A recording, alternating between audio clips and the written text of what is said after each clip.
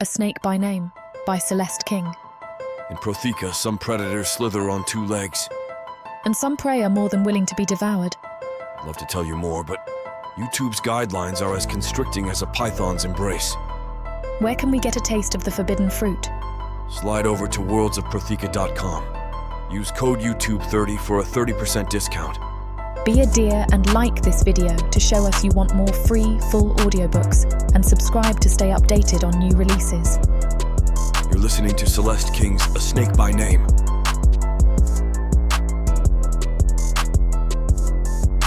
Chapter 1. Krista. At least Lodra is beautiful, I murmur to myself as I walk down the corridor behind the royal blacksmith. Today marks a year since I have been a slave for the royal family. A year since my village was raided by the naga from Jalma. On that day, I thought I would die. In fact, I looked forward to my death. Because every human in Nagaland, in Protheka for that matter, knows that death is better than serving the naga. But I didn't die. Instead, I watched as a human became a naga princess and gave birth to half-human, half-naga babies. Instead, I watched as Prince Zalith's royal advisor took a human mate. I watched as conditions for humans, especially human women, became better. I watched as the senseless torture of humans stopped. I watched as the naga stopped hunting us. This is only in Lodra, of course. The rest of Nagaland is still brutal in their treatment of humans. I also know that there are many naga in Lodra who still believe in treating humans like dirt.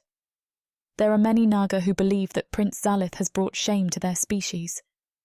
We come to a sudden stop, turn a corner, and head out of the lower section of the royal palace.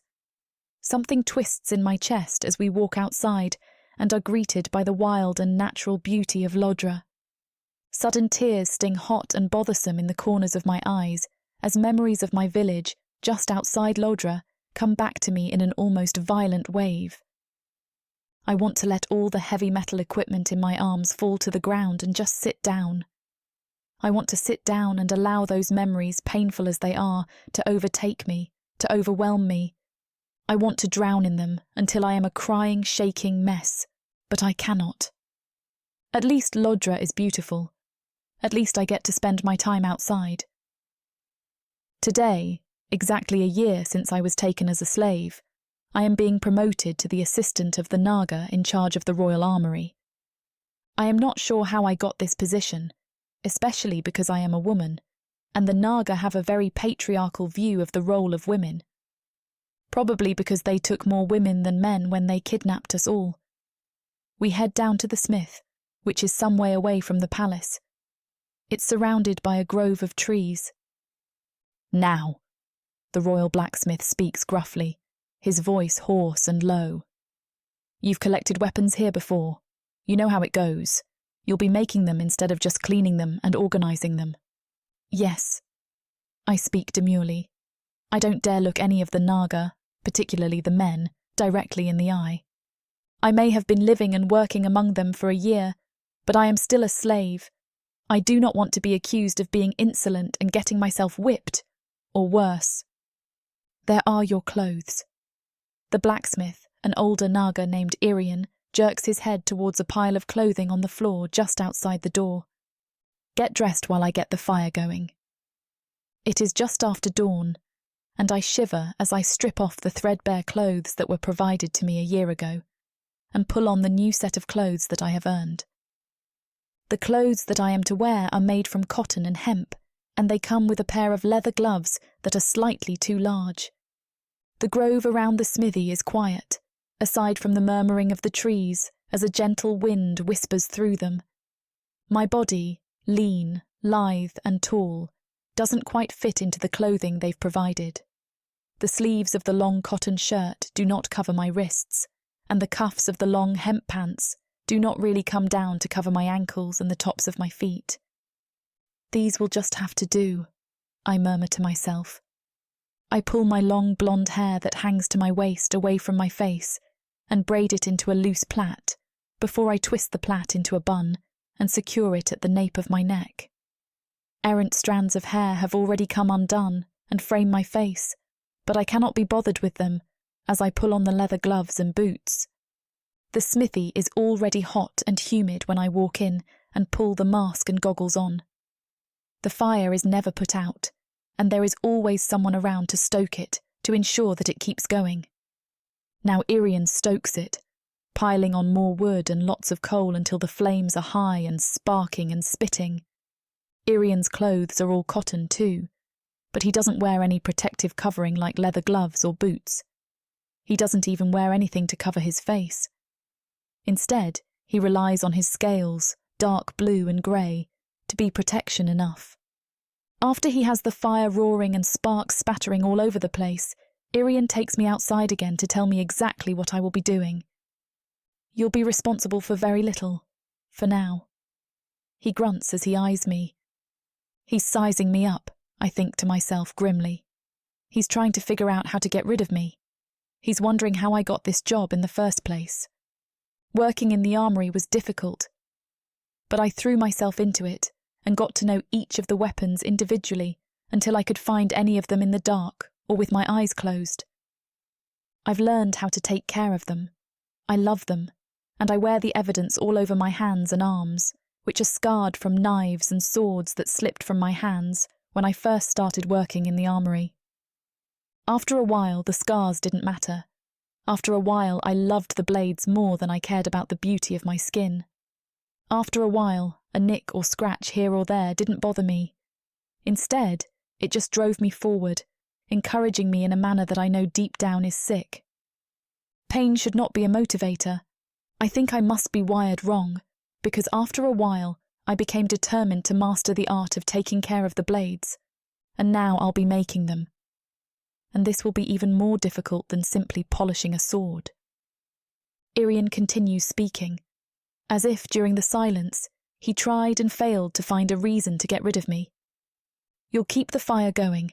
You'll sort out the metal, sort the good from the bad. You'll ensure that the place is always clean and that there aren't any hazards, especially when the royal guard comes to visit.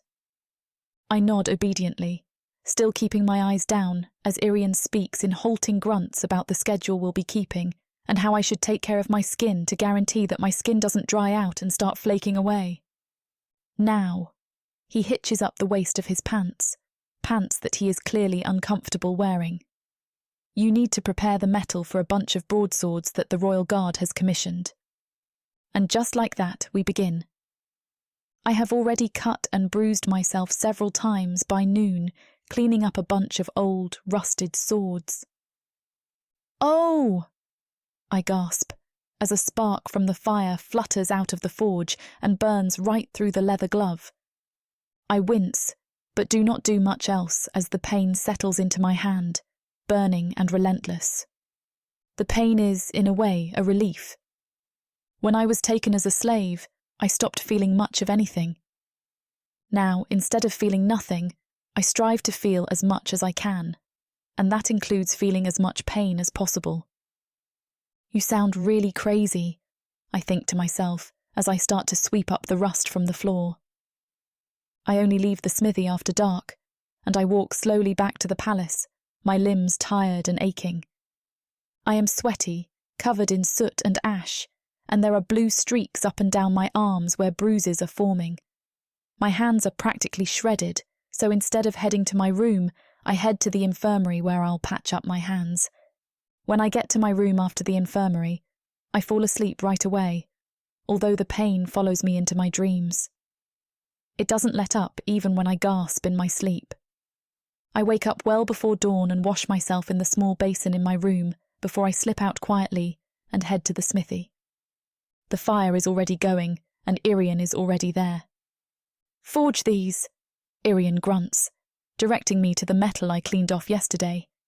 He showed me briefly how to forge new swords yesterday, and now he looks at me expectantly, eyebrow raised. I square my shoulders and grab the huge tongs. My first few attempts are pathetic, but the third sword that I hammer into shape and dunk into freezing cold water actually has a shape.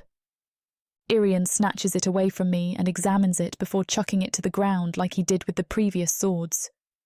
"Again," he tells me, just like he did before, and I follow his instructions until the last 10 swords that I forge meet whatever standard Irian has in place. I am blind with exhaustion when I leave the smithy close to midnight, but I am also proud of what I have achieved. And tonight, like every other night, I take the pain, physical and emotional, and sit with it, and I enjoy it. Chapter 2. Lasta. It looks like I'm the only one who is going to acknowledge that we're going to go to war soon. I lean back in my office chair, rubbing my eyes vigorously to wake up. It is after midnight, so I cannot order another pot of kafo from the kitchens, and I do not feel like going down to make a pot myself. I could always sleep here. There'd be another pot ready and waiting by the time I woke up, I reason. But then I look down at my desk where a big stack of papers placed by my advisors rests. They're all letters from various parts of Nagaland. Some of the letters are from spies I sent into the different kingdoms a few weeks ago, reporting back on what they have discovered. Almost all the letters from the spies have the same content. Unrest is brewing in every corner of Nagaland, all because of Prince Zalith and Sleeth's decisions to mate with human women. The rest of the letters are from the other rulers of the kingdoms within Nagaland, echoing what our spies have written. They're not happy that the prince and his royal advisor have broken one of the most important societal rules that exists in Nagaland. It is a rule that is most important in all of Protheka, I murmur to myself and rub my eyes again. We're well and truly screwed. I stand up then and go over to the window, which overlooks the vast, beautiful grounds that stretch out for miles and miles behind the palace. And I see her, a human woman, walking slowly away from the smithy, a torch in hand. Her bright blonde hair tumbles down her shoulders, and her tall, lean, strong frame is at odds with her attitude. She walks slowly, her head bowed, her eyes cast to the ground. She must be the new recruit at the smithy. I'll need to visit it tomorrow, to check on my latest order of weapons. But now, time to deal with these letters. I arrive at the smithy before dawn, after having spent all night in the chair in my office.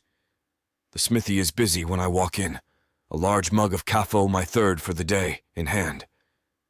Irian, the head blacksmith and one of my close friends, doesn't look up as he works at the forge. And there she is. There are several other naga in the room, all of them belonging to the royal guard. All of them work part-time in the smithy. But the human woman is all I can focus on. She is helping Irian at the forge, and I know she has only started working here recently, but I am impressed to see that she moves with smooth expertise. Irian and the human woman step away from the forge then, and Irian notices me. He gestures to the woman as I step out of the smithy, and they both follow me. Krista, Irian addresses the woman. She pulls her mask, goggles, and gloves off, revealing her creamy skin and brilliant green eyes. This is Lasta, the captain of the Royal Guard. We work directly under him and take all our orders on weaponry from him.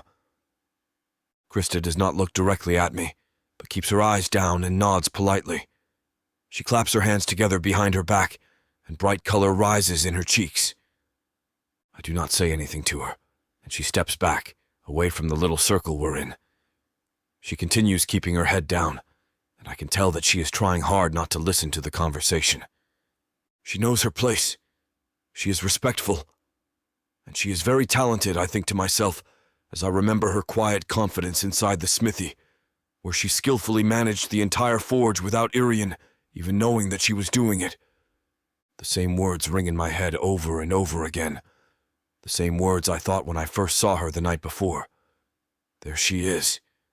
The urge to say it out loud is almost overwhelming, so I lift my mug of kafo to my lips while Irian tells me about the progress they have been making. I want to say it out loud. I want to say, "There you are. You're the one. You're going to carry my eggs inside you. I've been looking for you." But I don't say it out loud. Instead, I listen carefully to Irian. Irian is one of few people who knows about my fear that a war is coming. That is why he agreed to take on more people at the smithy, people like Krista and a few more naga. That is why we are working on building our stores of weapons. We are even expanding the smithy and the armory so that we have more space for production and storage.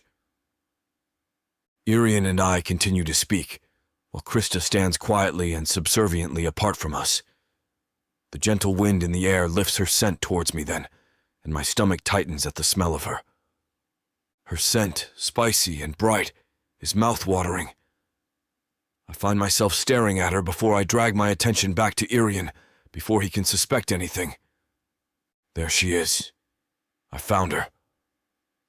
The words ring in my head again, and this time the words are accompanied by music that I have never heard before. You need to get some sleep, I think wearily to myself. I do not look at Krista when I walk away from Irian and the smithy. I don't acknowledge her, or the fact that she's the one I've been looking for since Zaleth and Sleeth found their human mates. I didn't even know I was looking for her. I didn't even know that I wanted someone in my life, let alone a human woman. What I do know is that lately, I can barely look at Zaleth and Aurora, or Sleeth and Lorelei, without wanting to bellow angrily at all of them. Lately, I've been spending less time with all of my friends, and more time obsessing over the war. I tell myself it's for the good of the kingdom, but now I admit it might simply be so that I do not have to see them all together, happy, in love. But there she is. Now that I have seen Krista, I know I must have her. I've known it, I think, since I saw her last night, walking back to the palace from the smithy. She is perfect for me. I may want what Zaleth and Sleeth both have, but I also know that I could never put up with a woman like Aurora or Lorelei. But Krista is it. She is perfect for me. There she is. She is clearly submissive and not very strong-willed. I can tell it from her posture and from the way her eyes are always cast downwards. She is almost meek. She is exactly who I want. What I want. Thoughts of Krista vanish from my mind as I walk back into the palace and watch the construction on the armory, which is on the lowest floor of the palace. It's a damn good thing that we do place a lot of stock in how our buildings look, because this place looks horrendous. I hand my kafo mug to a servant who appears at my side. A warm, full mug of kafo reappears in my hand seconds later, and I inhale deeply before I drink the bitter, decadent liquid. The construction to expand the armory is making this side of the palace look oddly shaped, but there is nothing to be done about it. Besides, the king, queen, and the rest of the royal family do not care. It seems that I am the only one who cares that a war is coming, which is why you do not have time for a cute little human girl. You have to focus on protecting Lodra. That is the only thing that should be on your mind. I walk back up to my office, finishing the kafo before I get there, and place the mug on the side table in the office, which is also covered with empty mugs and plates that have not been picked up by the servants yet. Another letter has arrived from one of my spies in Lodra's neighboring kingdom of Cario, and my heart sinks to the depths of my stomach as I read the contents. More unrest has sparked across the kingdom of Cario, and it has been inflamed by unrest in Marzala, another kingdom neighboring Lodra. And this is why I am the only one without a mate, because I am the only one left with sense to protect this kingdom, I mutter to myself as I start to write a reply. It is a good thing that I do not mind being alone. All I need to do is focus on fortifying Lodra, and hopefully convincing the royal family to do something before everything goes to bad. I spend the rest of the day coordinating the training of the latest additions to the Royal Guard. I also spend a lot of time making lists of the weapons I want to commission from Irian. We need advancements in the weapons we use because I am quite sure that swords and knives will not be enough if every other kingdom in Nagaland comes descending on Lodra. Maybe I need to ask Rory or Lorelei for help with their magic. Maybe if we can add their magic to the weapon-making process. But I know I could never ask either of them for that kind of help. Not now when they're both so happy. I'm still in my office past midnight. I go stand by the office window just as the clock strikes 1 in the morning, and I see her, walking back to the palace from the smithy. There she is. Chapter 3. Krista. I can't stop the expletive from slipping out as I scrape my right hand against the burning hot edge of the furnace. That's going to leave a bruise. I think it's already bleeding. but I am not dismayed, as I know I should be. I slow down, coming to a stop as the pain, intertwined with the nearly agonizing heat, travels from my arm and settles pleasantly in the centre of my chest. I must be crazy, I think tiredly to myself as I turn back to the furnace and stoke the flames. I am alone in the smithy. For the first time, Irian has instructed me to run the smithy for the day. The rest of the naga who work in the smithy with me, along with Irian, are working in the armoury. It won't be an easy day. We received a commission from the captain of the Royal Guard for a new order of weapons. I will have to do all that by myself, which is why I arrived at the smithy around 3 this morning. I am not sure how long I've been here. All I know is that the sun has risen and my arms are aching from stoking the fire and hammering out old pieces of metal to form into new swords and knives. All these weapons cannot be a good thing, I think to myself, as I step outside the smithy for a few minutes to allow the cool morning air to settle around me and cool down the burning wound on my arm. I do not know much about the royal family, and I do not know anything at all about the politics of Lodra. But I do know one thing. The only time that my village ever stocked up on weapons, the way the captain of the Royal Guard is stocking up on weapons right now, was when we were expecting an attack from the naga. Not that the weapons prepared us for their assault at all. Maybe the Captain Laster is just being careful, I muse. My cheeks grow warm at my memory of meeting Captain Laster the other day. He was tall and broad-shouldered, and he was menacing. His presence dominated even Irian, who is the most masculine and commanding male I have ever met. For some reason, being in his presence made me feel smaller than I already do around all these naga. I push thoughts of the captain from my head and walk back into the smithy. I leave my mask and goggles off now that I am alone, although I am quite sure that Irian would whip me just for being close to the furnace unprotected. The heat snaps and ripples against the skin of my face. My eyes water as I lift the giant tongs and grab hold of a large piece of metal. I have been hurting myself a lot since I came to work in the smithy. I am not very clumsy. I have never been clumsy. I've sought pain my entire life. Pain in the form of accidentally falling over and bruising my body. Pain in the form of allowing boys in the village to grip me slightly too hard during village dances.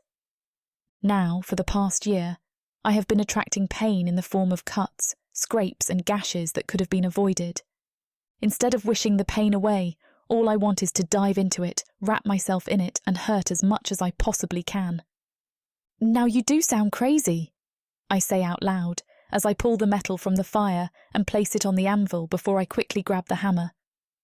Hammering the slightly more malleable metal into shape has become my favourite thing about working in the smithy. In fact, this is the first job I have had where I feel like I'm doing something useful.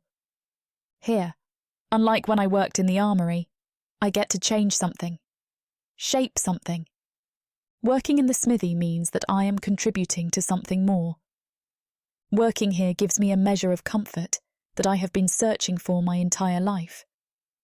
I just wish I actually knew what it is that I have been searching for. I have no words for it, except that I feel, for the first time, like the world isn't going to fall out from underneath my feet. I inhale deeply as I put the hammer down. Flecks of metal have flown into my face, cutting into the skin on my cheeks and forehead. I'm probably bleeding again, I think to myself as I inspect the knife, a long, thin dagger, before I grab the hammer again. The sun is lower in the sky when I glance out the door a little bit later. I have finished a few more daggers, and now they're going back into the heat before they are dunked into ice-cold water. I wake up at 2 in the morning, after only having slept for 3 hours. I don't have a choice. I am running the smithy on my own again today, and Laster, the captain of the Royal Guard, has ordered more weapons. My body is sore when I roll out of bed, and I can barely walk until my body heats up. I get dressed quickly and tie my hair back in a tight bun before I hurry out of the servants' quarters and head to the smithy.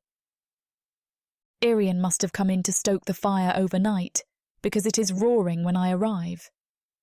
The morning is cold, and as I step out of the smithy to pull on my protective clothing, I glance up at the palace. The palace is dim, every light off except for one. And I see it then. A figure standing outlined in the lone lit window.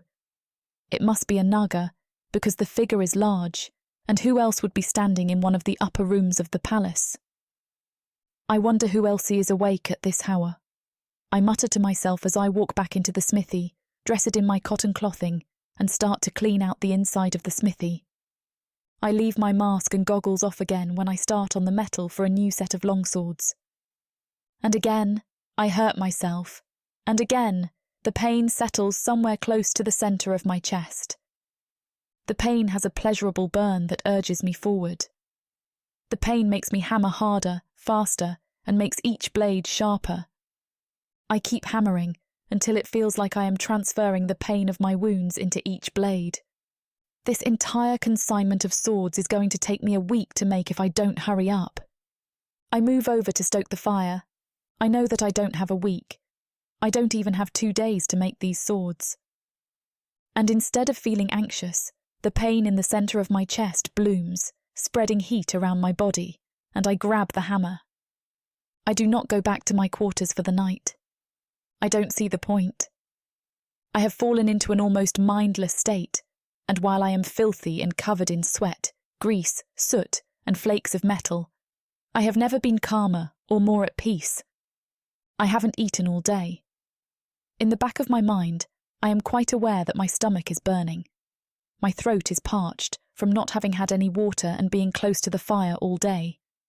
But I don't care. All I care about is finishing the consignment of swords. Are you still here? I look up, dazed, at Irian, who appears in the doorway. His emotionless face twitches as he looks at me. I need to finish the order for the captain, I tell him, my voice as emotionless as his face. He doesn't say anything for a while. But then, in the silence, he nods as if he understands before he leaves. I continue working throughout the night and into the next morning. And when Irian, Laster, and the rest of the naga arrive at midday to take over the smithy again, I have each and every sword and dagger on display. Quietly, they thank me. I don't miss the way some of them eye me carefully. I know that I look like a mess. But the pain at the centre of my chest has steadied me, and continues to steady me, as if it is my anchor. I almost laugh out loud at the absurdity of the thought. But maybe it is true, I think distractedly. I stand with my hands clasped behind my back, and my head bowed as the naga speak. I don't dare look any of them in the eye. They're all above me in rank and species, and I do not want to be disrespectful. Not when I've just found something that I like doing.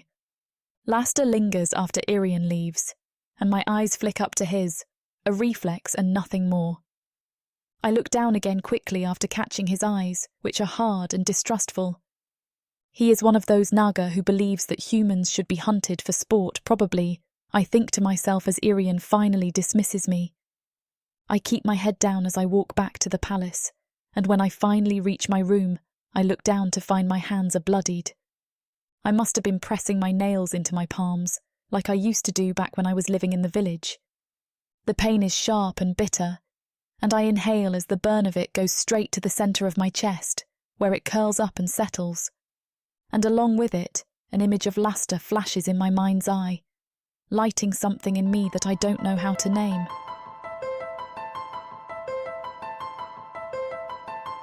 Rosenfire, our family holds great weight and power in Orthani, and yet I hear whispers.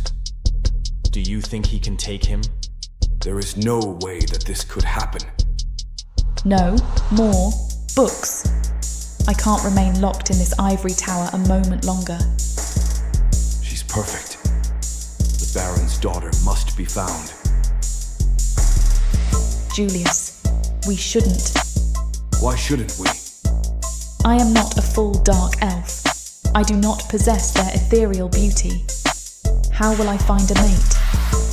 The lowly Baron's son apparently has shown that he has the same gift of fire-wielding as I, if not stronger. I am the family's dirty little secret. I am not the future of the family. Dukan is. This world was created from a seed of evil. I propose we take Dukan out of the picture. Permanently. Please, let me go. If you want to join the poor humans who are bought and sold in the markets on a daily basis, you will find a way to get there. I am free, and I am terrified. You will never escape me. I can try. You will fail. Get seasons 1 and 2 of the Dark Elf series from worldsofprotheka.com. Protheka's magic is eternal. This series will show you why.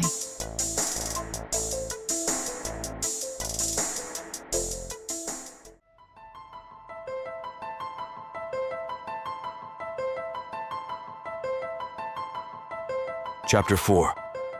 Losta. What do you think of the new weapons, Solace? I ask my underling, not particularly looking for an answer. He shrugs after looking over at the forge. I don't really have an opinion about it, Captain, as long as they're useful. You liked the spears they forged, did you not? They know what they're doing. True, but it just takes one little mistake to make the whole thing crumble. You know, just as you always say, Captain. I look over at him.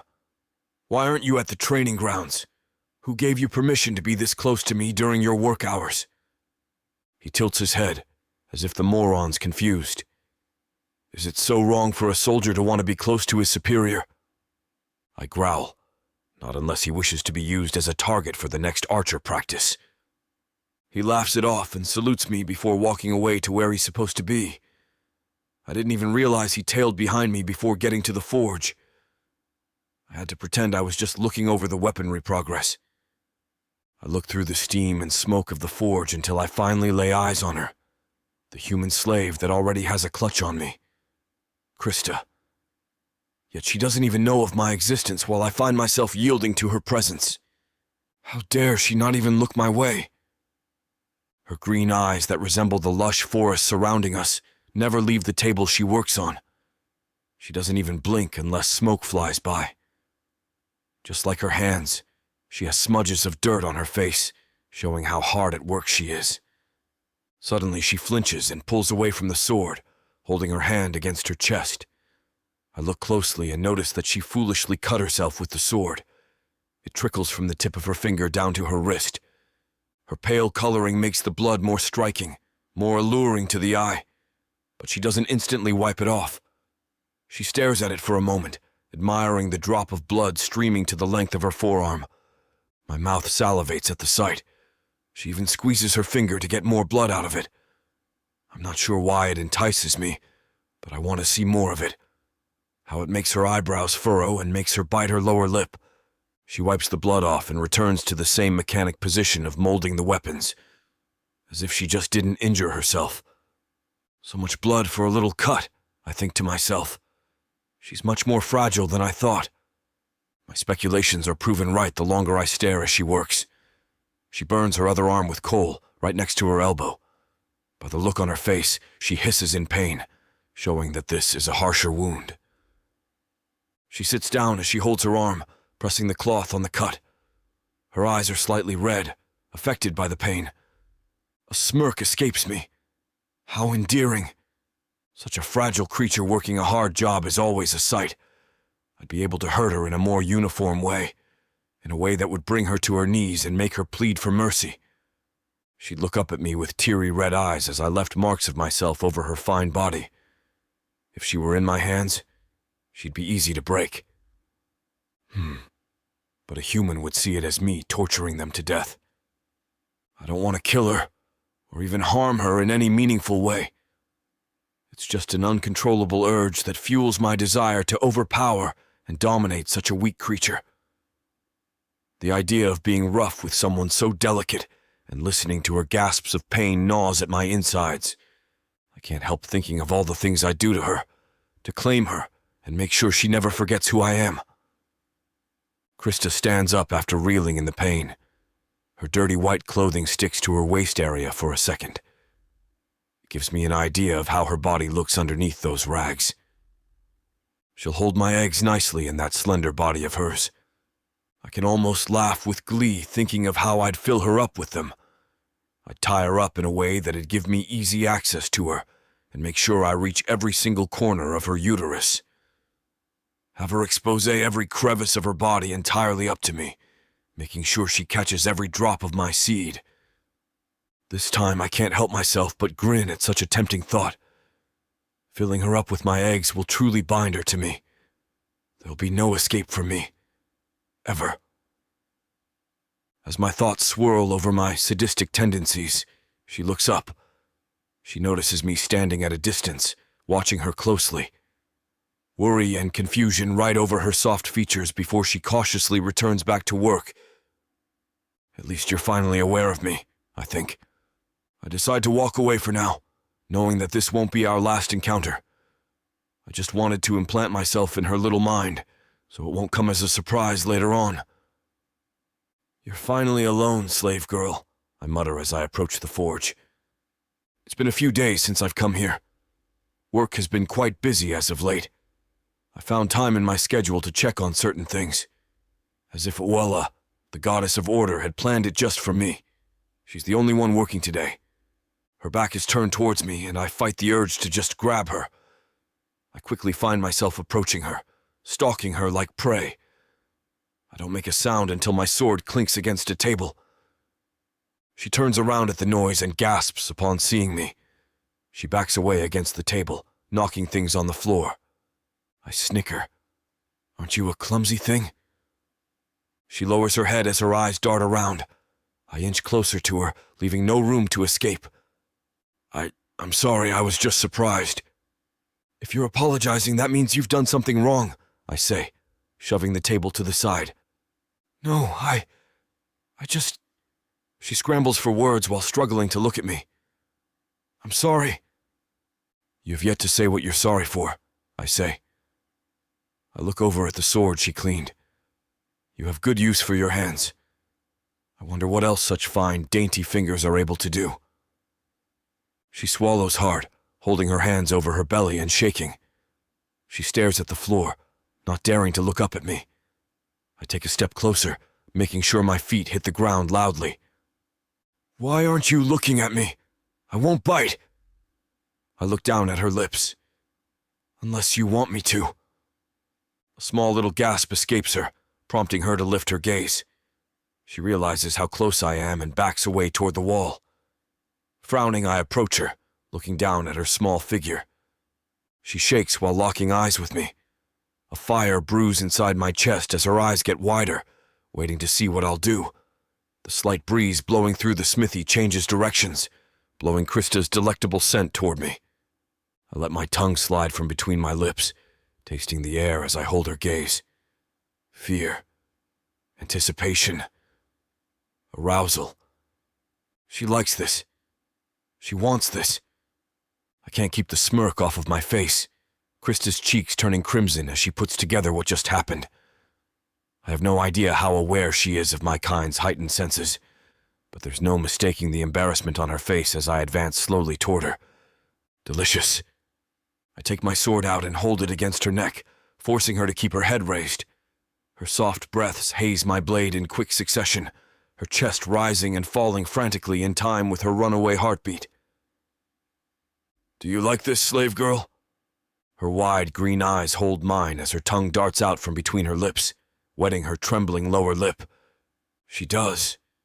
She wants this. She wants me to put her in her place.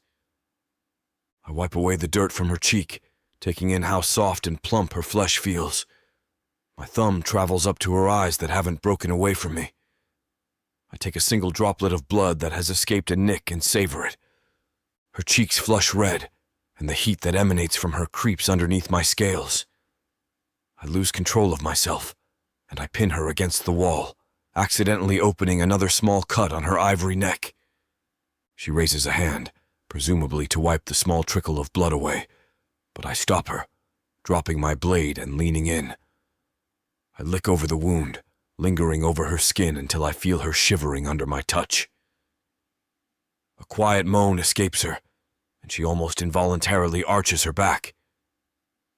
Your body betrays you, slave girl, I murmur against her neck, pressing my aching body against her belly so she can feel how hard I am, How badly I want to fill her with my eggs until she's swollen and ruined for anyone else.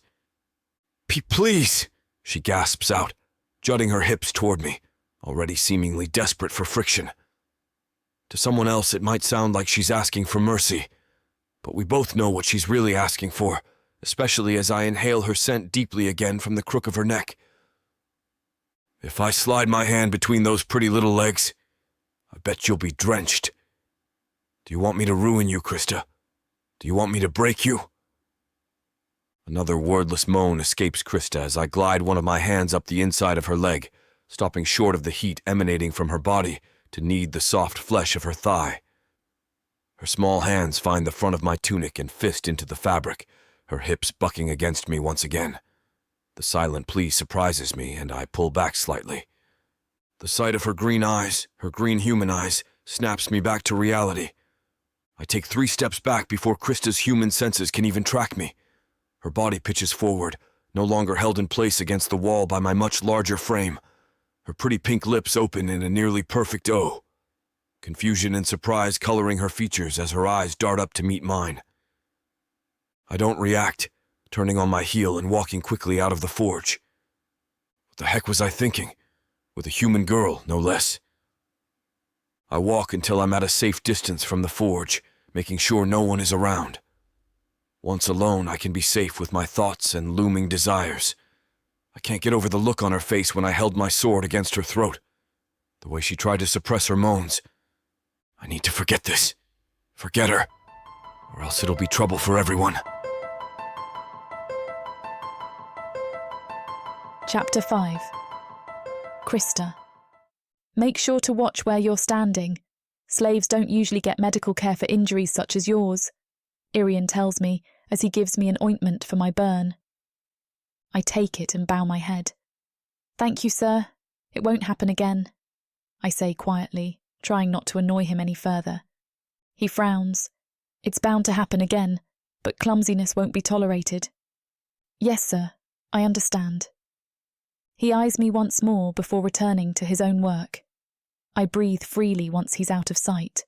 He's not a mean boss, but quite meticulous about his work.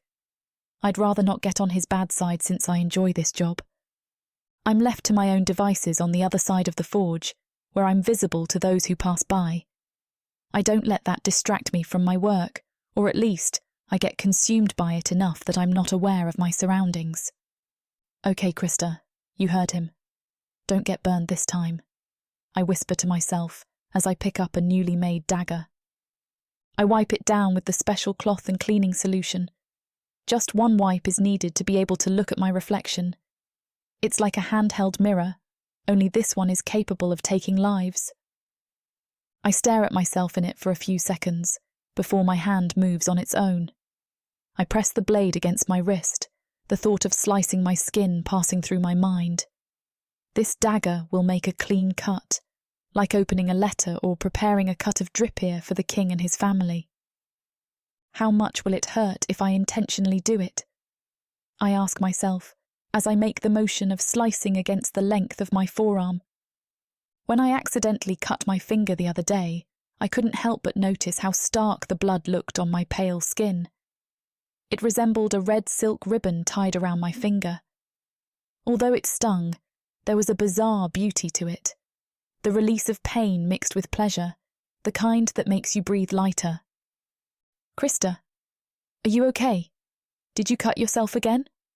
A fellow worker asks me, already holding up a cloth. Oh, I'm fine, Krella. Thank you.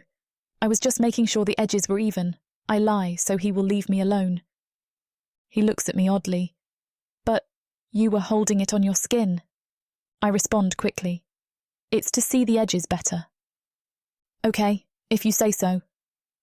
Finally, they go off to get more materials on the other side of the forge. It's the second time someone almost caught me doing weird things to my body.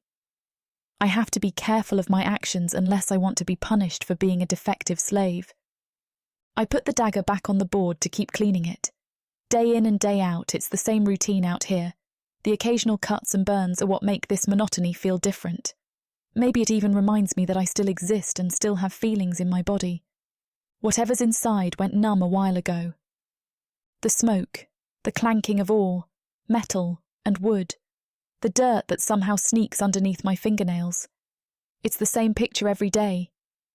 When I hurt myself, accidentally or not, it's like a little snap back to reality. It's my body's way of saying, "You're here, you exist." However, that's really all that speaks to me. I'm surviving, that's all. I'm left with no choice but to do this routine work and start all over again. I don't know for how long. I guess until I meet with the goddess Atya. I sigh as I look up at the large sky. Now I'm praying to the Naga's gods. I don't even know if I believe in any of them at this point. My eyes water, my reality settling in nicely at the bottom of my heart. I'm starting to question if I just woke up one day and suddenly was thrown into the forge. Memories of before slowly fade away as they're replaced by days when I have an accident or make a mistake. I force a smile to change my mood. Chin up, I'm sure there'll be better days I'll see.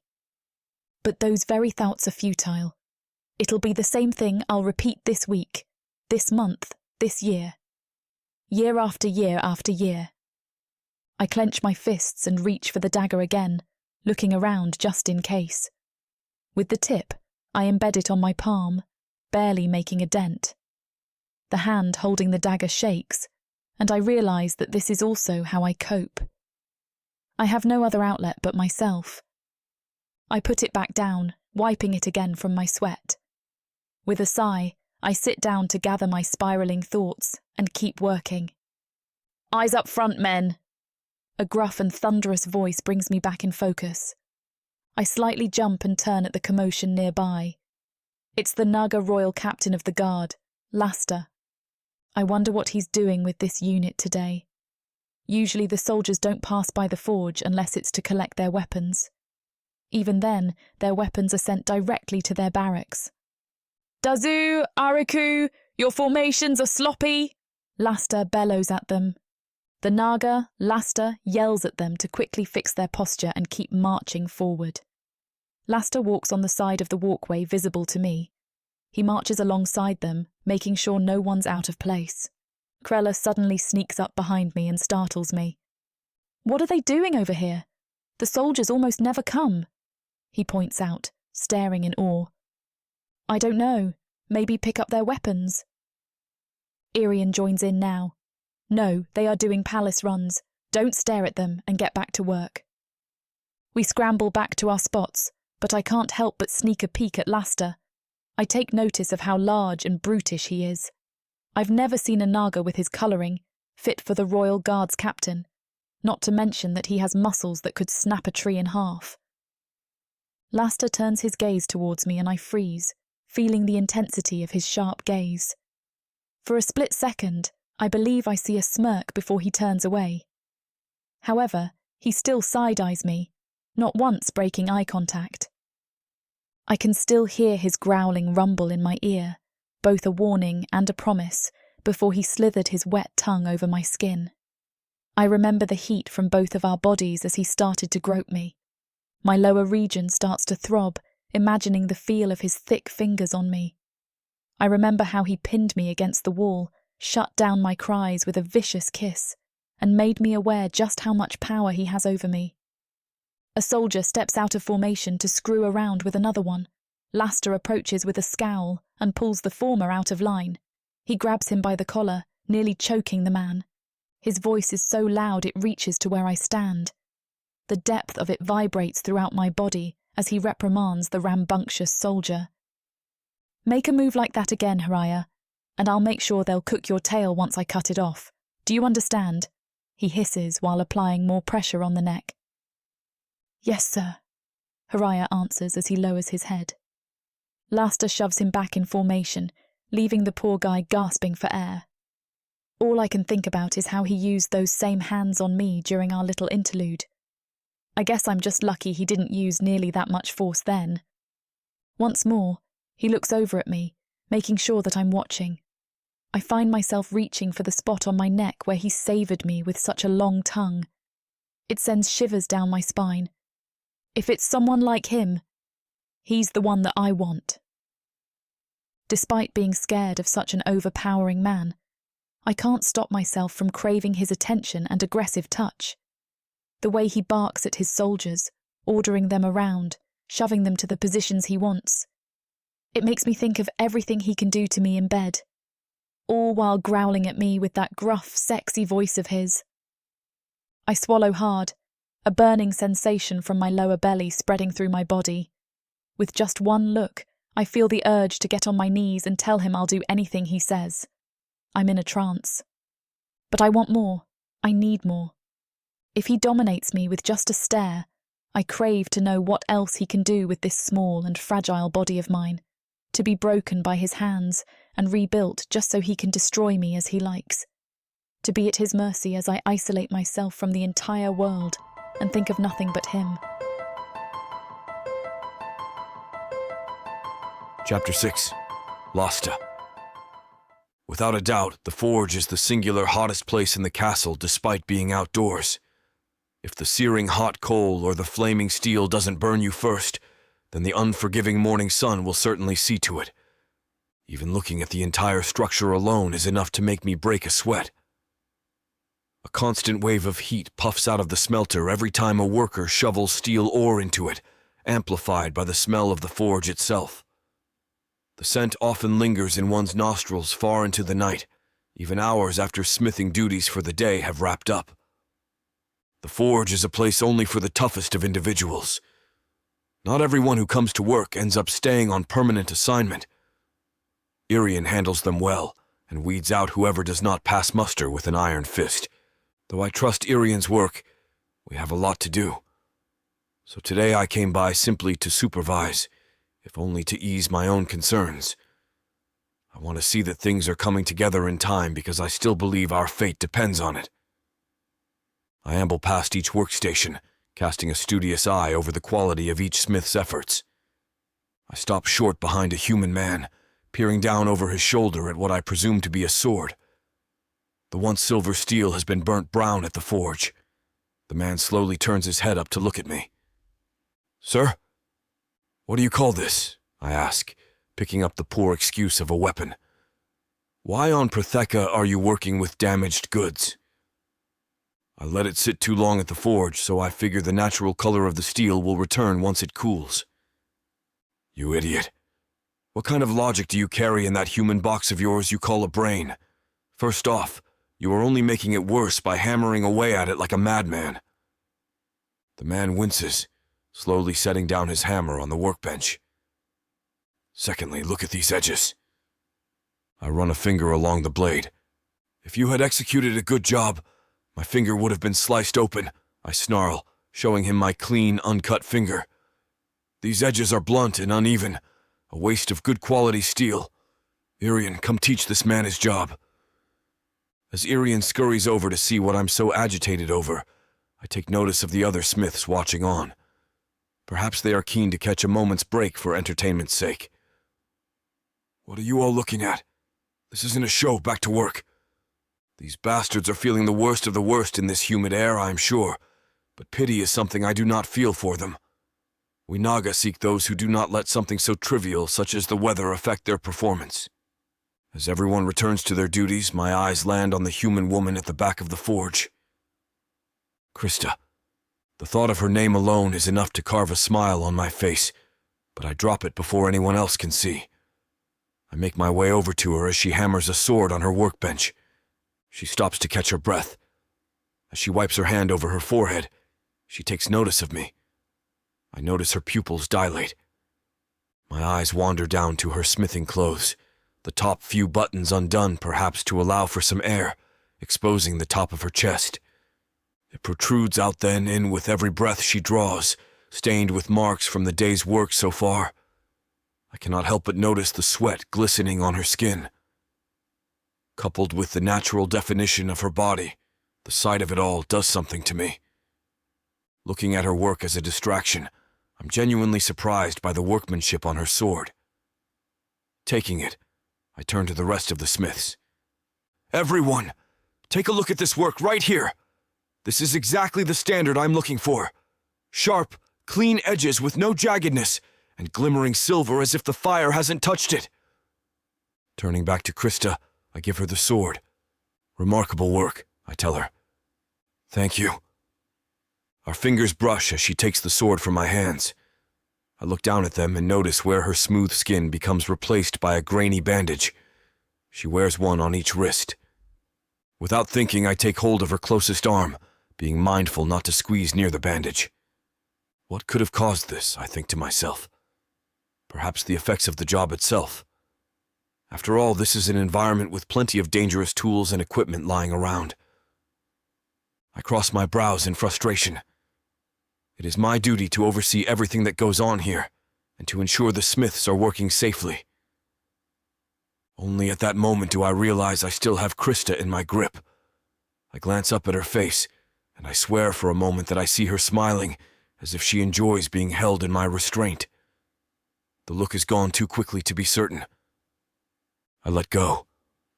She rubs her wrist as she looks up at me with innocence in her eyes. Innocence that I'd love nothing more than to corrupt. What happened to you? I ask. It happened yesterday when I was working the forge, and it flared up by the time I got out of bed this morning. I'm fine. I see. Let me know if you need anything. I turn around and walk back to my outdoor makeshift office. I take a seat and grab the nearest documents and a quill, intent on immersing myself in some paperwork. Only then do I realize what I had said to Krista. Let me know if you need anything. I've never said such words to any of my workers before. What is it you're doing to me? I ask myself, watching the human woman from afar. As I twirl the quill in my hands, I narrow my eyes at Krista, noticing how shaky her grip is. Her efforts are certainly pulling through in terms of what she's producing, but there is no doubt in my mind that she's hurt. Did I do that? I recall our interaction from the previous day, wondering if perhaps I had taken things too far. I had been rough with her to show my dominance, but I realized it may not have been the best thing to do as her boss. Did I throw her off balance, so to speak, and affect her work performance so badly that she injured herself? A disgusting chill runs up my spine, bringing with it a wave of guilt, shame, and responsibility. I feel as though I've broken something in her, and despite the hours I spent doing just that, the rational part of my brain sees it now and objects to my actions. I can't regret those few incredible moments, but I certainly wish her wrists weren't bandaged now. It makes something twist in my stomach. Professionalism, focus, clear-minded work, things I've always prided myself on as a leader. Is that all gone with the way I carried myself the other day? Sighing, I lean back in my chair, almost amused at myself for being so concerned regarding a human. The last thing my career needs right now is romantic intervention, but I have to make it up to her somehow. I mull over my thoughts for the next couple of hours, even pondering if I really saw her smile the way she did when I had her in my grip. The time comes for midday break, and the Smiths scurry away for their meal. I notice Krista staying behind at her station to get in some cleaning. Smart, but she needs her rest and relaxation. A few minutes later, I approach her with a tray in hand, carrying 2 portions of food, a large jug of water, and a fresh, clean rag. Is that for me? She asks in confusion, seemingly surprised at the gesture.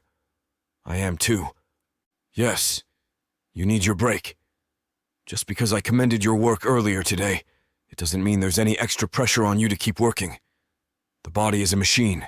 It must be fueled and well-tended to maintain a high performance. She smiles. Thank you, I suppose. I lean against a beam as she tucks into her lunch, taking a seat on a low wall across from me. She brings the food to her mouth with the same shakiness in her hands. Tell me more about how you hurt yourself, I say. Like I said, it happened yesterday at the workbench. I thought she said it was the forge. Perhaps she is not being truthful. I raise an eyebrow but decide not to call her out on her discrepancy. Both wrists, though? I ask. Very unusual to hurt both arms at once. She nods, too busy to speak with a mouthful of food. Well, as good as your work is, you need to be careful. Take some lighter duties for the rest of the day and tomorrow as well. A good pair of hands such as yours is something we need year-long for the guard's arsenal. Perhaps a compliment or two will loosen her up and get to the truth. She rubs her wrists, her face wrought in a manner of thinking. At the same time, her knees jerk up and down. Obviously, my praise is not relaxing her in the slightest. Of course not. After you hit on her the other day and took advantage of her, an employee under your thumb, why would she open herself to you? I look to the sky, engrossed in my thoughts as I consider the matter. I'm fairly certain it's self-harm, though I try to think of any alternative explanation. No satisfying ones present themselves. I clench my fists, a hint of anger causing my hand to shake. A beautiful creature such as Krista should not be so rough with herself. That is her mate's responsibility. And in her case, that means it's my job, whether she knows it or not. I recall how she reacted the other day to my roughness, my guilt now becoming entwined with a sense of inner validation. It had felt as though she was my property, the thought of which sends a rush of blood to my head. "Is everything okay?" she asks. "Oh yes, don't mind me. Listen, be careful when you get back to work and no heavy lifting for the day." "Will do," she says. With that, she rises to her feet, dusting off her hands. She walks away. As she does, my eyes gravitate to the mesmerizing sway of her hips and ass. Mine. She's mine, both to destroy and protect. Chapter 7. Krista. I went to sleep last night with the captain of the Royal Guard on my mind. The thought of him kept me warm in an otherwise cold bed, making for a good night's rest. I'm happy to be back at the forge this morning. My smile may look strange to others, but it's no mystery to me as I look at my reason why, giggling as Laster berates another smith for his poor quality of work. He's so aggressive, in a way the exact opposite of me, who can only ever inflict pain on myself. It enthralls me, and if I'm being honest, it turns me on. As rough as he can be, I sense something soft there when he talks to me. I can't be sure if I'm the only one he shows it to, but I want to believe so. His interaction with me yesterday is lodged firmly in my heart. It almost affects today's performance at the forge. Luckily for me, smithing comes more naturally than it does to the others, and so I somehow maintain a steady output of work. But no amount of skill stops my mind from wandering. In his eyes, I feel as though I'm wanted and appreciated.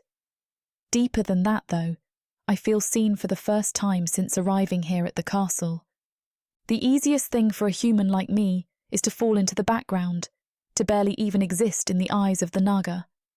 Yet still, the captain of the Royal Guard most definitely took care of me yesterday, though I'm unsure of how obvious he was about it. I want to be seen by him, I whisper to myself. My hands drift upwards, wrapping around my throat in a poor attempt to replicate how he handled me the day before. Only when I squeeze a little too hard do my hands ignite with pain. Grunting, I drop them to my side in frustration. I better get back to work, I mumble. I'm about to push a cart of steel ore to the smelter when I notice another smith eyeing me in a strange way. Could he have seen me choking myself? I'm about to say something when the man on my mind interjects on my behalf. "What are you doing just standing around?" yells Laster. The man's face lights up with fear as he spins to face the overseer of the forge. "Sorry, I was distracted." "You better pay attention when handling your tools and equipment here. One distraction is all it takes to accidentally forge your own hand into a stump." "Yes, sir, sorry!" He scurries away as Laster glares at him. The captain of the Royal Guard then turns to me. As he approaches, his rigid posture seems to loosen up. "For you," he says, placing down a mug of water he had been holding. "How are your hands doing?" "A lot better today, thanks for asking." His signature scowl turns slightly upwards, but not quite into a smile, rather a straight line. Still, it's the most satisfied I've seen him, and I wonder if he feels proud of himself for assigning me lighter duties. "I'm glad to hear. Now get on with your work. There's still a daily quota to be met." There's that gruff, commanding side of him I know, I think to myself with a smile. "Sure thing." Laster nods and turns to leave, but spins around clicking his fingers. I almost forgot. Stay behind at the forge after duties wrap up for the day. With that, he makes a swift exit, not giving me a chance to ask why. Yet I don't want to know. There is an air of mystery surrounding that man, an unknown magnetic force that keeps me drawn. He looks back over his shoulder at me as he walks away. I more than like the look in his eye, but it only makes me hungrier to know why he wishes to see me. Does he know what's doing?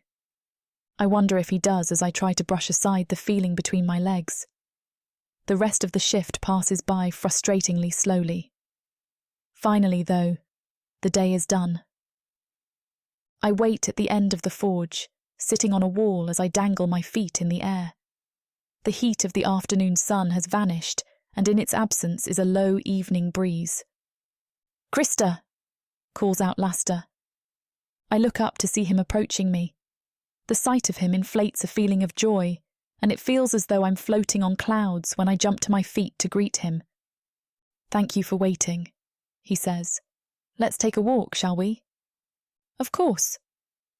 For the first time, we're going to be in one another's company outside our place of work, the thought of which fills me with so much excitement that I almost lose my breath. By the way, I'm sorry I'm not dressed better for the occasion of, well, whatever this is. "Worry not," he says reassuringly. At that moment, a strong chill runs through the air. I throw my hands to my arms, rubbing myself to combat the cold. I did not anticipate the wind tonight. Take this. It'll keep you warm. He removes his coat and throws it around my shoulders.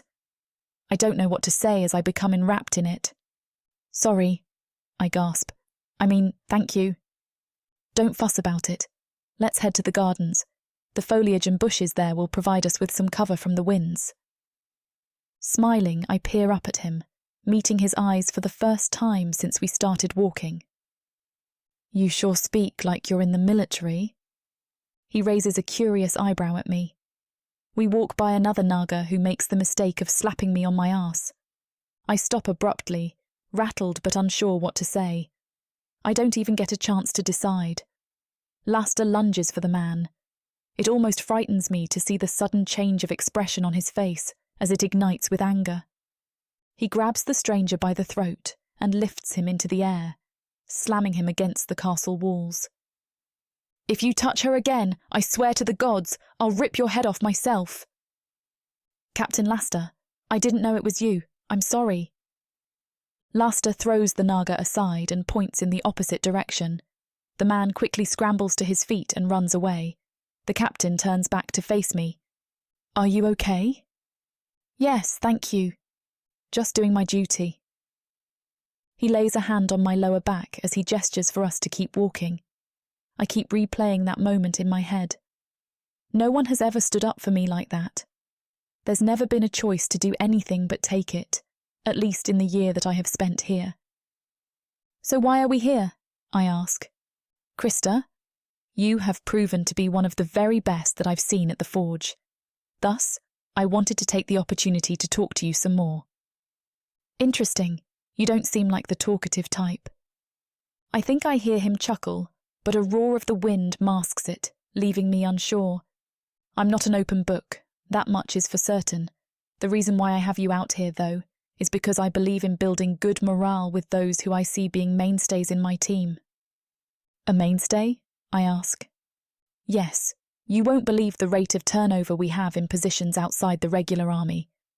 Irians had nearly 50 faces working in that forge. Many of them left because they couldn't get the hang of it. You, though, Krista, are skilled and tough, refusing to give up with your injured hands." "I thought you looked down on that," I say, gesturing to my hands. "Still, it is an admirable trait. I hope you'll continue to learn from Irian." Despite his words, I'm not getting the feeling that I'm out here for a performance review, only leaving me to wonder if he has me isolated for a whole other reason, the reason that I want him to. We continue chatting as he guides me through the various turns and twists of the maze-like gardens, each time placing his hand on my back. We come to a secluded area at the rear, accompanied only by a worker tending to a row of flowers some distance away. Laster guides me to a stone bench situated beneath the moonlight, keeping his eye on the worker. Why is he staring at him? That's when I see it for the first time, a full smile on his face. I almost regret the words I say next, trying not to wither away from embarrassment when I hear them come out unexpectedly. You have a handsome smile for someone who's always frowning. He chortles as he takes a seat beside me, noticeably close. Why does he want to spend so much time with me lately? He's a captain of the Royal Guard. Surely he's a busy man. His wanting my company only draws me closer to him in my heart. Part of me can't believe I'm out here in the gardens with him. The only thing that would make this better is for the gardener to leave us be. Don't get too eager, warns the voice in my head. Laster is a hard man to read. You could be wrong about all of this. I know deep down that my head isn't trying to dampen my spirits. Since arriving on the castle grounds, it had been nothing but one disappointment after the after, and so I had grown used to never getting what I wanted. Only one way to test it. Captain, I apologise if this is too forward or if I am talking out of turn, but I really appreciate you taking an interest in getting to know me. I turned to him with a keen eye, eager to hear his response. Nothing in this world could have prepared me for it. Well, of course, Krista, you're the diamond in the dirt of the forge. I gasp and almost choke with shock, but a sudden gust of wind sends my hair sprawling over my face. I blink a few times, each time seeing Laster move closer through the wisps of my hair. His hands brush my hair out of my face, tucking them behind my ear. At that moment, he angles his face towards the moonlight, his golden eyes shining brighter than ever in its reflection. The sound of the gardener's footsteps turns both of our heads in his direction. My heart jumps with glee when I see him walking away, realising that it's now just Laster and I. I turn back, seeing the same look of exhilaration in his eyes. As if by magic we spring towards one another, our lips locking in passionate heat. I can tell by the way he wraps his arms around me that he's wanted me for a long time. I'm going to give him everything he wants for being so patient.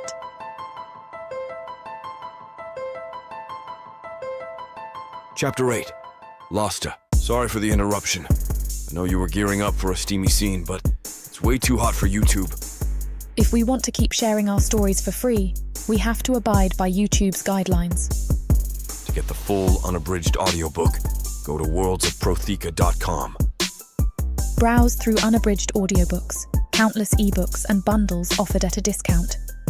If the thought of me whispering all the dirty details into your ear isn't enticing enough, use discount code YouTube30 to get 30% off of all digital products. Story after story, audiobook after audiobook, the Worlds of Protheka are waiting for you. Protheka's magic is eternal. But unabridged, it's unforgettable.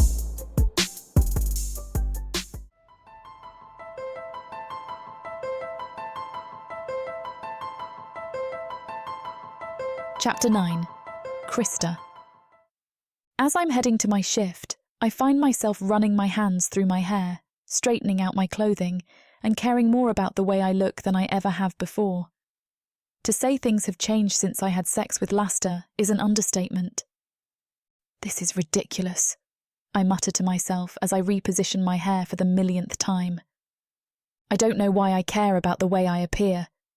It's not like he hasn't already seen all of me. Even still, I can't help my nerves. This is all new to me, and I have no idea what to do next. It's not like what happened the other night can ever happen again. Laster is the captain of the Royal Guard, and sooner or later he's going to move on. Who knows what he might do to me when he decides I'm not useful anymore? Then again, the way he is with me is so unlike the way he is with anyone else, the way any naga has ever been with me. Maybe this is different. As I near the forge, my stomach twists up, and I almost feel sick to my stomach from nerves. A part of me is wondering if all of this was a mistake, because I fear that someone like Laster will swallow me whole, consume me. And that same part of me finds that exhilarating, comforting. It might be nice to let someone like Laster take over my life so I don't have to. That thought sounds especially nice when I pass by the sparring ring to see Laster with another naga, running through their daily workouts. His scales gleam in the sun, and all I can think about is how much I want to run my hands over them, to touch every single one of them. It's this thought that makes me realise what I'm doing. I'm standing against a pillar, gawking at Laster like an idiot. But just as I'm about to run off before he can see me, he whips his head around and stares directly at me. His eyes pierce mine, and all thoughts of leaving are gone from my head. It's like I'm in a trance, and Laster knows this. He smirks before returning his attention to the blow that his sparring partner is about to land on him. Of course, he blocks this attack and manages to get the other guy pinned beneath his boot on the ground. Pathetic, a human girl scoffs, looking at me with disgust. My eyes widen as I realise once more that I'm just publicly gawking at these naga. I don't blame the girl for her reaction. I would have done the same in her position. When I look back at Laster, it's obvious he just witnessed the entire thing. I can see his nostrils flaring from here as he narrows his slitted eyes in the direction the human girl went. His eyes return back to me with a fierceness I haven't yet seen from him. It scares yet fascinates me that I bring these emotions out of him. And yet, I cannot let him act on those emotions. I subtly shake my head at him, to which he responds by narrowing his eyes again, this time at me. Shaking my head once more, I finally turn and continue my way to the forge, which is where I should have been 10 minutes ago. Oh, I mutter. When I arrive, the naga on duty gives me a look that promises trouble. You're late, human. I don't tolerate humans being late on my watch. Well then, it's a good thing you're not on watch anymore. To my great horror, Laster's voice sounds from behind me. I'm taking over now. How did he get here so fast? Has he been following me since I left him at the sparring ring? The guard grumbles something under his breath as he walks away, and Laster swiftly grabs him and tosses him into the nearest wall. What did you just say about the captain of the Royal Guard? Laster growls. Nothing, sir. The naga on the ground stumbles over his words. So much for being a big tough guy 2 seconds ago. I walk away and take up my usual spot before I'm seen standing near Laster again, especially when he is clearly making a scene. The human girl spotting me has me paranoid. The last thing I need is my fellow slaves lashing out at me, thinking I'm a naga lover, which apparently I am now. A few minutes later, when Laster is done yelling at the guard, I sneak a look back at him. He's staring me down, brows furrowed. Apparently he doesn't understand the word subtle. That or he just doesn't care. I'm getting the vibe that it's the latter. And apparently I like this. Or at least my body does. I can feel my face heating up the longer I hold his gaze, so I quickly get back to my work. Despite how intrigued I am by Laster, I'm not sure how much more of this I can take. I'm not sure if I'm meant for this, and part of me wonders if all of this is a huge mistake waiting to blow up in my face. Over the next few hours, I sneak little peeks at him when I'm sure that no one is looking. I watch him watching us. Watching me. I watch him ordering guards around with such authority that I can't help but be turned on by it. It's hard not to imagine that authority being directed at me. As I work, my mind creates different scenarios with him. Laster telling me to get on my knees and standing over me, looking down on me. I picture him ordering me around, and I imagine myself obeying him without question. I imagine the wicked smile that would light up his face at the control he would have over me, the gleam in his eye at my obedience. In my fantasies, Laster would leave me in his room all day while he was at work, and he would tell me not to move an inch until he got back. And he would know if I obeyed him or not, and punish me if I didn't. If I obeyed him, then he would come home and have sex with me until I passed out with him inside of me. If I disobeyed, then he would tie me up so that I was unable to move, and then he would take his knife out and torture me with it until I was begging for him to stop. But he wouldn't stop. He would keep going until I was absolutely out of my mind. Finally, he would lick all my wounds before rewarding me with his penis for staying so still. He'd blow my mind and then hold me while I fell asleep, rubbing my wounds to remind me what happens when I don't obey him. "Oh!" I shout, looking down to see blood running down my arm. "Oh, wow," I repeat. My focus must have slipped while I was fantasizing. "Are you okay?" a human girl nearby asks, reaching towards me. "Don't touch her," Laster demands, causing the girl to shrink back immediately, almost running back to her workstation. "What did you do now?" He directs this one at me. I don't know. My hand must have slipped. "This is unacceptable. You can't continue your work like this. Now I have to walk you to the infirmary," he grunts. "I'm really fine. It's not as bad as it looks." "Don't lie to me. There's already so much blood on the floor that you're going to slip and fall in it. Let's go, now," he demands. "No." "Excuse me?" "Just go with him, Krista. I'll check on you later," another human butts in. "Shut up and get back to work," Laster shouts at her. Fine, okay, I'll go. But there's no need for you to escort me. Morena can walk with me." "You don't give the orders, I do, and I say that Morena has to stay here to pick up the slack that you are causing by injuring yourself. Now stop talking and follow me." I sigh, knowing that he's right. I really do need medical attention. The cut is actually a lot worse than I originally thought. The bleeding has yet to stop. It's because of this and only this that I finally agree to go with him. "Sorry," I mouth to Morena, who waves me off and tries to give me a small smile. I can tell Laster speaking to her has her terrified, but I appreciate the effort she's putting in. I follow Laster for a few minutes before I realise that we're going in the wrong direction. "The infirmary is back that way," I say. "I know. We're going to my room. I don't trust those fools with you."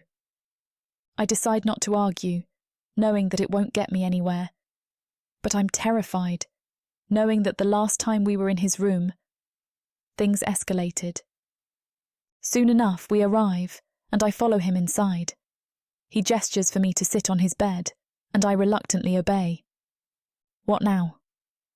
He ignores me, pulling out a roll of bandages and coming to sit next to me. He grabs my arm, looking very focused as he grips the bandages in his other hand. But as soon as he takes in the blood on my wound and the blood drying on my arm, his face changes. His eyes gloss over and his breathing becomes heavier. I shift nervously, breaking him out of this trance he seems to be under. He finally looks me in the eyes, and now it's mine that are glossing over. Being this close to him, I can't handle it. It's too much for me, and I'm already feeling lightheaded from the blood loss. I shouldn't be here, in this room with him. But before I can get up, Laster trains his focus back on my wound. He presses a finger against it, causing more blood to flow out. He swallows hard, his breathing speeding up again. I can wrap it myself," I whisper, my breath hitching. "No." He begins to wrap it tighter than is necessary, but I don't complain. I just want to get this over with and get out of here. This can't go any further. When he's done, he sets the bandage roll aside and lifts his gaze back to mine. "Does it hurt?" he asks. "A little, but nothing I can't handle." "You can't keep hurting yourself." "I'm sorry," I whisper. He lifts a clawed hand to touch my cheek, and out of instinct I move back a little, dodging his touch. Laster immediately drops his hand, and his nostrils flare, eyes darkening to an even deeper shade of gold. He jumps up and crosses the room in 2 long strides, flinging the door open and stalking out without another word. I'm shaking, realising what I just did, realising how it must have come across to him like rejection. In my heart I know that this is not good. I have just offended the captain of the Royal Guard. Before I can crawl under the bed and die of humiliation, I scramble out of the room and return to the forge to continue my shift. When I pass by Laster, neither of us acknowledges the other.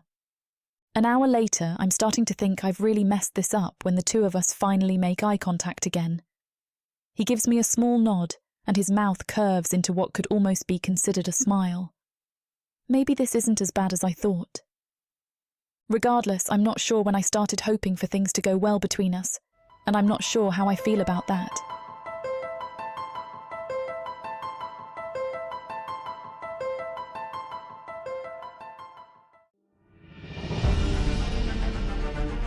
If someone had told me a month ago that I would be running for my life instead of sitting in the stuffy classroom of the bordello, preparing to be sold off to indoor, I would have laughed. The forest is not your safe space, little one. But there's no avoiding my fate. It's you. You're the one. I've spent my entire life training to be the perfect bride for the top-bidding dark elf. So much can change in so little time. You understand why you're being punished, right, child? Your blood. It sings to me. Please, let me out of here. You need to learn your place. But what are you? Where are you taking me?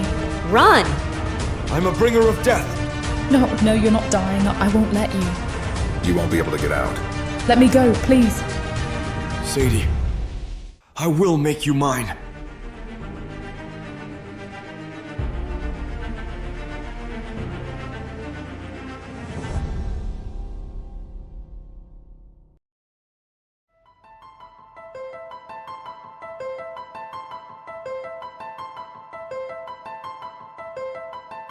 Chapter 10. Lasta. What now, sir? We're awaiting your orders, asks an annoying voice behind me. Just a moment, I reply. I'm hunched over a table. On it are various maps and intelligence documents. It looks as though I'm studying them, but I'm really just trying to get a hold of myself. There has been much discourse on the reality of war and conflict spilling onto our soil soon, and with everything else going on in my personal life, my head has become a mess. Okay, I sigh, finally turning around to face a group of 4 soldiers. You two in the front. I need you both to bring these weapons to the castle's outer walls. You are to assume a patrol post at the front gate, and you will be stationed at the rear. The final soldier raises a curious eyebrow at me. The sight of it alone is enough to frustrate me. I'm not exactly in the mood to answer questions, let alone have my orders questioned. But, sir... What? I snap. This is the 3rd day in a row that I've been stationed on a post. Is there nothing else I can do? His body language tightens as I stomp over. I am the captain here, not you! So unless you're looking to spend time in the cells for defiance, I highly suggest you obey your orders. Do I make myself clear? Yes, sir. That's right. You should know how high tensions are right now with the other kingdoms. If we're not prepared, a war can break out that we're certain to lose. Now get to it. All 4 soldiers break away. I grunt, running a hand over my tired face. I need to cool off somehow. I moan, slumping into a lone chair at the command post. These imbeciles are making me want to ascend to the highest tower and jump off. I glance over to the one part of my life that's not driving me crazy, seeing her smile at me. I wink discreetly at Krista. However, I don't smile back. I've got an appearance to maintain with my subordinates, and I'm certain that she understands. After a short personal break, I return to the rest of my duties. I bark orders at soldiers coming in and out of the castle, assigning them to various jobs and tasks. I hand out the usual verbal bashing to a new smith in the forge just before lunchtime. That's when I'm able to get a few moments alone with Krista. All seems to go well until I detect a strange hesitation from the human woman. Given how things had more than smoothed out between the two of us over the past couple of days, it comes as more of an interruption than a surprise. Is something wrong? I ask, more snappily than I intend. No, not at all, she answers, looking away.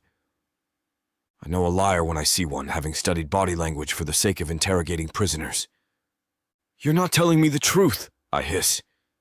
What? She asks, narrowing her brows in vexation. Where's all of this coming from, Lasta?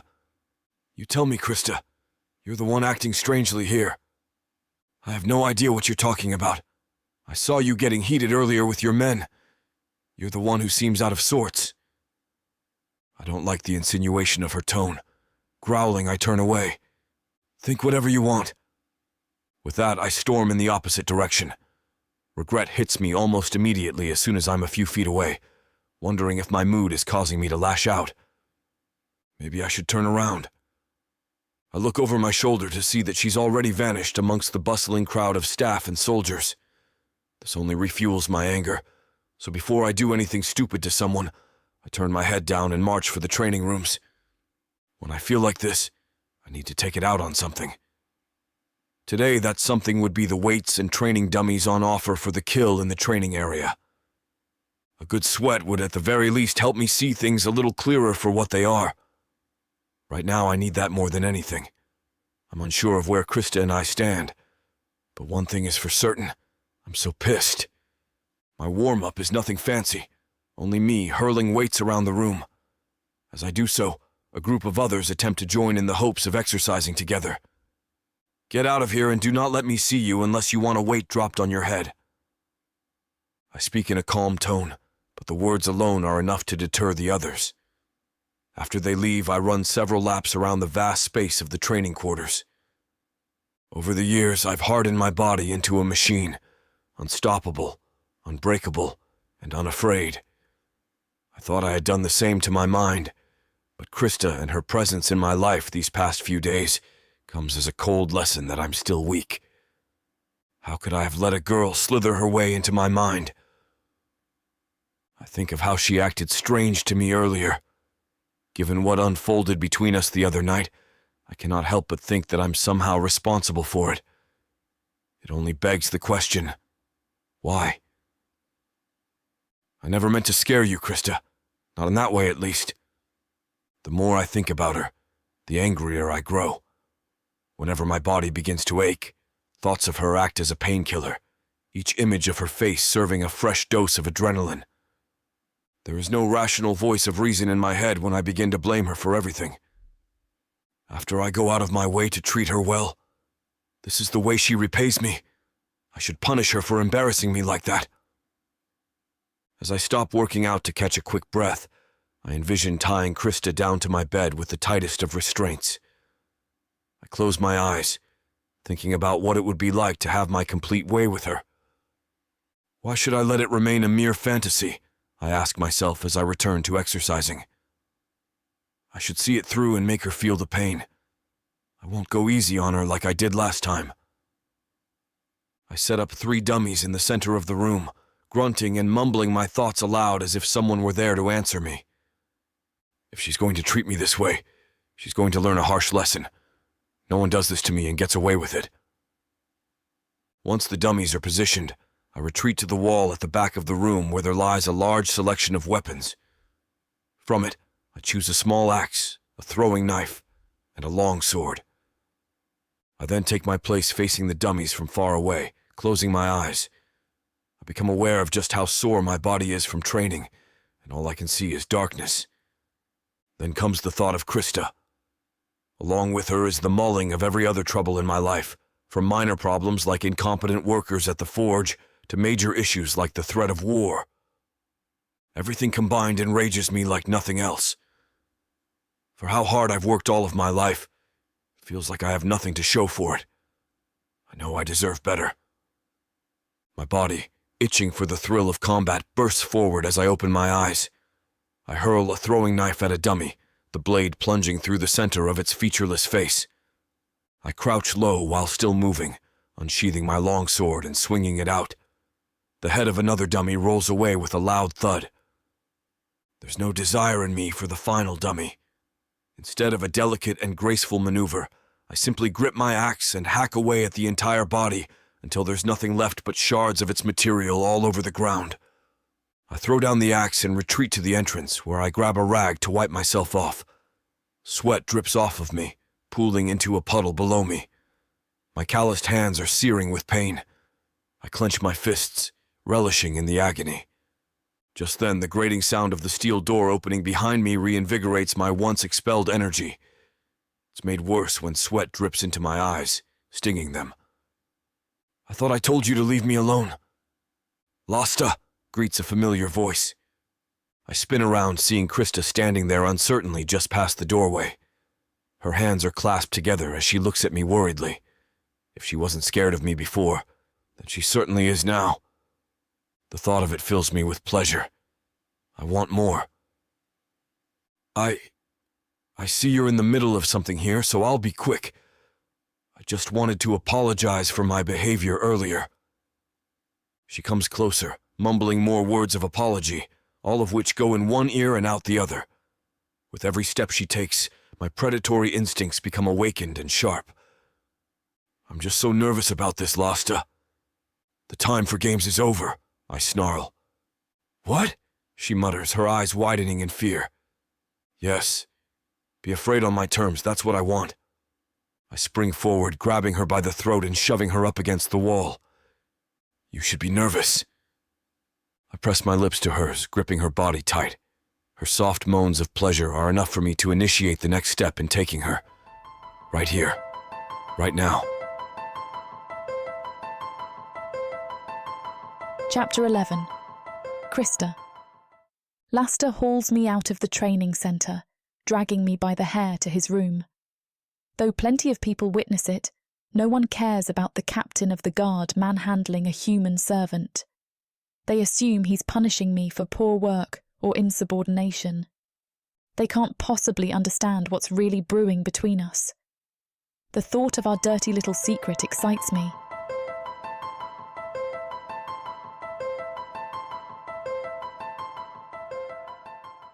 As much as Samara and I want to finish what these two characters have started, looks like this chapter is about to get too hot for YouTube to handle. Unfortunately, we have to pause here because their guidelines won't allow us to reveal the spiciest details. To keep bringing you these free audiobooks, we have to follow their rules. But don't worry. You can experience the full, unabridged version over at worldsofprotheka.com, where the boundaries of passion and fantasy collide.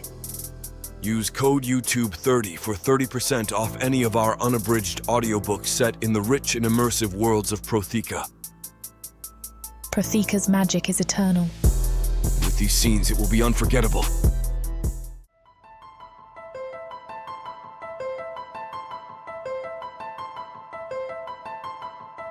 Chapter 12. Lasta.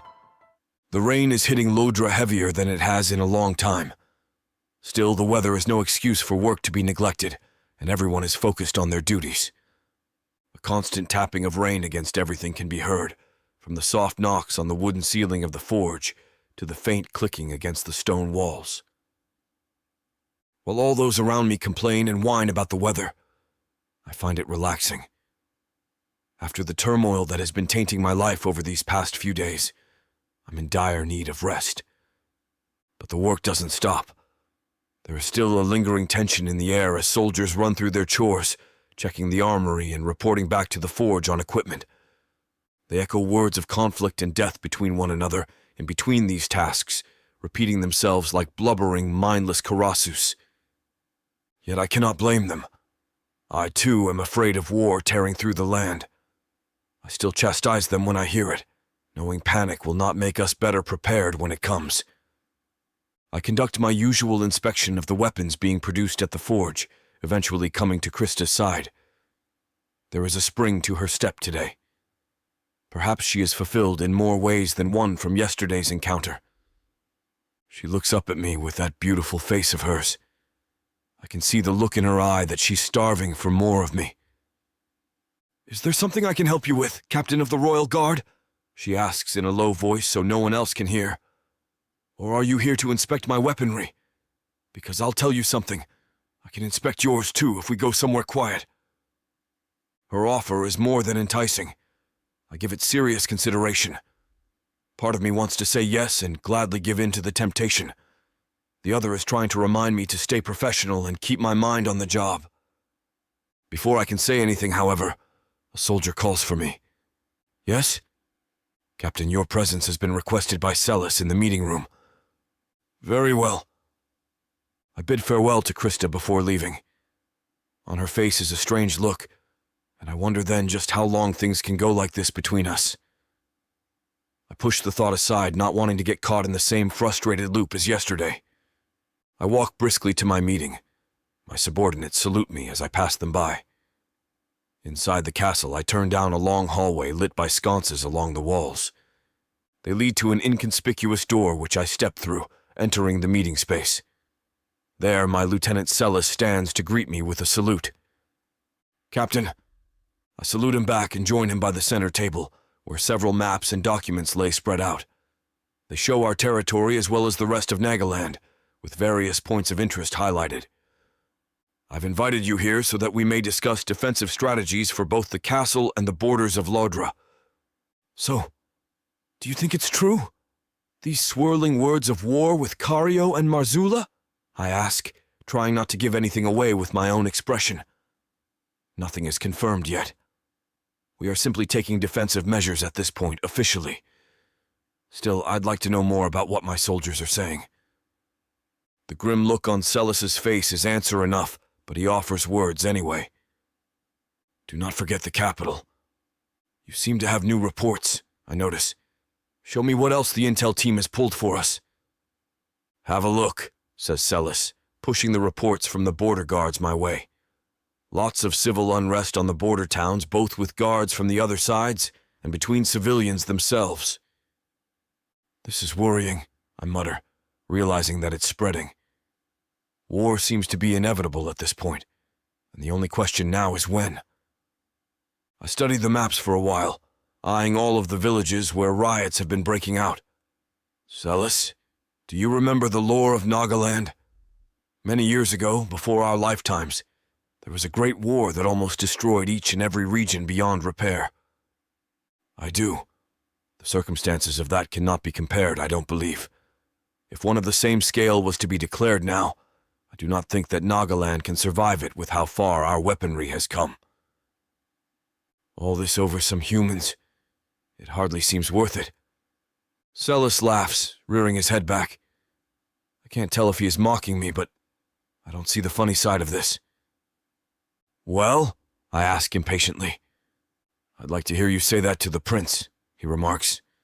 "No one can tell him that a human mate wasn't worth all this upset." "I suppose not," I reply uncomfortably, a sense of dread beginning to build inside of me. My original comment had meant to say that I thought it was silly the other regions were reacting so strongly to our actions. Solace, I realize, is likely secretly in agreement with them. I shouldn't be surprised.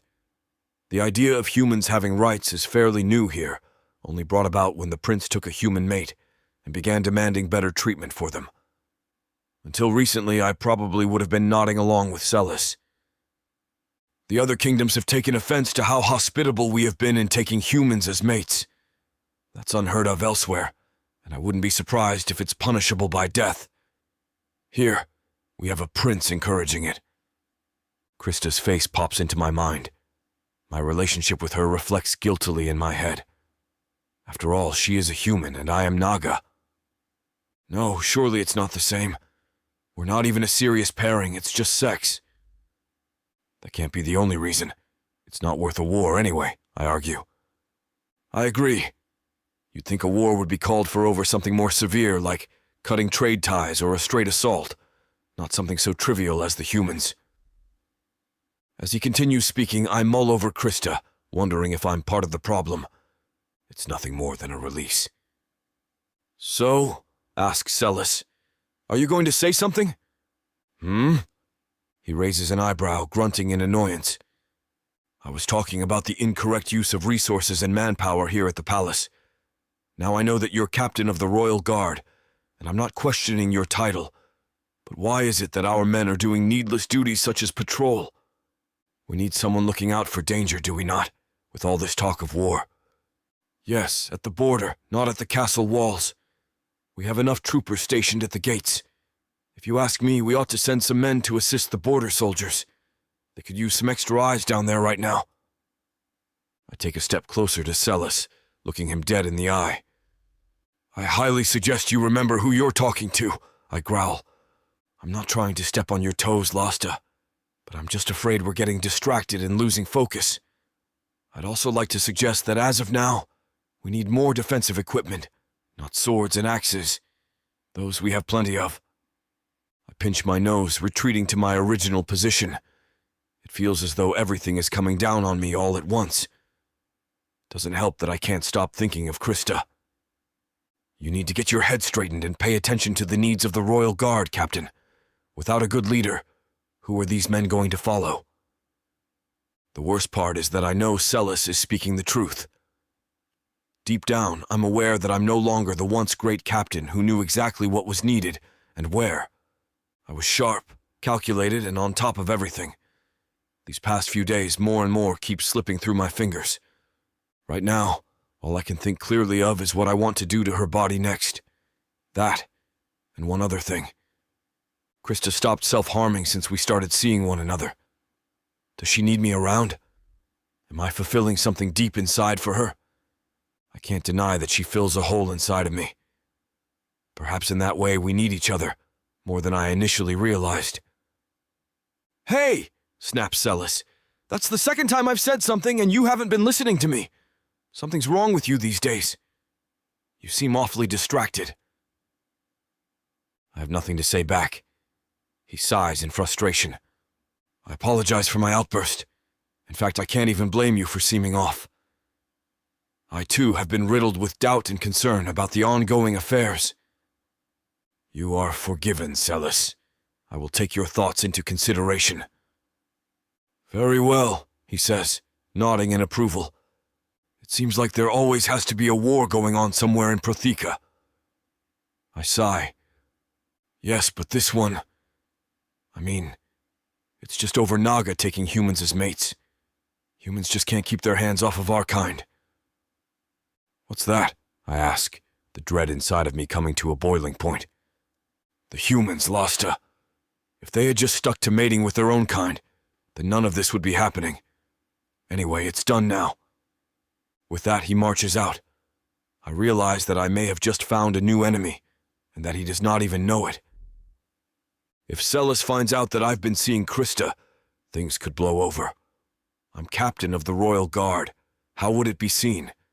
It could start a war on the castle grounds before the other regions even get to us. Chapter 13. Krista. I'm heading out for my break, I tell the Naga on guard. He grunts without even looking up at me. I can't say I'm surprised. I wrap my coat a little tighter around me and walk out of the forge to my usual spot. Depending on which guard is on duty, I don't get to take breaks often, but when I do, this is where I come. Say what you will about Naga, but they know how to keep beautiful grounds. I head to my bench and sit down, surveying the land around me. Despite how cold it is, I opt to sit outside rather than go inside the dingy, dark castle. The outdoors suits me better. I feel less trapped out here, and I can almost pretend I'm not a slave. Almost. A few minutes into my break, I spot a rare sight.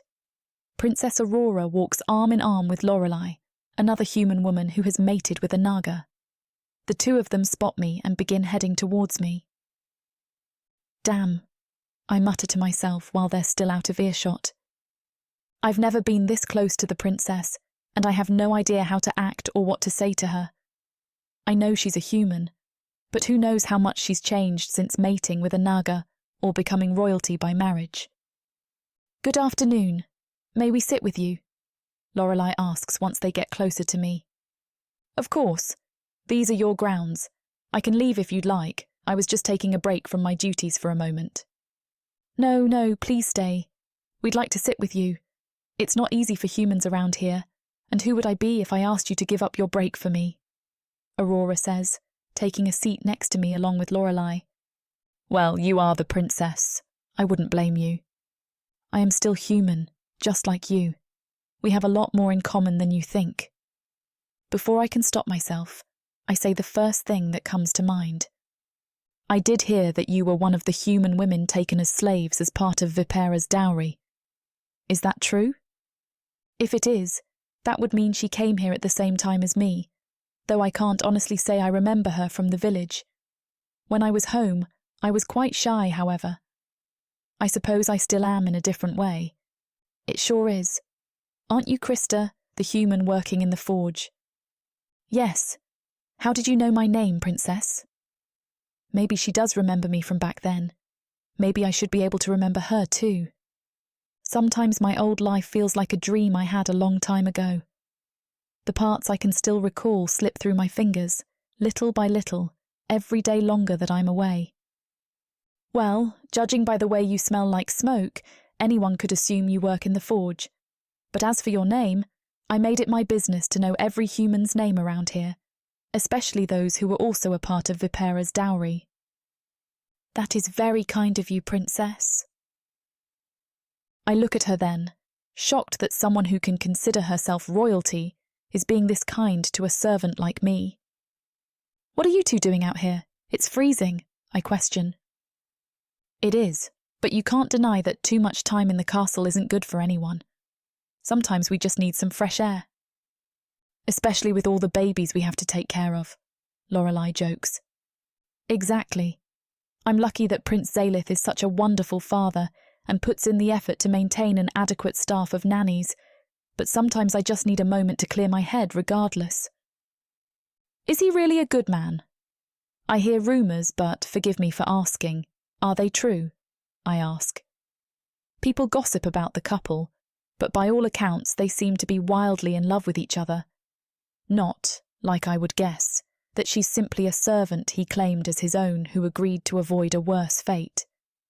He's amazing.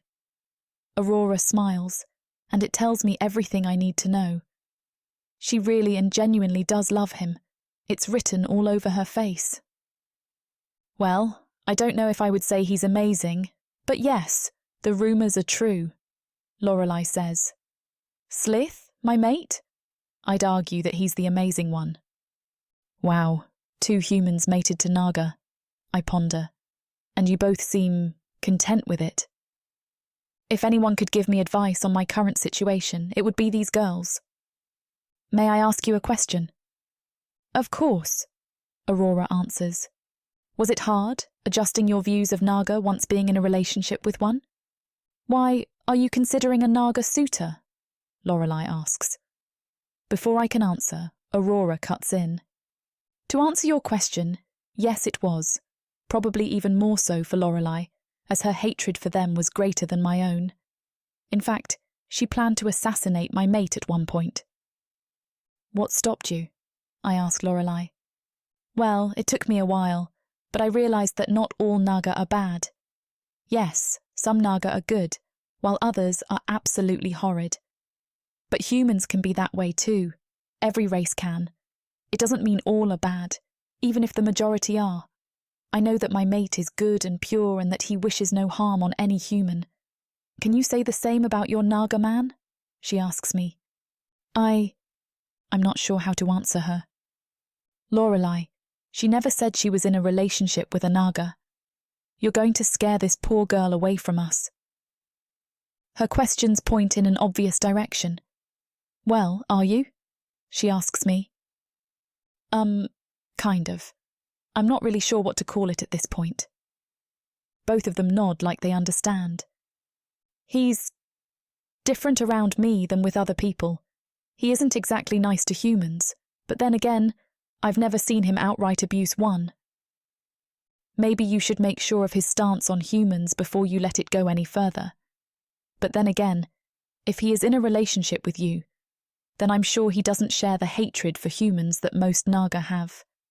I've found that the Naga who despise humans don't even look our way, or when they do, it's not for anything good. If he treats you well, then I'm sure he doesn't hate our kind, Aurora states. I agree, Lorelei starts. Is it anyone we know? I'm not entirely sure why, but I feel like I can trust these women. Both of them have gone through similar situations, and I don't feel judged by them in any way. Actually, he's the captain of the Royal Guard. Laster? No way! Aurora exclaims. Wow, I'm not surprised, but at the same time I am. Do you guys know him? Not very well, it would seem. Then again, Laster is far from an open book with anyone, really. He has always been civil to me, and I never felt like he looked down on me for my relationship with the prince. How serious is it with you two? Lorelei asks. I mean, it hasn't been going on that long, but it feels pretty serious. Things are intense between us. I decide to just leave it at that, not sure if they'd understand our bedroom games. Intense feels like a good enough word, but still subtle. I'm not going to lie, Laster does seem the type. Aurora giggles. Lorelei chuckles along with her, nodding her head. So why the hesitation? It's not like human and naga relationships aren't taboo. I mean, you two being mated to certainly helps, but both human and naga are still opposed to the idea. I'm scared of what others might say if I openly started dating him, even despite your example. And I'm sure that thought crosses his mind too, with other naga. I'm just not sure if it's a good idea for us to take this any further. I mean, I've heard the rumours about how much conflict this is stirring up already. Maybe it should just stay casual. The two of them are silent for a moment before Lorelei speaks up. I completely understand your dilemma. You should have seen me before I committed to Slythe. But at some point, you have to put yourself first. In this life, in this world we live in, it's important to prioritise your own happiness. If you think a life with Laster is what you need, then you shouldn't hesitate. I agree. If you know in your heart that he's the one for you, or that he might be, then don't let him pass you by. You may never find that feeling with someone else again. And if a war is approaching, then now is probably the time to act before you no longer can. You know, if it comes down to that. I nod, giving both of their words some thought. Don't be ashamed of your feelings for him, Lorelei says, eyeing me. Trust me, I spent some time feeling like that, and I wish I could have that time back. There is nothing wrong with feeling this way for him as long as he is worth it. If he treats you with kindness, you really only have to answer for yourself. Her words resonate with me more than she knows. I think back to the sex we had, and how even though I enjoyed it, part of me felt a little ashamed afterwards. That was my first time having sex with someone like that before, but I enjoyed playing the submissive role more than I ever thought I would. I like it when he is dominant with me, ordering me around. I feel calm when he is telling me what to do. And even though this wasn't what Lorelei was talking about exactly, it still makes me feel better. I shouldn't be ashamed of taking this role with Laster. It's not hurting anyone, and it's something that both of us need. I only need to answer to myself. When he is in control of me, I can feel how much he needs it, how much I need it. What's so wrong with that? Thank you. I smile at her. You're right, I shouldn't be ashamed. I'm glad we could be of help, but I'm afraid we must get back to our chambers. It's been a while since I've checked in with the nanny on duty today. Thank you, Lorelei, and thank you as well, Princess. This has been an eye-opening conversation for me. I stand and curtsy respectfully. Please call me Rory. The princess beams as if we are old friends. And if you ever need anything, you know where to find us. Lorelei adds, before the two of them walk away. While I watch them disappear into the castle, I think about how one conversation can change everything for you, or at least help you see things in a way you hadn't before. As I walk back to the forge to continue my shift, I mull over their words a bit more. Could a real relationship with Laster be possible? How would that even work? Is that something he even wants, or am I just a bed sport for him? I wonder about these things for the rest of the day. Even though I'm still just as confused as ever, I at least feel less ashamed of my desires. If two women like Lorelei and Rory can be in loving, real relationships with Naga, then why can't I? Even if mine might be a little less orthodox than theirs.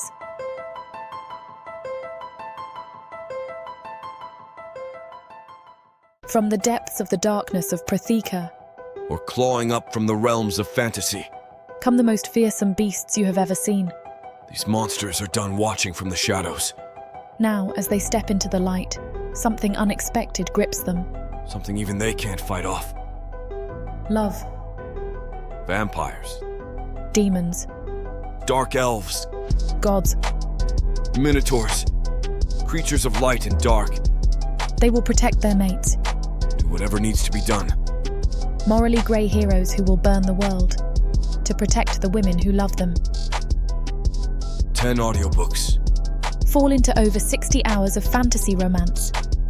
20 ebooks, Over 1 million words of these brutes who will protect their women. even if they might destroy themselves in the process. Get the immersive Protheka fantasy romance bundle. For 80% off, right now, dive into Protheka at a once-in-a-lifetime discount. The first bundle to offer both ebooks and audiobooks on worldsofprotheka.com. Protheka's magic is eternal, and this romantasy bundle will make it endless.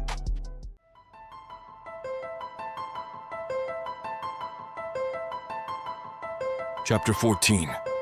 Lasta. Krista wanders around the gardens, illuminated only by the moonlight, and waiting for me to appear. I have a bone to pick with her. During the day, I saw her talking with a male human slave, a little too enthusiastically. She can smile freely with him, it appears to be. She paces by the flower bed, admiring the colorful assortment. She kneels down to touch the petals softly. For some reason, it irks me to see her treat it with such gentleness. Even her expression changes completely, wistful and dazed. I approach her, making my footsteps known. "Krista," I announce, waiting for her to see me. She jumps up a little after hearing my gruff voice. Her dazed expression vanishes, and I'm met with a polite smile. I growl at the sight, and once she's in arm's reach, I grab her jaw and kiss her vigorously. "Lasta!" She tries to protest between our lips. Once I'm somewhat satisfied, I let her go. She pants for air and her cheeks flush red. "What was that for?" she asks, covering her blush with her hands. "I don't like the way you stare at inanimate objects," I retort. "You mean the flowers? But they're plants?" I frown. "Don't act coy with me. If you're going to look foolishly charmed by anything, it's going to be me."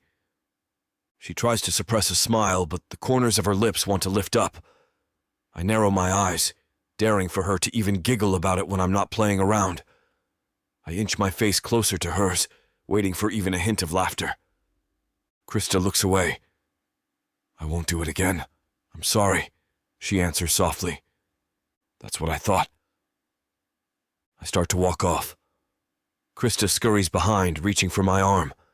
She interlocks her arm with mine, just as I've told her to do. When she holds on to me like this, I can't help but find it humorous how small her hand is compared to my bicep. Little things such as this satiate my need to control her. Her holding my arm gives me the right to move her around as I please. It feels almost like she is my pet on a leash, instructed to come by my side and follow. I thought she'd argue about it when I first told her, but to my pleasant surprise, she immediately obeyed. "What were you talking about with that male slave?" I ask her, keeping my anger at bay. She looks down sheepishly. "It was nothing, just a casual encounter. He wanted to know about the workload for next week. You seem to like his company." She looks up at me confused, tilting her head. I don't think I understand. I stop walking, pulling her in front of me. With my brute strength, she flails about and nearly loses her balance. I grab both sides of her arms and then lift her face up to me. Her eyes widen in anticipation, wondering what I'll do to her this time. So many ideas run through my head, and I can't choose the best option. If I were to just walk in a room and tell her to jump, she'd do it without hesitation. I hold that much power over her. I look down at her lips, parted slightly. With my thumb, I graze over them, feeling the soft and sultry texture that only I can taste. A growl erupts from my chest. It'd be wise of you to not have such a carefree expression. "Carefree?" I nod. "Remember where you are. Human slaves count as livestock. You're a debt waiting to be preyed on." She swallows but doesn't look away from me. A heat spreads in my body as well, being enchanted by the way her eyes capture the moonlight. So large and naive, imprinting on the first beast that took ownership of her. "Do you understand?" I ask, my tone low and firm. "But he's a slave, too." I pull her towards me. "I don't care. You are mine. If I say to jump, you'll jump. If I tell you to eat from my hands, you will. If I tell you to get on your knees, get on your knees. Don't talk so freely with them." She still hesitates, and I pull her once more. "Do you Understand? The dazed look she had when looking at the flowers is now directed at me. The heat turns into a blaze when I finally get what I want. Krista puts her hand over mine and slowly nods. Yes, Lasta, I understand. If they speak to you, you are to act formally towards them and get out of the conversation as soon as possible. I will. A smirk spreads on my face. I'm treading through the waters of how far I can go. How far Krista's willing to go if it means obeying my every word. My desire to exert dominance over here becomes greater by the second. I know there's no stopping point anymore for me. Especially since the uncouth part of me stirs awake when I see her reactions. Her own desire to be submissive to me. If I tell you that your gaze belongs to me only, what do you say? She bites her lower lip. I will no longer look at anyone else. I growl. Good answer. My hand travels down to her waist, clutching the fabric of her dress. If I decide to, I can just rip it from her and tell her to walk around naked. We're alone, after all. However, we're not too far from the main building, so a gardener or a soldier could spot her, and no one will look upon what's mine and live. After that thought in mind, I pull Krista, leading her to a more private area, away from the prying eyes of the palace and where the moon washes over the territory. We can never be too careful during our trysts. It always needs to be the right time and place. Farther out from the gardens, the lush trees help us hide for the night. The lights from the palace no longer reach us, and we're met by the silence of nature. Krista looks in awe at the large moon that casts its reflection on the pond ahead of us. If you want to get closer, you can, I say, giving her permission to release my hand. She hesitates at first. After my approving nod, she walks towards the edge of the pond. Her eyes widen as she looks at her reflection in the water, as if she's never seen herself before. She covers her mouth and looks back at me. I look different. Different how? Not so gaunt or gloomy. My hair doesn't look like dried straw. Things like that. I walk over to join her by the edge. Now both of our faces appear on the water. Small ripples distort our reflection. Yet I can see us both clearly. I'm unable to see the comparison she's making. Her hair matches the morning light, and the face she describes as gaunt and gloomy carries a beauty that's been carefully designed by Adia herself. It has since I first saw her. Nonsense. If you're going to think like that, get away from the water, I say as I pull her to me. I walk back towards the trees, feeling like the moonlight gives us too much attention. I can't let any type of risk fly by. If anyone were to find out, I don't even want to think about it. Lasta! What is it? You looked like something was bothering you, she says, reaching a hand to my face. She stops halfway, thinking twice about it, but I grab her wrist and hold it up.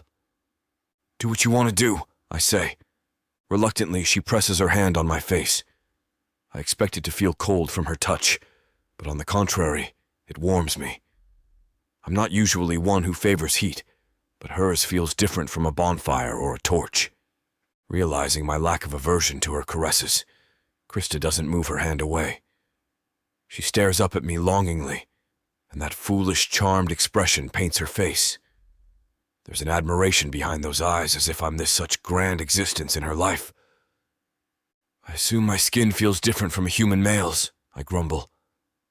Maybe, she responds, but this is the first time I've touched someone like this. It is? Yes. Touching you makes me feel safe. In what way? I'm not sure how to explain it. My life's already in your hands. I can trust you'll do what's best with it. She suddenly stops after realizing her words, much to my dismay. So I pull her by the waist to feel more of her touch. Her hands press on my chest as the heat rushes to her cheeks again. Look at me, I order. She does, and I devour her lips as I did a few moments ago. This time it's not to make a point, simply to enjoy the taste of her and relish how close our bodies are. There's a pull within me that latches onto her every time we meet. It makes it harder to pry away from Krista when it's time to leave. I can't deny there's some sort of connection between us, bonding us together. This feeling amplifies with the intensity of our encounters, mounting each time I see her. Soon, I'm not sure I'll be able to deprive myself of her at all. I break the kiss and admire how supple her lips are after making them mine. Your lips are as red as the flowers you admired earlier, I say. Really? Yes. I can also compare it to the blood that you spill sometimes. She tries to look away, but I hold her jaw firmly. If you so badly wish to harm your own body, I'll be the one to do it. I'll make sure you desire such a thing out of pleasure, not turmoil. Lasta, Am I clear? She's quiet for a moment. Yes. This time she initiates the kiss. We both melt into it as my hands travel around her body, then under her dress. I graze her skin with my claws, wanting to leave a mark of some sort on her. But those are my feral instincts taking over, and I can't let it go so far just yet. For now, I just want to enjoy her all to myself. I want to have her entirely focused on me, and I want to bask in the fire brewing inside me. Chapter 15. Krista. 14. It has been 14 days since I started working in the smithy. I have never had a word for letting go, for relinquishing control, for giving myself up, for loosening my grip on myself and the life around me. Until I met Lasta. I can still hear him say it. Submit, let go, just let go. The hair on the back of my neck rises at the memory of his voice in my ear, his lips brushing against my neck, his hands holding firmly onto my arms. Letting go and allowing Lasta to take over has opened something in me. Something that was previously in a tight, hot knot in the centre of my chest. Something that could only be relaxed through pain that would take up residence in my core instead and push it out. I cannot believe that I've been living like this my entire life, I thought, as my eyes fluttered closed underneath Lasta's touch. How was I able to breathe? I look up then, my vision hazy, my blood pounding in my ears, as I remember all my moments with Lasta thus far. My cheeks heat up as I realise that I am standing at my table in the smithy. The sun is setting, and I am covered in grime, sweat, and grease from polishing the latest consignment of swords. I look down at the table, and my hands are gripping the edge of the surface. I am alone in the smithy, aside from Irian, who has barred me from doing any of my usual tasks, because I burned myself on the edge of the furnace again this morning. My hands are covered in scars and bruises, and the burned bruise on my left arm is still throbbing. I close my eyes and exhale as Irian finishes up the last of the swords. He grunts at me, and I jump as I realise that he is instructing me to leave. Tonight, I actually want to leave early because I am meeting Lasta for dinner, and I need time to prepare. I think I'm actually excited, I say to myself, as I hurry up the pathway back to the palace. I inhale and exhale deeply several times as I enter my room and come to a hard stop. Because there on my bed is a large package. A note is attached. Wear this tonight, it reads. I shiver at the simple command and then wonder what Lasta is doing to me. Why does this feel so natural? 10. It has been 10 days since I met Lasta. The dress is simple and fits me perfectly. It is form-fitting, and the fabric is a deep shade of green that I have never seen before. I have no mirror, so I cannot see myself, but several of the other servants look at me with wonder in their eyes as I pass them by, my head down. I hurry up to Lasta's quarters, and I am relieved that I arrived right on time. But I cannot help but wonder, my crotch going damp as I do, what the punishment would be if I had been late. I keep my head down as Lasta shows me in silently, and I wait obediently before he guides me into the dining area of his quarters. Sit. His voice, deep and almost hoarse, urges me forward, and I sit down across from his chair. He pours me a glass of red wine and instructs me to drink, while he stands and walks over to a silver tray on wheels. He rolls the tray over to our table and removes the cover, revealing a 3-course meal that makes my stomach growl with ferocious hunger. A small smile crosses Laster's face as I cross my arms over my stomach. "I want you to eat more," he tells me. "I want you to have breakfast, lunch, and supper. I will instruct Irian to give you time off. You'll be working less too." Everything Laster says is an order that we both know I am going to follow unfailingly. I do not say anything. I just nod as he spoons food onto my plate. "How have you been?" he asks me, and his voice is so gentle that I almost start sobbing.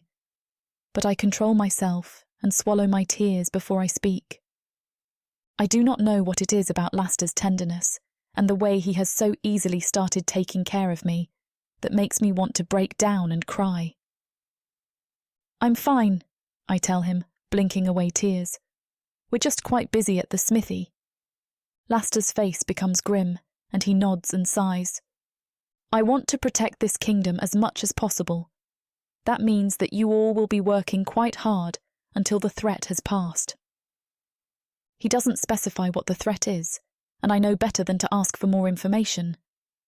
Laster looks me up and down then, and notices the new cuts, bruises, and burns on my arm. "You do know that I'm the only one allowed to hurt you, right?" His voice is hard and is tinged with anger as he stands up, abandoning his food. He comes around the table, carefully kneels at my side, and takes my hands in his. He carefully examines each wound before he stands again and leaves the room.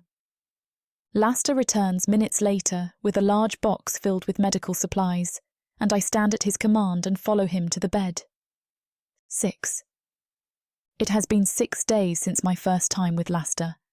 Laster tells me about his day, about his relationship with Prince Salith and Slith, the prince's royal advisor, as he tends my wounds. "Now tell me about you."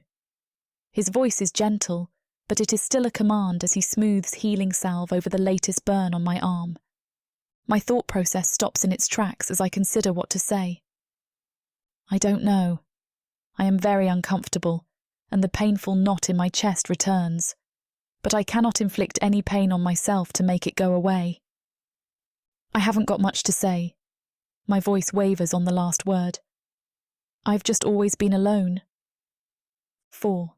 It has been 4 days since my conversation with Lorelei. Laster and I go for a walk after dinner.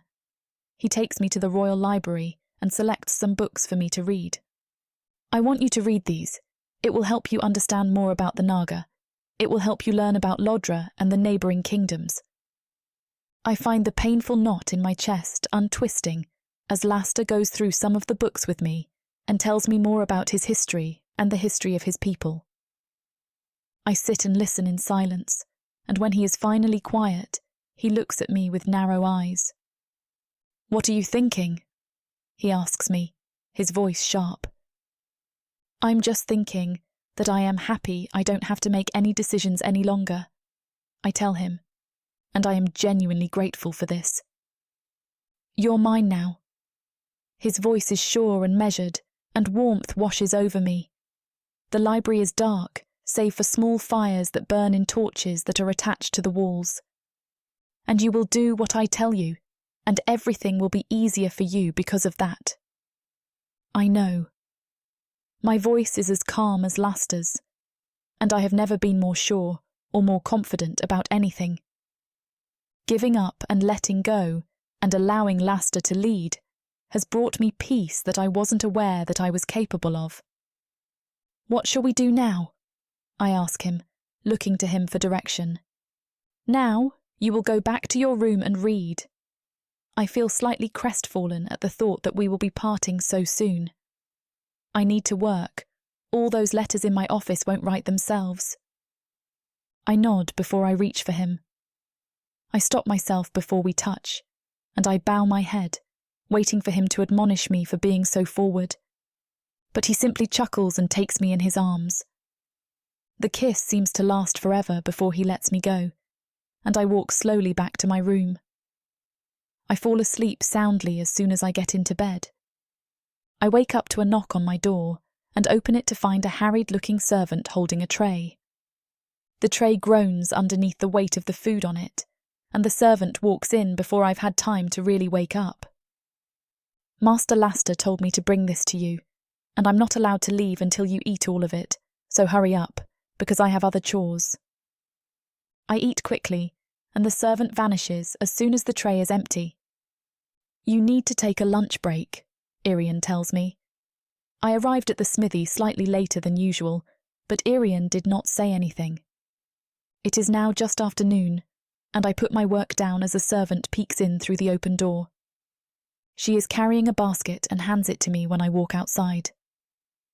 When I finish my workday, yet another servant meets me at the door to my room to tell me that Laster has instructions for me to meet him for dinner again. Another dress is waiting for me in my room, and I dress hurriedly. I look down to inspect myself, and I am relieved to see that I haven't hurt myself today. Laster's words ring in my head. Only I'm allowed to hurt you.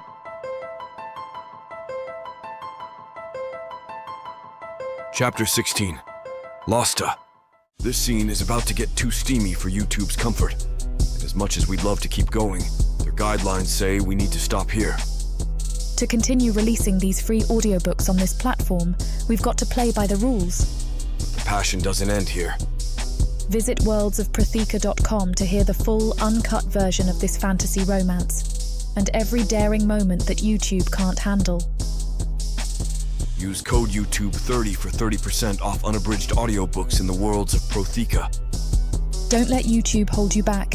Immerse yourself in a world of magic, danger, and unfiltered passion. Protheka's magic is eternal.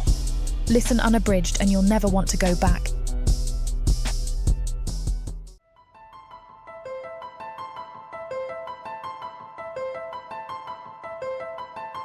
Chapter 17. Losta. I'll eat my own scales if this doesn't end in a war, I think to myself as I look down at the most recent letters from my spies in Cario. I know that I'll need to get him out soon. His cover was almost blown this past week. Because if anyone discovers that Lodra has sent spies into the rest of Nagaland, we won't be able to stop the invasion fast enough. I get out a fresh sheet of paper and scribble a short set of instructions to the spy, and then I say a prayer to Atya and Oella to get him out safely. I place the letter carefully in an envelope where it will be picked up later, and then I lean back in my chair. My thoughts turn to Krista, as they always do when my mind is overwhelmed by thoughts of a possible, impending war. And as I think about her, as I think about every one of our encounters, the turmoil of everything I am tasked with fades. Krista does not know it, and I will never allow her to know it.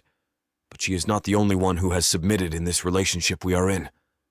I have, in a sense, submitted too, simply by allowing myself to soften around her. My train of thought, centered around Krista, lengthens as I remember the stares we have received from the palace staff. No one aside from the palace staff really knows that anything is going on between Krista and I'd like to keep it that way. I know that Prince Zalith and Sleeth won't have anything bad to say about it, if I had to march up to them and proclaim that Krista is my mate. But I do not want to do that just yet. I'd like to maintain some of my privacy for now, but I also am intent on protecting Krista from any potential backlash. I know that she could be in danger from those Naga who still believe that humans are only meant for slavery or to be used as fodder. I was one of those Naga. Before I met Krista, my thoughts are grim when there is a knock on the door of my office. The person on the other side does not wait for me to call for them to enter, and the door swings open wildly. I push the chair back and stand up as Solace walks in, his eyes sharp and hot as he looks me up and down with a sneer on his face. I sigh internally but keep my face emotionless, even though all I want to do is slap the sneer off Solace's face. "Captain," he drawls the word, the sarcasm in his voice biting. "I have received word from one of the servants. Word that you're involved with a human girl." It takes all my restraint to not launch myself across the room at him. Instead, I remain silent. My silence seems to anger Solace, who snorts and balls his hands into fists. "You aren't denying it? Does that mean it is the truth? Are you really consorting with a human? Are you really betraying your people by indulging in this disgusting fetish that seems to have been triggered by our dear prince?" I cannot stay silent much longer. The servants might know, but they cannot do anything to Krista. Solace, however, would have no qualms hurting Krista if he thought we were together. The thud of my heart in my chest is painful, and I realize then that my hands have become clammy. I've never been anxious about anything before, but I cannot allow Krista to get hurt. I am not involved with the human woman, I find myself saying.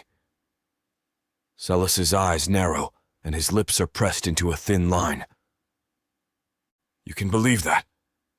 I try not to speak hurriedly, anxiously. I am not involved with her at all. I don't know why you'd think I would engage in such a disgusting activity. Is he actually going to believe me?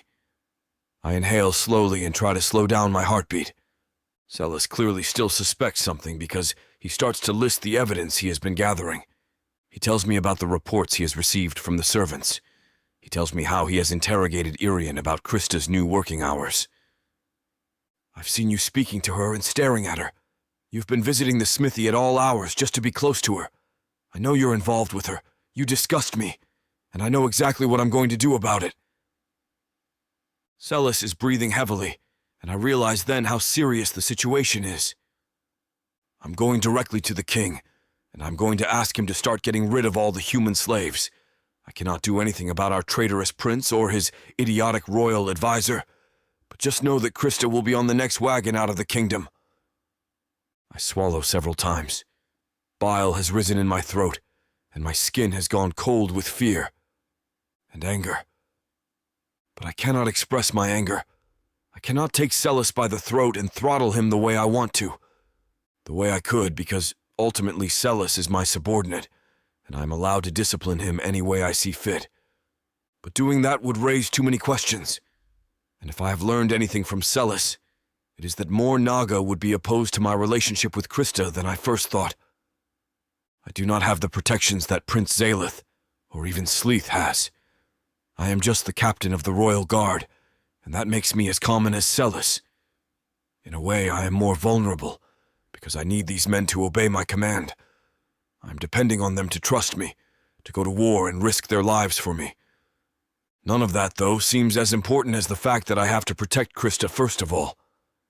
My mind is racing as I think about how exactly I'm going to save her. I speak firmly then, and I'm surprised that my voice doesn't waver even once. I am not involved with that human or any human. I find them as disgusting as you do. However, this particular human has proven useful in the smithy. I've decided to take an interest in her training, simply because she has single-handedly built an entire arsenal for us. But Solace shakes his head. A cold smile stretches across his face. You cannot hide much longer, Lasta. I know the truth, and soon everyone else will, and your human slut will be shipped out of the kingdom, and you'll never see her again. I will personally ensure that she is taken to Jalma, where she will be hunted for sport. You could kill him. You know you could. No one would miss him. And if Sleeth or Zaleth knew why I did it, they'd probably help me bury his body. But I cannot lose a soldier now, especially not an able-bodied, excellent strategist like Solace. Not when I'm quite certain that a war is coming. As a lieutenant, there may be men who trust him more than they trust me, and I can't cause dissension now. I will need him if I want to protect Laudra. But I cannot let anyone know about Krista. None of the soldiers under my command will respect me any longer. She will be in danger, and my position as captain of the Royal Guard will be challenged immediately. Solace is smiling a smug smile, and he shrugs at me before he leaves. I go back to my desk and I let out a breath that has been constricting my breathing since Solace began speaking. I know what I need to do now. I will need to hide everything about my relationship with Krista. I cannot even let the servants know about us any longer. It will mean no more dinners and no long walks to the library. It will mean that I will not be able to visit her at the smithy. The thought of erasing Krista's existence from my life leaves a sour taste in my mouth, but I do not know what else I could possibly do. The words I first thought when I first saw Krista come to mind again. There she is. I finally found someone who suits me the way Aurora suits Zaleth, and the way Lorelei suits Sleeth. And now I have to pretend like I do not know her, when in reality she has grown to mean everything to me. But it cannot be helped. My position in the palace cannot be challenged now, not when we're on the brink of war. No harm will come to Krista, not if I have anything to do with it. My thoughts are tumultuous, and I'm not really thinking straight. But I do know one thing. I'll protect Krista as much as possible. No other Naga will get their hands on her, not in this lifetime. I go over to the window then and stare out of it at the smithy. Krista is standing outside, and I swallow at the sight of her lean frame and her long blonde hair that falls to the middle of her back. There she is, mine, the one who has given herself to me, the first woman I've ever cared for. And I know that this plan of mine, the plan to hide her, the plan to protect her, will hurt her, and I just hope that she will accept it. I go back to my desk and open one of the letters that has just arrived. I try to formulate a response, but all I can think of is Krista and the situation we're in. I realize then that for the first time in my life, my confidence has been challenged, and I'm not sure how I'll get it back. Chapter 18. Krista. He's taking longer than usual, I mutter as I twirl my finger in the water of the pond. I look over my shoulder toward the direction of the palace. Once the moon's at its zenith, we meet here to spend time together. Laster's one to take pride in being punctual. I'm starting to worry that he might not come. I take my finger out of the water and warm it against my dress. I'll just wait a little longer before sneaking back to my room. My heart already stings at the fact that I possibly won't see him tonight. A knot forms in my throat, and my hands get clammy at the thought of being without him, even just this once. I press a hand over my chest, calming my racing heart and stopping any kind of negative self-talk.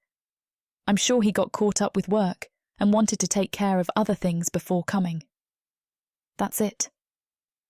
With a sigh, I pace around our meeting spot, admiring the surroundings that never seem to lose its charm. Quickly, I get bored at the sight, already looking back towards the palace. I consider whether I should just go look for him myself, even though I'm not really supposed to do that. Krista. Finally, I hear the gruff voice I always long for. I turn towards Laster, ready to run to him, but the expression on his face stops me. I slowly walk over to him, cautiously searching his face for a clue to the source of his bad mood. He holds his hand out for me, and I take it. He pulls me suddenly, taking the air out of my lungs for just a moment. Then he squeezes me tight as I hear him sniff me with his tongue. I press my ear over his chest, wanting to hear his heartbeat, finding it the most comforting sound in the world. He breathes hard, like he's trying to contain his frustration. So I carefully break the hug to look up at him. Is everything okay?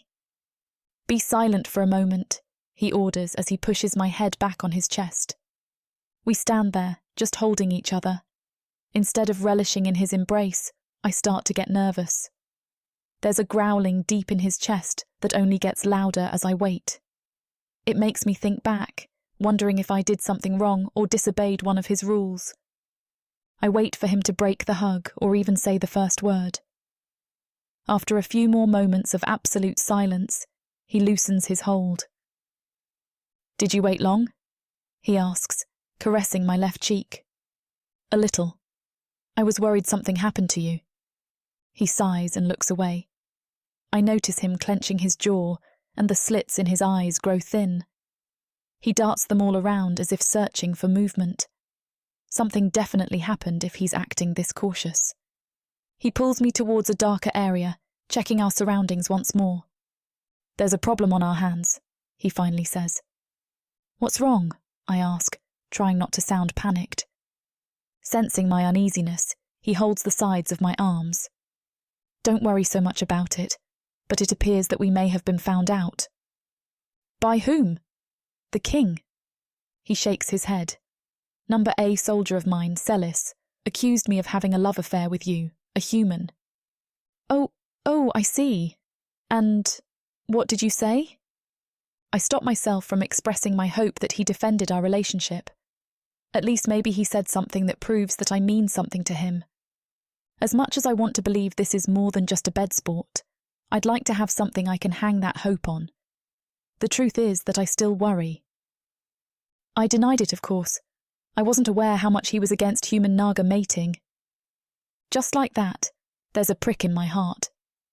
I see, I utter, hiding my disappointment.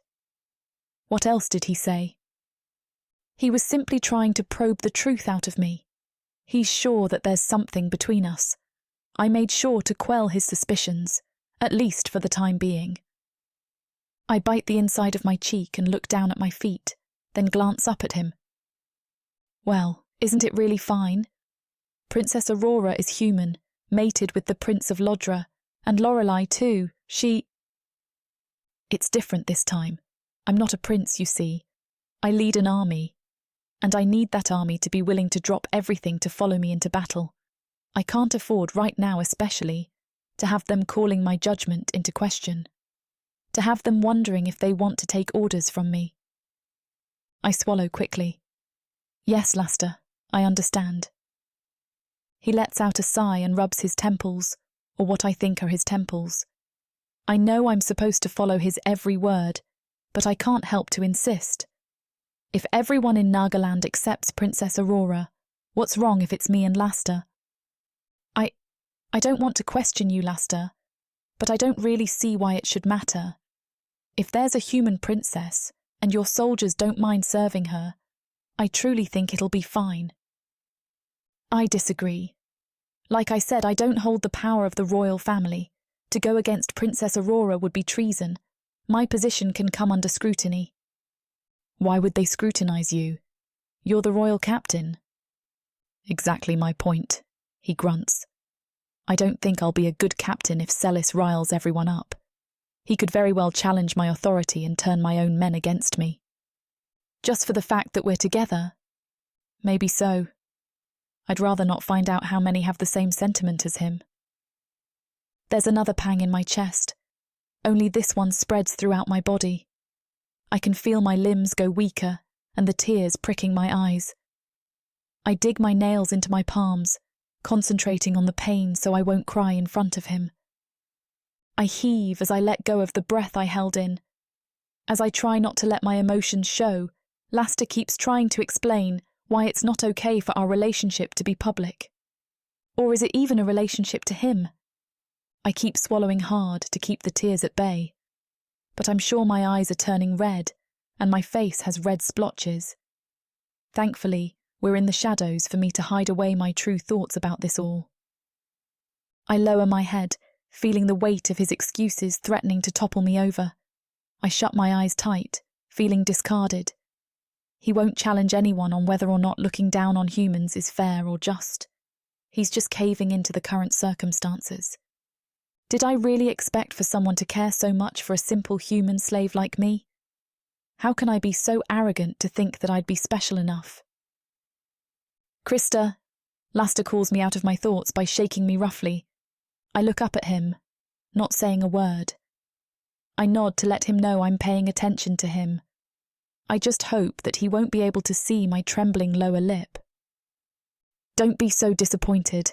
This doesn't mean I don't care about you, he says, his voice surprisingly soft. I clear my throat. Yes, I know. You know I can sense when you're lying, right? I'm fine, truly, Laster. I can feel him stare at me by the way shivers run down my spine. It's now an instinct to bare my neck for him without him saying a word. I can't go against him, especially when he's so restless right now. Then, I feel the tough scales from his thumb pad. He tips my chin, bringing me closer to his face. His hot breath flutters my eyelashes and touches my lips. My breathing shakes as my heart jumps out of my chest. I'll fix this. There's nothing I'm not able to do, he says lowly. He plants a chaste kiss over my lips, lingering there before my knees go weak. His words sound comforting, bringing me hope once again that he'll actually defend us. However, I'm quickly disillusioned once again, so quickly that I get whiplash from it. He releases my chin. We just have to make sure they have nothing to talk about. Be more secretive. Maybe we won't see each other for a while. It's for your own good too, you know? Yes. My voice is barely audible. Maybe we can still meet once in a while, somewhere else. This place is far too open and gives too much room to be discovered. Perhaps the dungeons or somewhere there isn't so much vigilance. The dungeons? He would rather meet in such a place than for Naga to know about us. A tear finally falls, and I can't help but wipe it away. Laster notices and rubs his scaly hand over my skin. I sniff and regain my composure to not bring him any more trouble.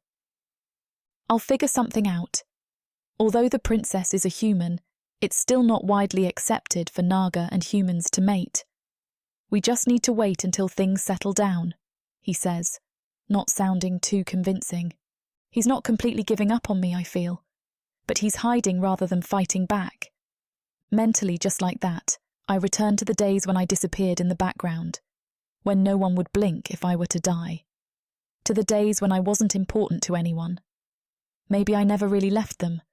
I just thought I did. I don't say any of that. I simply nod my head. Yes, Laster, I trust you. Good. Now lift your face, he orders as he tips my chin again. Before he kisses me, he looks at me with uncertainty and hugs me tight. But in that moment, his skin feels like gravel flaying open my own. Like too much time with him threatens to scrape whatever's left of me away.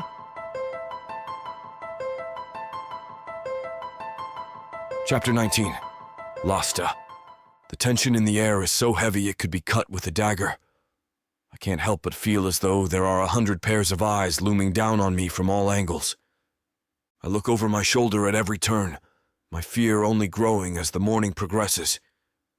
There is even a noticeable change in Krista's demeanor as she works the forge. Perhaps she too is feeling the same sense of unease. I keep an eye on her, but there is nothing I want to do more than kiss and hold her for both our comfort. Nothing is going right. I can barely pay attention to the tasks at hand. My mind continuously flickers between the thoughts of war spilling into Ladra, my relationship with Krista, and how we can continue to see each other without attracting the unwanted attention of prying eyes. There must be a way to keep ourselves concealed amongst all of this madness, I mutter to myself. Sir, greets a soldier, snapping me back to reality. What are your orders? Bring the readied weapons to the armory. The soldier tilts his head in confusion. But you already told me to do that an hour ago. I glance towards the forge storage, seeing that it is empty. So it seems, I reply, trying to sound like I'm not embarrassed. Report then to the bunkers and see if there's anything to be done there. Right away, sir. I'm hopeful for some peace and quiet after he leaves. I need more time to think of something, but a messenger heading my way has other plans. I turn away, hoping he has designs for someone else, but I hear him stop behind me. Captain Lasta, he greets. Apologies for the interruption, but Solace has requested your presence in the meeting room. Solace? What could he possibly want now? This can't be good. I dismiss the messenger and excuse myself, making my way inside the castle. Along the way, I recall our last conversation and how he had voiced his suspicions about Krista and I. Maybe he is calling to apologize, I think to myself. I'm trying to find glimmers of hope where I can in these turbulent times, but I have a lingering feeling that things are only getting started. Solace stands to his feet as I enter the room. He doesn't bother saluting me. What do you want now? I ask, skipping the formalities of a greeting. Straight to business, I see. Very well then, Captain Lasta. Have it your way. Won't you take a seat? He smiles, but the outwardly friendly expression is laced with sprinklings of deceit. This bastard has something up his sleeve, I just know it. I'd much prefer to remain standing, thank you very much. Solace sneers at me. Come on then, get to it and tell me why you've summoned me, I hiss. His sneer grows as he takes a seat, interlacing his fingers behind his head as he kicks his boots up on the table between us. I can tell he's having a good time at my expense and is trying to stretch it out as long as possible. Second by second, I'm losing my patience. What do you want, Solace? What do I want? he asks, his smile suddenly dropping into a frown. I want you to come clean, Lasta. Ha! This is about the other day? I thought we were past that. Why waste time dwelling on the past? I hope my feigned coolness is something he's buying, but I barely convince myself. Do you honestly think I walked out of our last meeting believing all of your little lies? He snarls. You have changed, Captain, and not for the better, I'm afraid. I could say the same for you. You're the one who can't seem to move on. I already told you everything. There's nothing more to say on the matter. Farewell. My hand lands on the doorknob just as Solace calls out to me. Trust me, you don't want to do that if Krista's welfare concerns you. I turn around slowly, meeting those perilous eyes of his once more. There are no more excuses you can make up for yourselves. The time has come to own up to the complete truth. I figure that's the least you owe to me as one of your men. Fear turns to anger the longer I look at him. How dare you, Solace? After all we've been through, this is how you choose to treat me? How dare I? There should be nothing on your mind but the safety and integrity of Lodra. But you go ahead and position some human girl over your own people. I rush forward, flipping over the table, which knocks him off balance. Before he has a chance to recover, I grab him by the throat and slam him into the wall, our faces now only inches from each other. That's when I realize I've practically admitted to it all. The sickest smile spreads across his face. You see, he cackles. I knew that would get you. If the oh-so-high and gracious captain of the Royal Guard wasn't involved romantically with Krista, he wouldn't have done that. He leans closer, whispering. But he did. I let him go, running a hand over my head. I've cast myself into a fiery pit of doom all because of blind rage. Solace pulls himself together behind me. I've got you where I want you, you lying bastard. Now's the time when you're going to be a good boy and listen to me. I can't believe this, I mutter. Captain Losta, I like you, I really do. You're a great leader. As he insults me, my mind flashes to Krista, thoughts of anxiety causing my heart to almost burst out from my chest. I'm sweating despite how cold the room is. Now then, because of the respect I still hold for you as the captain, I'm not going to tell anyone that I know of this affair between you two. However, whatever happens after you leave this room will be a direct consequence of what you choose to do next. If the men are going to be led by a human lover, they deserve to know the truth. Are you giving me a choice? I ask, realizing he's telling me I have one last chance to give up Krista. His smile is response enough. I look down, shaking my head. Why, Solace? Why are you doing this to me? Because we need all efforts focused on the possible war front. You don't know what it's like to love, and I can see why now. Love, he quips, bursting out into laughter. Ha! Loving a human. You're just like the rest of the disillusioned bastards snatching up human mates like it's some sort of trend. It's far from that. Enough is enough, Captain, no matter what you say. Honestly, I expected better from you knowing that what you're doing is the very cause of the ongoing hostilities between us and every region in Nagaland. You can't, I mutter, beginning to feel breathless. You can't force me to do anything. I can if I think you're being a selfish bastard. How about you think of the good people of Lodra and what will happen to them if you only worsen things? Think with your damn head instead of your pair of penises. Krista, I groan.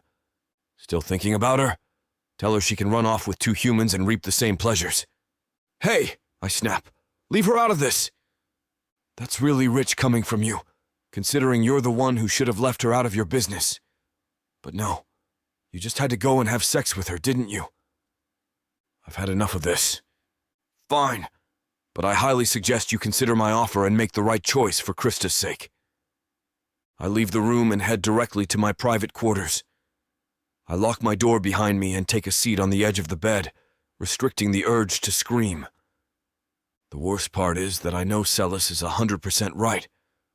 War is looming closer than ever, rearing its ugly head over the horizon for all citizens and soldiers of Lodra to see. It doesn't matter how stupid the reasons are for others wanting to go to war. I'm a part of the problem, and my responsibility as captain of the Royal Guard is to keep our nation and its people out of harm's way. Yet what good is trying to protect us all from the other regions if internal conflict breaks out here in the castle? I know deep down that if knowledge of Krista and me becomes public, enough soldiers would turn on me. For some, it might be their own personal belief.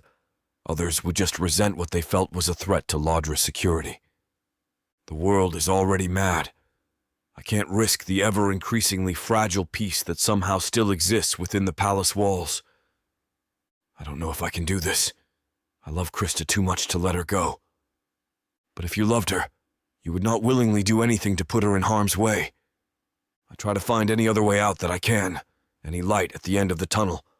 But my mind works against me, imagining what horrible consequences would be inflicted upon Krista if Solace's men got to her. The effects of her and I seeing each other are slowly revealing itself to be far worse than I ever anticipated. I know what it is I must do. Chapter 20. Krista. Laster left a short while ago with a worried look on his face. Ever since, I've been cautiously keeping a lookout for him, trying but failing to focus on my duties at the forge. Because of my mind wandering, I accidentally cut my hand. Where I once found pleasure, I now find plain old agony. I know why, and it's because the pleasure of harming myself is nothing compared to the joy that Laster has brought me in our short time together. I didn't need to subject myself to this anymore. I rinse the wound in a little water, noting that at least it isn't too deep. The door to the forge opens, and I glance up to see who it is.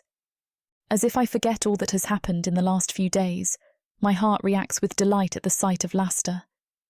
I almost slip and rush forward to meet him, but I hold myself back at the last moment. I smile uneasily as he approaches, but temporarily forget my own frustration with him at the look of worry on his face. "Are you all right? You look like you just went through a battle." "Can we talk?" he says. Gone is the usual enthusiasm in his voice whenever he addresses me. Worried, I agree and walk away with him. I shoot a sidelong glance, seeing his face is writhed with what I recognize as torment. Is it guilt at brushing me off and treating me like a dirty secret? He leads me outside the forge to a line of trees outside, glancing around to make sure we are hidden from the view of the palace. Usually something like this would have me excited, but right now I'm trying harder than ever to maintain my composure. "Look," he says, "remember the other day when we were talking about being exposed?" "Yeah," I reply, my worry increasing by the second. I don't like where this is all going.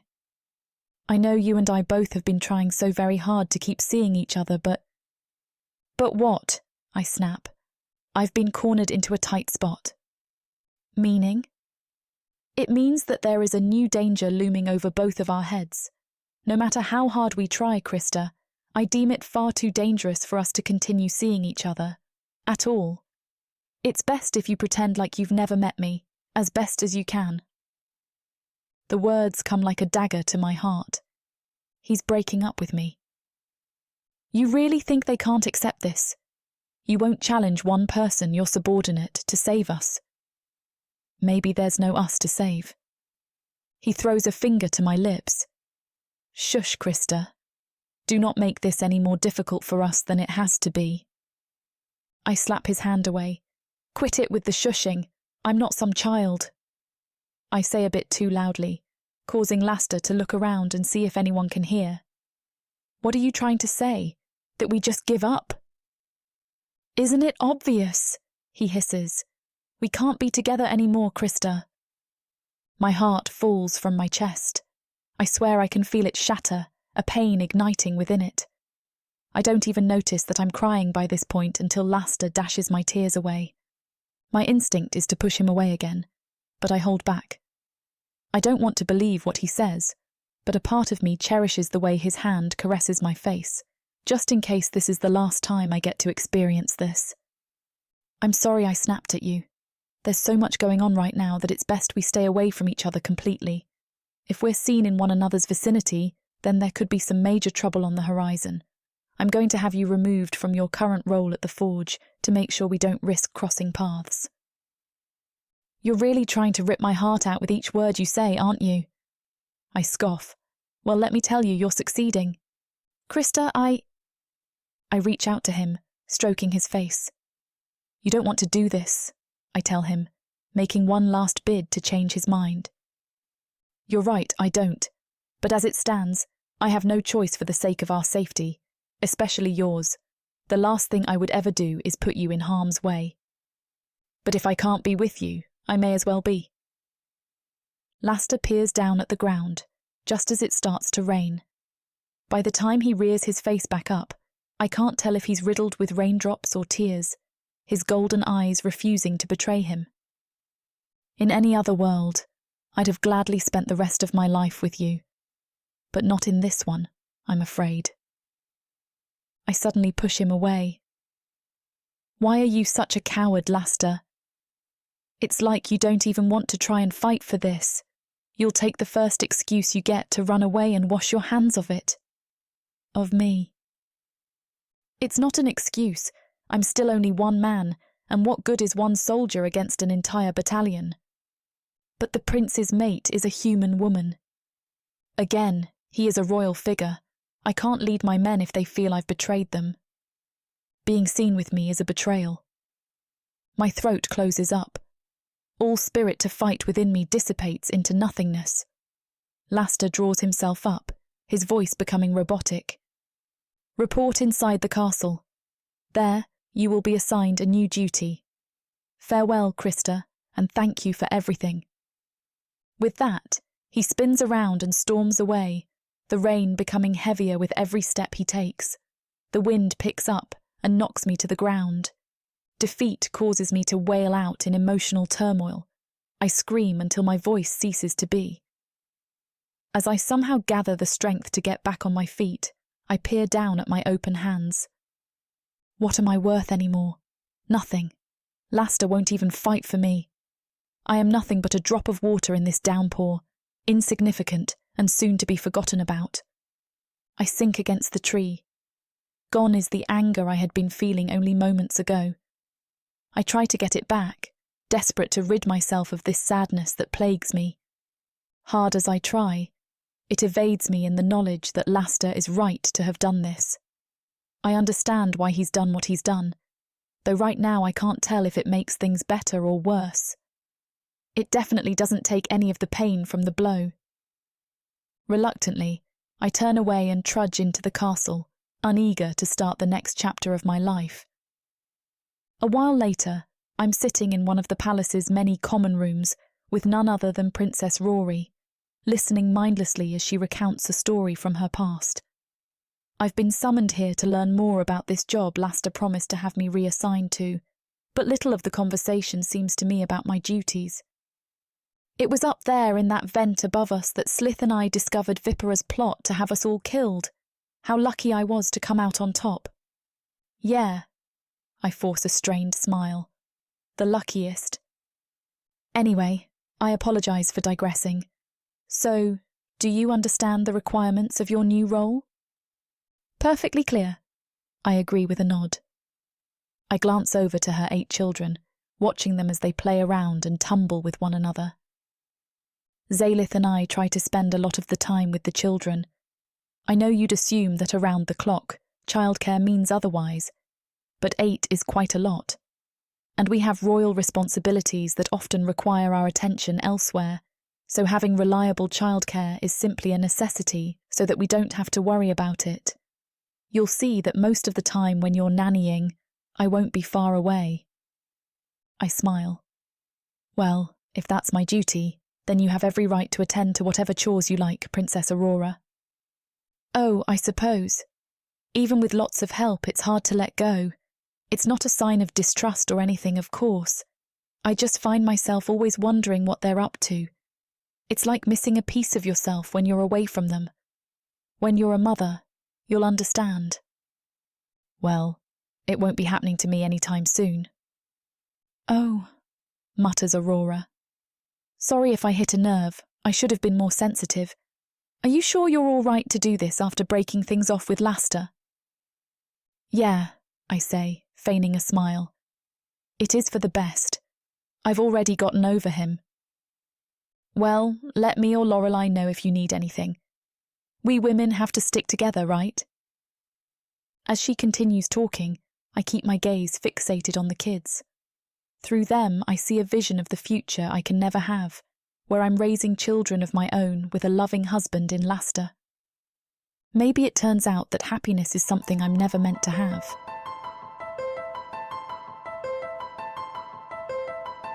Chapter 21. Lasta. I have never known days as long as these. My body and mind are riddled with symptoms of withdrawal from Krista, and it has only been one day since I broke things off with her. I mull over my thoughts as I sort mindlessly through files. Whenever I'm not delving deep into the inner recesses of my mind, I'm hollering out criticisms left, right, and center, both of the Smiths and soldiers, usually over the littlest thing. But I can't stop myself from being an asshole. I'm far too heartbroken and shattered on the inside that I have to take it out on someone. Otherwise, I'll take it out on myself. As a result, everyone is obeying my every whim, no one daring to question my orders.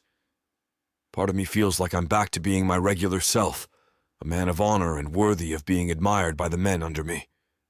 While I may have everyone's respect, I have none for myself. How could I have let you go, Krista? You know the reason why, says the voice of rationality inside my head. You broke her heart and yours in order to keep Laudra safe, and by extension, her. That's what all of this is about. Yet it's not enough to keep Krista's voice out of my mind. I recall her words of accusation, labeling me as a coward. I can't help but ask myself if she's right.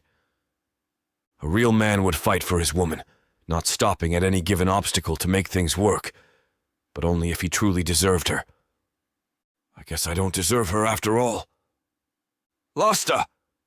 I spin around, my heart pumping as I anticipate seeing her standing there before me. Disappointment plunges through me like a sword when I see it is only a lowly soldier. That's Captain Lasta to you, I shout. What do you want? My deepest apologies, sir. I'm looking for orders. Go polish the shields. I want to be able to see my own damn reflection when I look at them later on. If I don't, then I'll flay you myself. Got it? Yes, sir. The soldier scurries off. Hope had come and played me like a fool. When lunchtime arrives, my first instinct is to find a servant and order Krista some food, but it's going to take a whole lot of getting used to before I break out of that habit. I retreat to a quiet area behind the castle where I can be by my lonesome. I'm all cried out, having been up the whole night lamenting over her departure, so I have no more tears to shed. At least no one can see me in an emotional state. But someone calls to me from around the corner, bringing my break to an end. Captain Lasta? Are you around? Calls a messenger. I'm over here, I yell, waving to the man. Ah, very good. Your presence has been requested by... Let me guess, Solace, I say bitterly. Well, no. Lorelei wishes to see you inside the palace. Lorelei? What could she possibly want? The purpose of her requested meeting with you was not disclosed to me. After break, I head into the castle where I'm greeted by a servant who escorts me to the meeting room. I step inside a luxurious lounge decorated with vases and furniture of a materialist's eye. Hung on the walls are paintings depicting the palace through each century, but none of this catches my attention. I walk to the rear of the lounge, keen to put my mind at ease with the amazing view of the gardens provided by the windows. My eyes wander the gardens, coming to land on the prince's children as they are pushed in 2 big strollers, 4 across by 2 nannies. My heart goes out to them, hoping they hold on to their innocence as long as this world lets them. Mine has long been lost, and there is no hope of ever getting it back. That's when the only woman who can make things better appears in the gardens from around a bush, laughing as she plays peekaboo with the children. Krista. At the sight of her, every part of me wishes to head down there. I know better than to mock the heart of the woman I broke by appearing in front of her, though. I continue spectating as she plays with the children, becoming enamored by her ability to connect so openly with them. She opens a bag of what appears to be snacks, and shares it with them all. You will make a great mother, I say aloud as if she will hear me from all the way up here. I envision a life with her, living in a cottage far, far away from this all. We'd be living together in complete harmony as she grows my eggs inside of her, eventually raising our own young. That's the way things should have worked out between you and I. Alas, such a possibility is gone, out of reach forever, but it has to be this way. Krista gathers the children's supplies and disappears inside the castle, following the two nannies with strollers. I wonder if I will ever be lucky enough to see her again. That's when it hits me. No, I'm not doing this for the greater good. How good can things really be if I'm to live out the rest of my life in utter misery? That's no way to exist. What is good about caving to the demands of spoiled Nagaland citizens instead of demanding change? I lay a hand on the window, longing for the sensation of her touch more than ever before. I messed up, Krista. Letting you go is the worst mistake I've ever made in my life. As my hand slides down the window, I wonder if there's a way I can attempt to make amends, to get her back into my life, or if I can even find the strength to do such a thing. I hurt the human woman badly, this I'm well aware of. I ripped her heart out and threw it to the cold, hard ground, and stomped on it until it was nothing but a bloodied and teary mess. I ignored my fears at the very beginning of our relationship, and they've all come true. I'm not sure what I've achieved by exposing her to such unbearable pain. Have I caught you at a bad time? I spin around to see Lorelei standing by the open doorway. No, not at all, I tell her with a smile. Please, take a seat. Servants rush into the room, pouring us some tea before making a swift exit. I settle down beside Lorelei, staring at the failure that is my reflection in the cup. I can sense something is wrong, Lasta. Please share it with me. Well, I sigh. There's just so much going on surrounding the talk of war right now that it has me worried for Laudra's future. I'm sure you know of the ancient war all those years ago. The last thing we need is a repeat of it. Captain Lasta, you're good at many things, marvels Lorelei, but lying is not one of them. Well, it's Krista who is on your mind, am I right? No use in hiding it anymore, I suppose.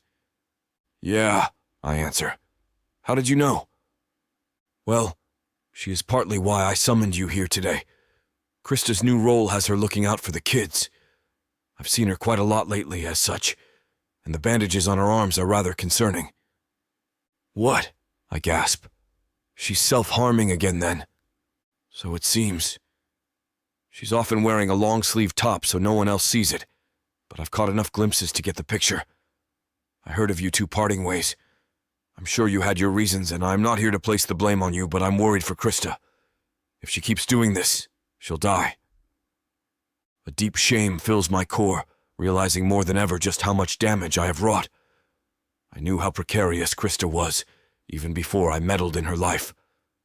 I played so roughly with her that I suddenly fear she may be broken forever. And if she is, it is all my fault. Lorelei reaches over, placing a gentle hand on mine. You know her better than I do, Lasta. Please, I beg of you to try and do something to stop this. I don't know what it'll take to get through to her, but she desperately needs help. I'll do anything and everything I can. I promise you that. She leaves me to be alone. Gods, how selfish could I have been with Krista? I had my fun in bed with her, but was any of this worth what I've done? I could have been a good boss to her, a better friend. I could have been an ear to listen to her, but now I've left her in the dirt to deal with this by herself, and it's not looking good. Guilt hits me hard. I know I'm responsible for this mess that Krista's in. There's no one else to blame but me, but I won't leave her to pull herself out of this. She may be all smiles on the outside, but I know now for a fact that that woman is wounded on the inside. She needs my help, but what can I do to bring stability back into her life? I have no idea if she will even let me get close to her. The relationship between us is over and buried. That much is certain. One thing I didn't plan for is to be doing the same to Krista herself. Solace's words from yesterday echo in my head. Whatever happens after you leave this room will be a direct consequence of what you choose to do. He was right. I made my choice, and now I am experiencing the aftershock. I'm not worried about me, though. Right now, Krista needs me. I owe it to her to clean up my mess.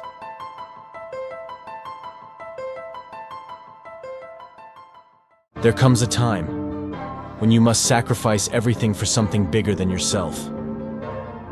My job was to kidnap her, not fall in love with her. What if Julius had seen me use magic? He must never know. What's happening to me? What's happening to my magic? He would never understand. He'd see me as a liability, a risk too great to keep close. When everything begins to fall apart, and the only remedy is to sacrifice your heart. No, I can't let him find out. I propose we take Dukan out of the picture, permanently. Please, don't do this. You will never escape me. I can try. You will fail. And that time is now. Savannah, run!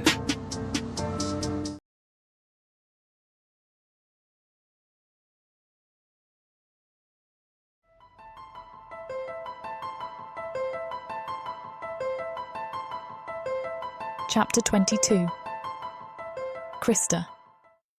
If you bite your feet, you won't be able to play with your siblings, I warn the little rascal that keeps shoving his feet into his mouth. I pull them away, but he insists on nibbling them for some reason. I wonder who he got this peculiar habit from. I'm pretty sure it wasn't from the princess, but if it's from the prince... You're going to be a handful to your parents. Hopefully your father will go easy on you, I tell him, even though he doesn't quite listen yet. The princess was here just a few minutes ago, but needed to take care of some royal duties. I'm getting used to the brunt of childcare since there's no other way to do it. Besides, taking care of multiple children helps distract me from thinking about Laster. I miss him terribly. Despite the long hours of a sleepless night, my heart can't settle with the fact that it's over between us. I saw him the other day, passing through here, the garden where we used to meet. I thought maybe, even for a moment, that he longed for me the same way. I wipe my eyes, not wanting the babies to see me cry. The nibbler holds his arms up, and I pick him up. Soon, 2 of his siblings ask for the same treatment. I let out a laugh, albeit sadly. I'm not as strong as you little ones think. They don't care and pull on the hems of my skirt. Relenting, I fix the nibbler and try to fit in his siblings.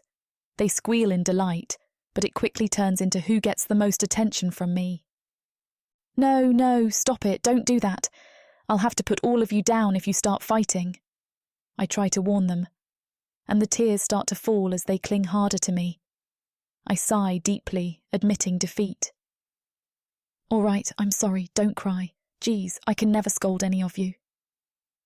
I snuggle them close to me, clinging to any sort of affection. Anything that will fill this void inside of me. It's not fair for me to use these babies as a replacement, but I can't help myself from cherishing the chance to feel wanted. Unable to withstand the weight of the babies, I sit on the grass, still holding them close. The other part of the litter notices and stops playing to come crawling toward me. I'm nearly tackled down, but they take some air out of me. Where's the other nanny? She told me she'd bring the snacks. The royal babies climb all over me, grabbing whatever limb they can to beat the other siblings in this game of attention. Their little hands tickle me though, and once I start giggling, they all follow suit. At least I have these precious creatures to love, I think to myself. Looks like you're having fun today, I hear Lorelei from behind me. I turn around to greet her. They're more hyper today. You can give them time out if you get overwhelmed, she says, approaching us. I tried just a few seconds ago and these 3 cried, I say, pointing to the instigators. Lorelei chuckles. They're going to get spoiled like that. I'll take the blame for it. I get up, at least I try to. Lorelei helps me to my feet without having the kids climb again. I think they're a little wary of her since she's more strict with them. She shoots them a frown, and they quickly circle around me, one even hiding under my skirt. The princess just left, but she'll be back soon, I say. Lorelei stares at me for a moment and looks towards the direction she came from. She leans closer to me, lowering her voice. Listen, I came here because somebody wants to talk to you. I jerk my head back. To me? Who? I try to look over behind her, but she quickly grabs my arm. Don't look yet. I'm making it look like I'm giving you information for the change of guards. Once you see who's behind me, I want you to act in an understanding manner. Okay?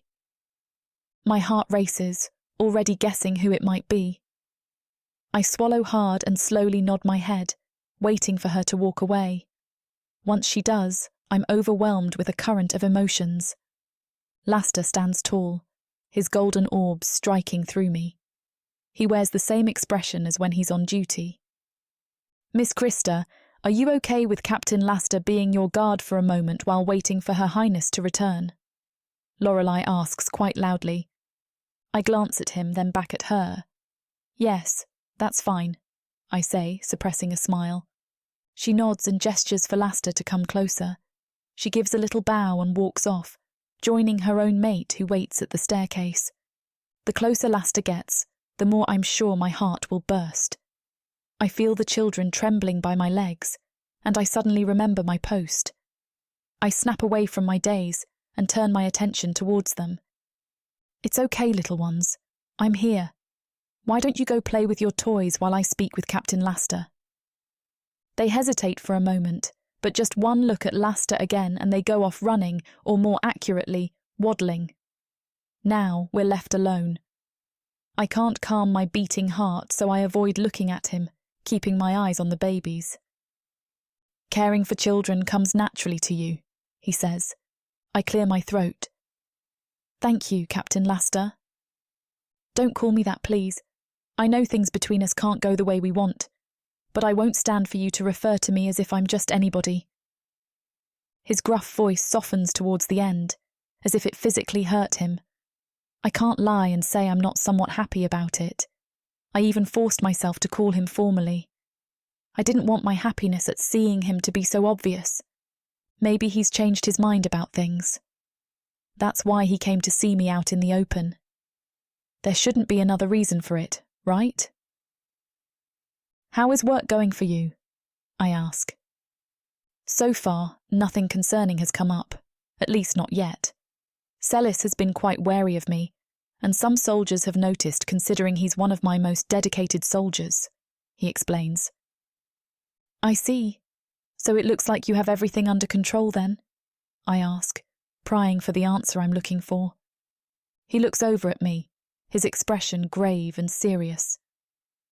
It doesn't mean things can go back to how they were between us. There can only be friendship, Krista. I look down at my feet, swallowing my tears and clutching my skirt. After schooling my features, I stare off towards the direction of the children. They're wrestling one another, completely unaware of what's going on here. Friends, I utter, mulling over his words that burn more than hot coal. I'm not trying to punish you at all. None of this is your fault. There's nothing you or I are able to do against the current circumstances. I still care very much about you. You do? I ask, looking at him from the corner of my eye. He nods. I do. I wouldn't be risking approaching you in broad daylight if it weren't true. I suppose he has a point. Although soldiers aren't typically allowed by this side of the gardens due to security reasons. But it doesn't discard the possibility of other palace workers seeing us. Which is why he's keeping a safe distance from me. At least I'm finally able to see him. Something is better than nothing. I guess being friendly will do just fine, I say, controlling my voice in order for it not to break. Good, I'm relieved to hear that. We stand there in stone silence, watching the children play. I often check that the other nanny isn't coming. Now I wish she would take longer getting those snacks, just so I can enjoy every second to spare with Laster. They all look very much like Prince Zalith, he comments. I nod. Their scales are the same colours as His Highness's, but I think they're going to have Princess Aurora's eyes. Is that so? All of them? Well, they're still too young for us to know. There's also no telling if they'll have more human features than Naga. Interesting. Another pregnant pause. It wasn't like this before. Just standing uncomfortably with neither of us talking.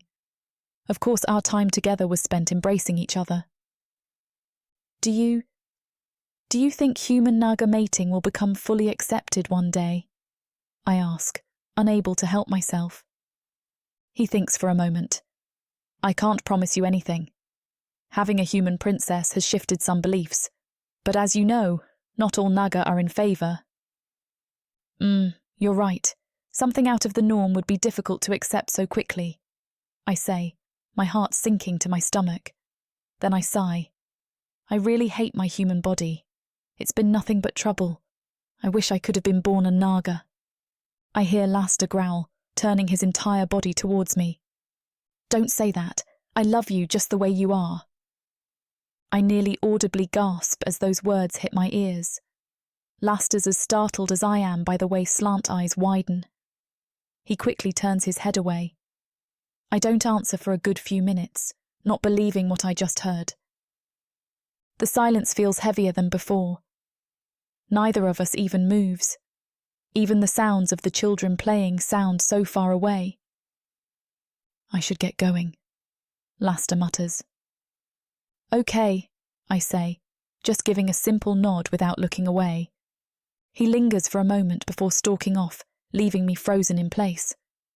I know when he's out of sight by the way the children get closer to me.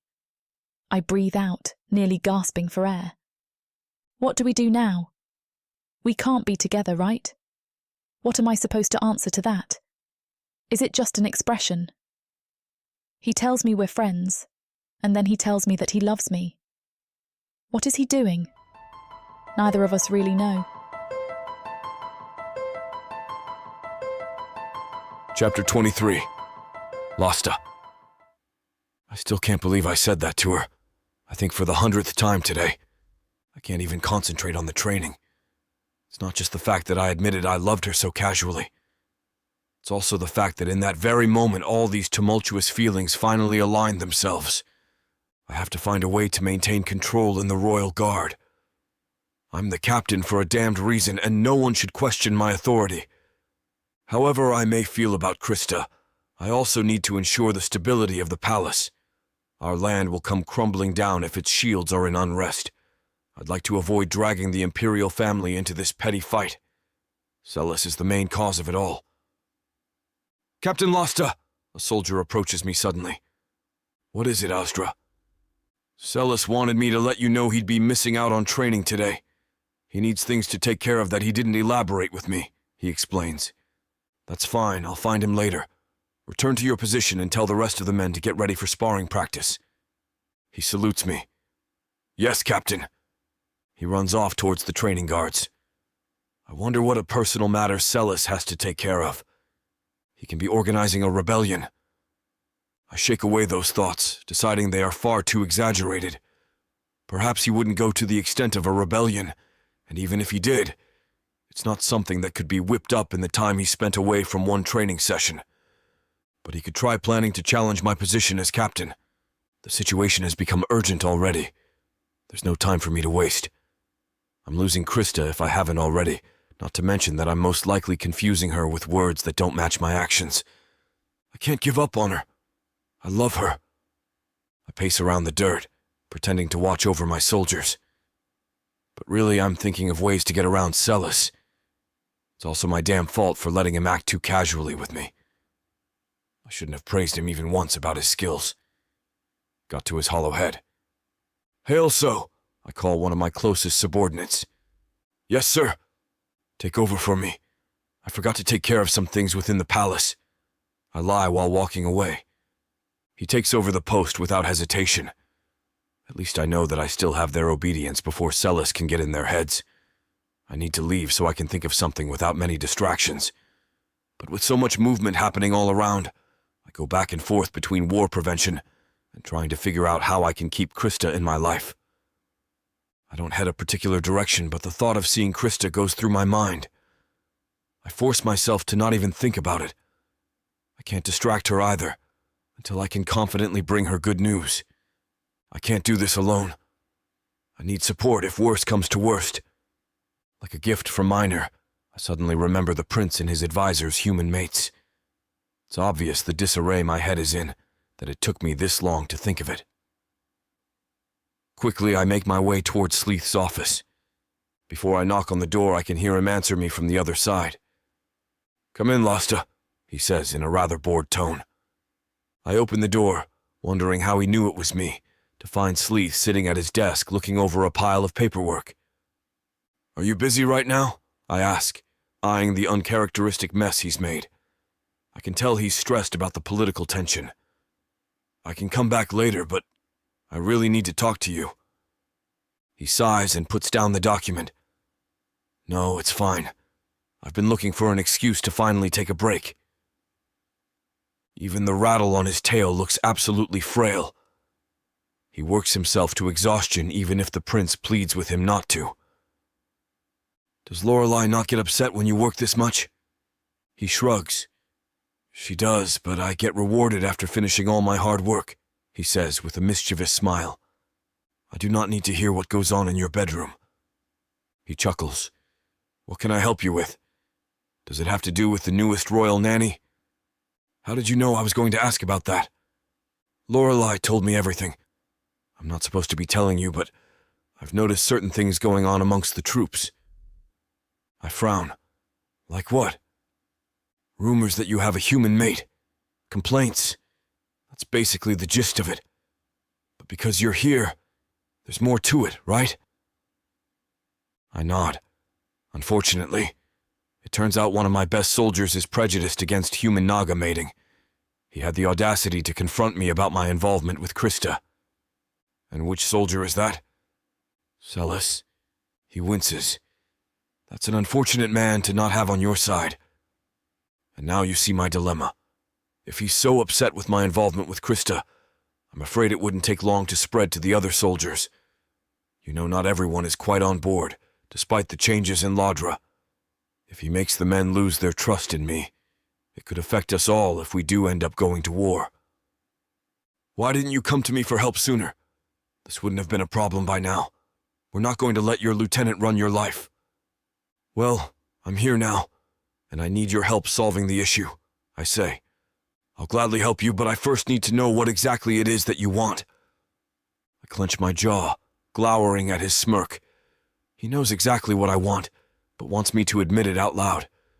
He only looks more smug the longer I take to answer. "You can be so irritating sometimes. Come on. It's not that hard to say, Captain," he teases. "Fine. I want you to help me somehow get rid of Solace, so I can be with Krista without him stirring everyone up. Because I love her. Because I'm not willing to walk away from her. Happy now?" I snap at him. "It's the first time I've ever seen you flustered. You can finally know what it feels like." I gag. "I'm not like you. Stop telling me about your mating life and help me with this." Yes, let me just organize all this mess, and we can come up with a plan." His way of organizing his office is to pile all the paper in a neat stack and hide everything else in a drawer or cabinet. He locks the door to his office to make sure no one will bother us. I feel weight lift from my shoulders, knowing I can trust Sleeth to help me solve everything. Sleeth sits down at his chair and I stand over the desk. Then he rummages through a drawer that's filled to the brim with papers. He takes out a few pages lined with string and places it in front of him. "Why are you taking out Solace's information?" "Every time there's a need to release soldiers, I have to make a record of where they're being sent. It looks like he was in the front lines in the previous skirmish and the one before that." "Like I said, he's one of my best soldiers," I remark resentfully. "Right. And after he confronted you about Krista, has he been acting a certain way with you? Any changes in training or routine?" "He's been acting the same with the others, but quite offstandish with me. Recently I haven't seen him during training sessions." The morning quickly becomes the afternoon in Sleeth's office, as we strategize what to do with Solace. Killing him isn't an option, and we can't do anything that will cause any sort of attention. It It must be something that will be discreet, and no one would bat an eye to. I'm near giving up when Slith perks up from behind the document he holds. He smacks his face with his palm, and I stare at him bewildered.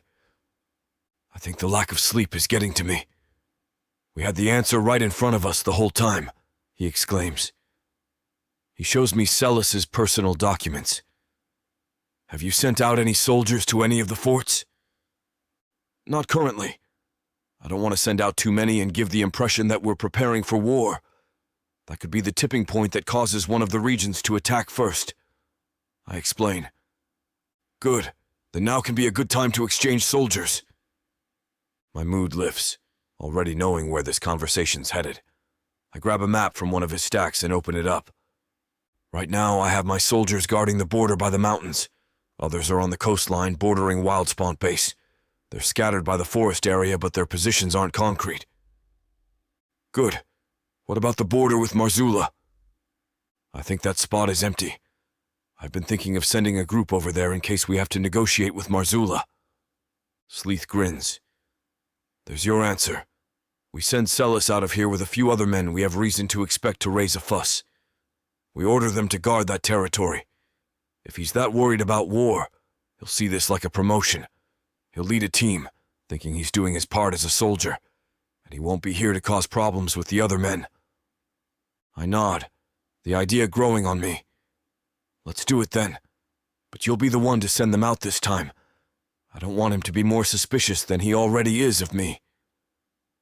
Don't worry about that. Everything's finally getting into place, thanks to Slith's help. With this, it gives me more hope I have a chance to secure a future for me and Krista without interference, even if I'm not sure if she wants me at this point. Chapter 24. Krista. It was only yesterday that Laster accidentally admitted that he loved me, but I haven't stopped thinking about it since. All day, as I was babysitting the royal babies, it replayed in my head over and over. Now as I sit in the garden alone, I think back to my first conversation with Aurora and Lorelei, and how they told me that you have to fight for what makes you happy, because you don't know how much time you have to enjoy that happiness. The more I think about it, the more I know what I have to do. Something on your mind? Lorelei asks me. Actually, yes, I have to do something, but I don't know if I can do it. An expression of concern takes over her face, and she furrows a brow at me. Is this something going to harm you? She asks. I immediately deduce what she's hinting at. I've caught her looking at my arms where my bandages are hidden on more than one occasion. While I have no idea how she found out about the self-harming, it's obvious that she did. Oh, no, it's not like that. Actually, this has to do with Laster. Does this have to do with whatever he said to you yesterday? Yes, it does. He accidentally told me he loved me, and then ran off. She gasps, smiling widely at this news. Oh, Krista, this is good, right? It is. It shows that he has real feelings for me. And I want to go and tell him that I feel the same way. That I love him too. I just don't know if I have the courage to do it. What if he still rejects me? If he rejects you, then I will hunt him down myself and make sure that he regrets it. I giggle, but immediately remind myself that his rejection is a serious possibility. Lorelei senses my change in mood and opens her mouth to speak again. In all seriousness, the only way you can know is to put yourself out there. If he slipped up yesterday, then chances are he is already close to giving up this charade. Laster obviously loves you deeply. The only reason he even did this in the first place was to keep you safe. You really think so? I do. But there's only one way for you to find out. You have to go to him immediately. Tell him how you feel. You can do this, Krista. I nod to myself. She's right. And now that I have the courage, there's no point in waiting another second. I say my goodbyes to Lorelei and head straight to where I know he'll be. The closer I get to the forge, the more nervous I get, but I have to ignore those feelings and just do it. Things cannot go on like this any longer. I have to fight for what I want, what I love.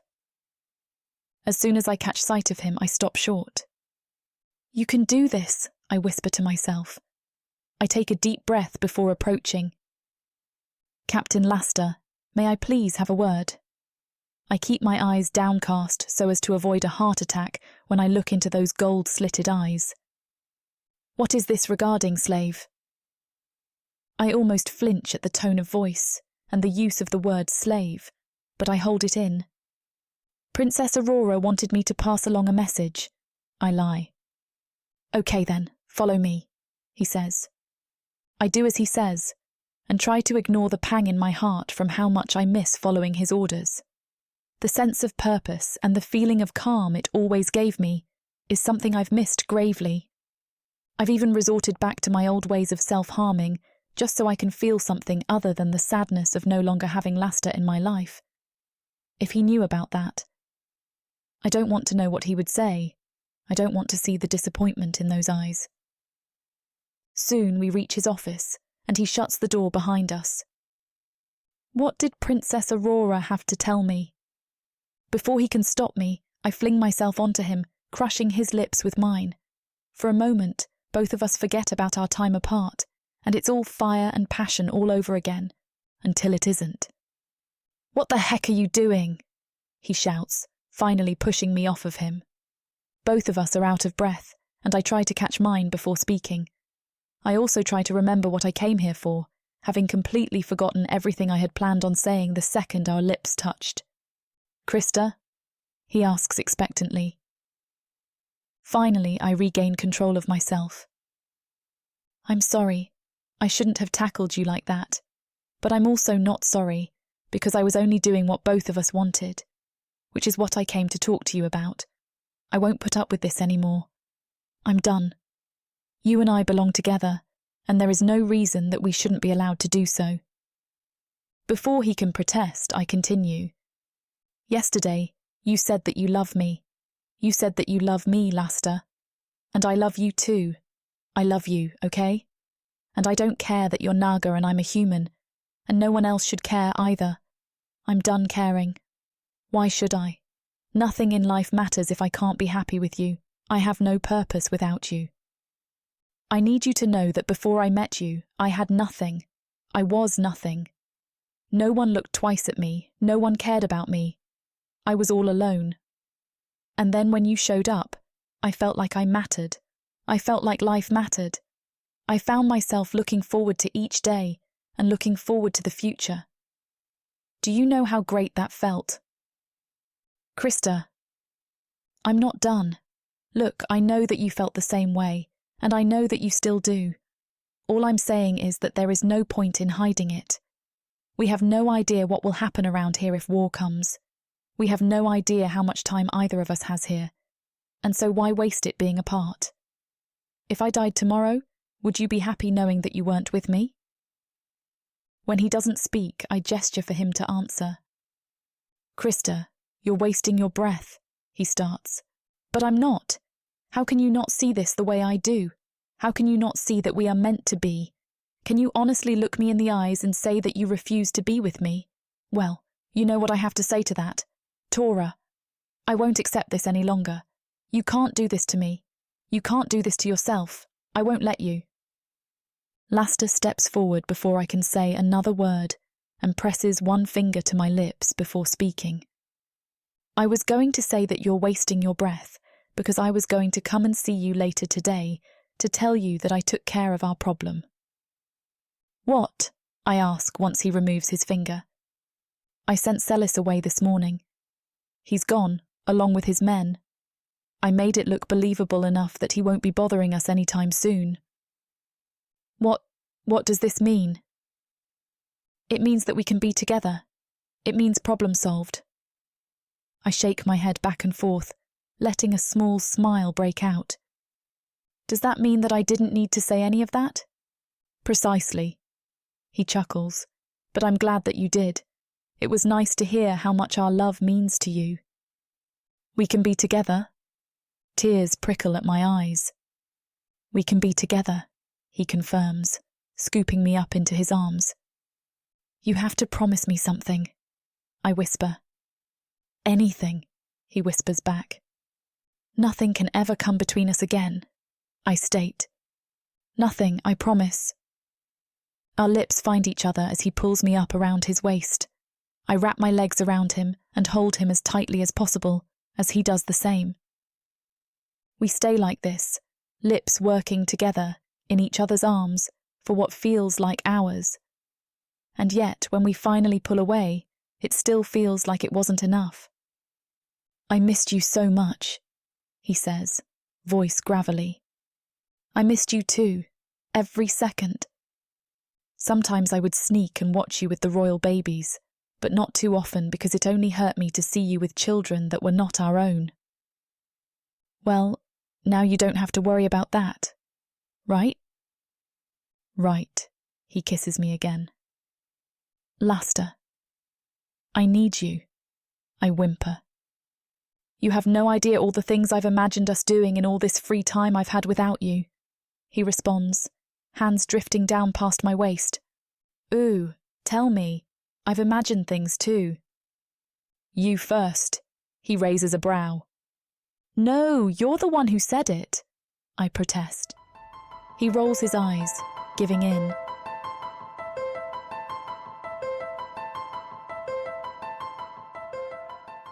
Sorry for the interruption. I know you were gearing up for a steamy scene, but it's way too hot for YouTube.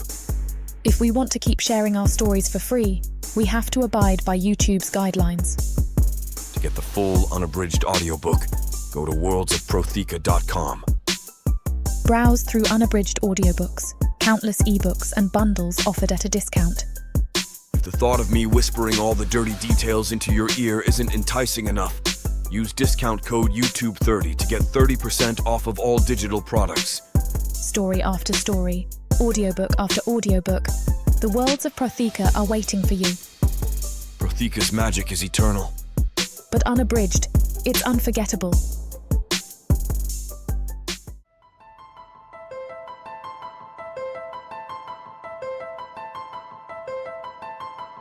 Chapter 25. Lasta. The sun is bright, almost brittle as it burns across Lodra. We're going to be late, I grumble as I stand outside the palace doors and wait for Krista. You know that she needs time to prepare, Aurora says with mirth in her voice. She wants to look good for you. I shrug impatiently as we move to stand in the shade. The palace grounds are stunning in the sun, but I've been waiting for 30 minutes. I like how she looks all the time, I tell Aurora, but my voice softens. I don't have the capacity to be annoyed at Krista for more than a second, and I appreciate the effort she takes for me. Well, this is what you signed up for.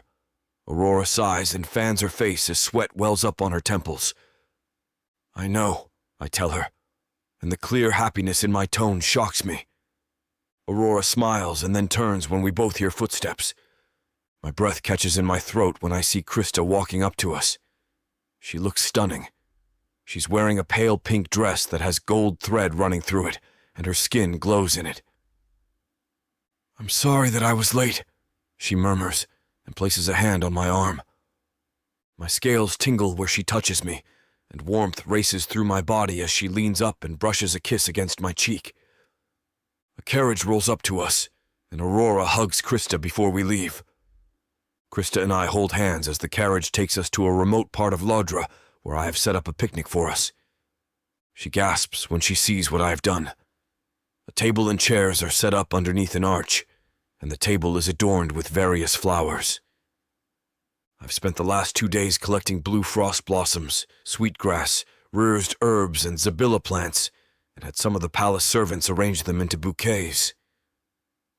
This is so beautiful! Krista looks at me excitedly as I get the basket filled with food from the carriage. Sit down, I order her, and she obeys easily.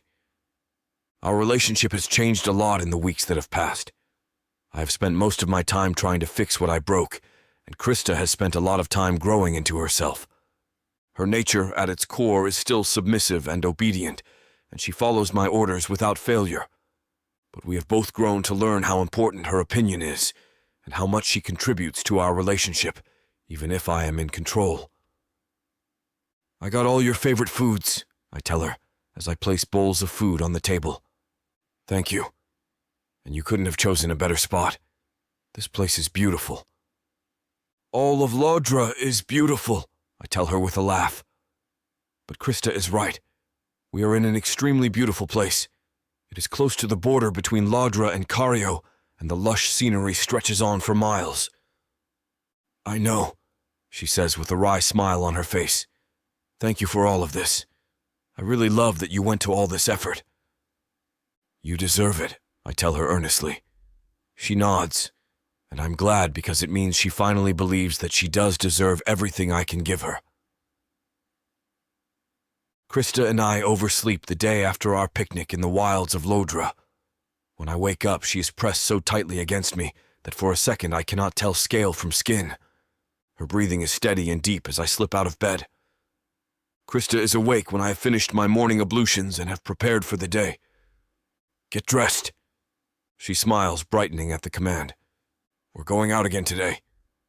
She follows my orders and pulls on the dress that I picked out for her. Where are we going? She asks me. Today, I tell her, and my heart thuds in my chest. Today we're going into town. Her face goes pale as she realizes what I'm saying. You can't be serious? She asks me and backs away slightly.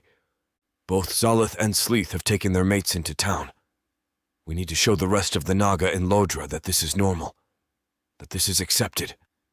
And I know you're afraid, but this isn't a request. This is an order. Her face tightens and her lips press into a thin line, but she nods. We take another carriage into town this time, and Krista's fear is palpable all the way there. But then I take her hand in mine and she grips it. I stroke the back of her hand with my thumb to give her some reassurance, and she smiles uncertainly at me. Walking through town hand in hand with a human is definitely not a good experience at first. My people aren't a very liberal or accepting species. Krista practically clings to me and keeps her head down until I stop her.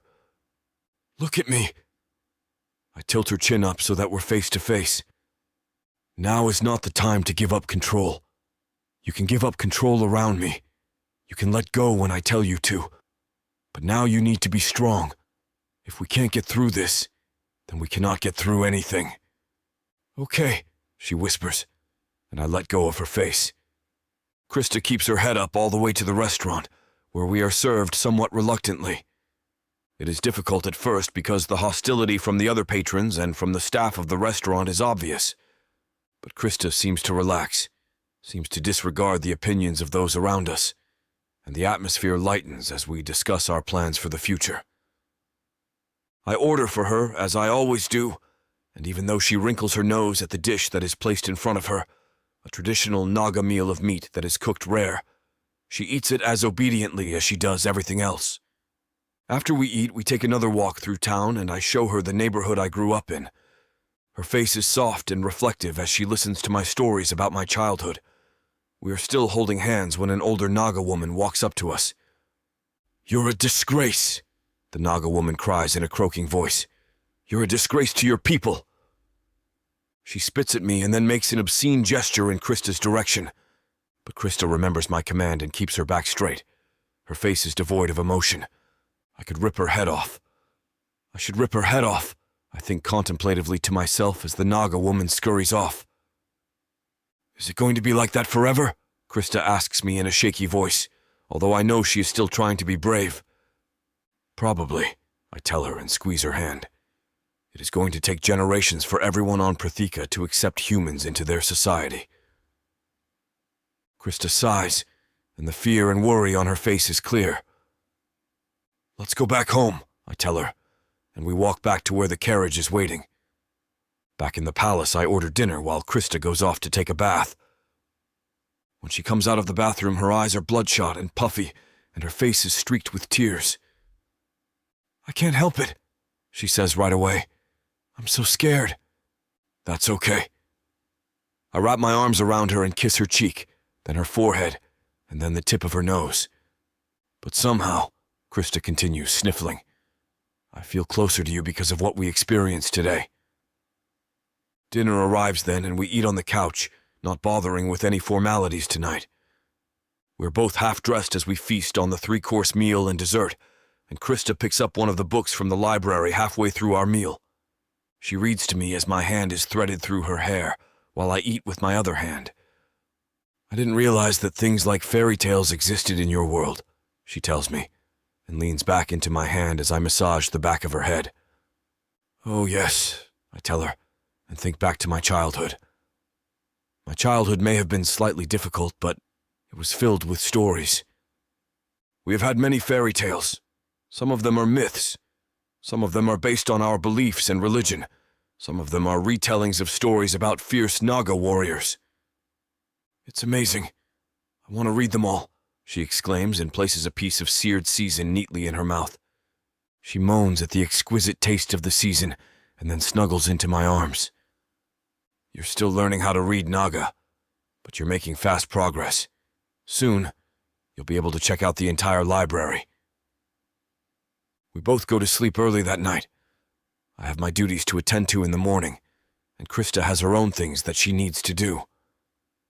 I realize as we get into bed that Krista is finally opening up to me again after weeks of silence. I would never blame her for her silence. What I did to her is despicable. But I'm just glad that I'm winning her over again. "You know what you need to do next?" I think to myself as Krista falls asleep in my arms. And I do know. I know exactly what I need to do. I just hope that Krista feels the same way. Chapter 26. Krista. I am alone when I wake up. I haven't woken up alone in weeks, and the sensation is strange. I stretch out, my eyes fluttering open, and my hand brushes against something that is decidedly not a pillow or blanket. I open my eyes properly and sit up, running a hand through my hair. Then I reach for the piece of paper that is on Laster's side of the bed. "Darling girl," the note reads. Tears spring up in my eyes immediately because I can almost feel the tenderness with which he wrote the note. "I have some special plans for us today. I have your dress and shoes ready. Be ready at noon. Don't be late." The note, though stern, is sweet, and my heart leaps in my chest as I jump out of bed. I find the dress and shoes easily enough and slip into them after I wash my face and brush my hair. Aurora is waiting for me outside Laster's quarters when I leave, and the light shining in her eyes tells me that Laster has let her in on the secret. "What does he have planned for me?" I ask her excitedly, but she presses her lips together in a secretive smile and shakes her head. "He told me to keep my mouth shut. All I'm allowed to say is that you need to go to the West Gardens." I try to get more information out of Aurora, but she has to run because she has the babies to take care of. I follow the path out of the palace and then head for the West Gardens, which are on the far end of the palace grounds.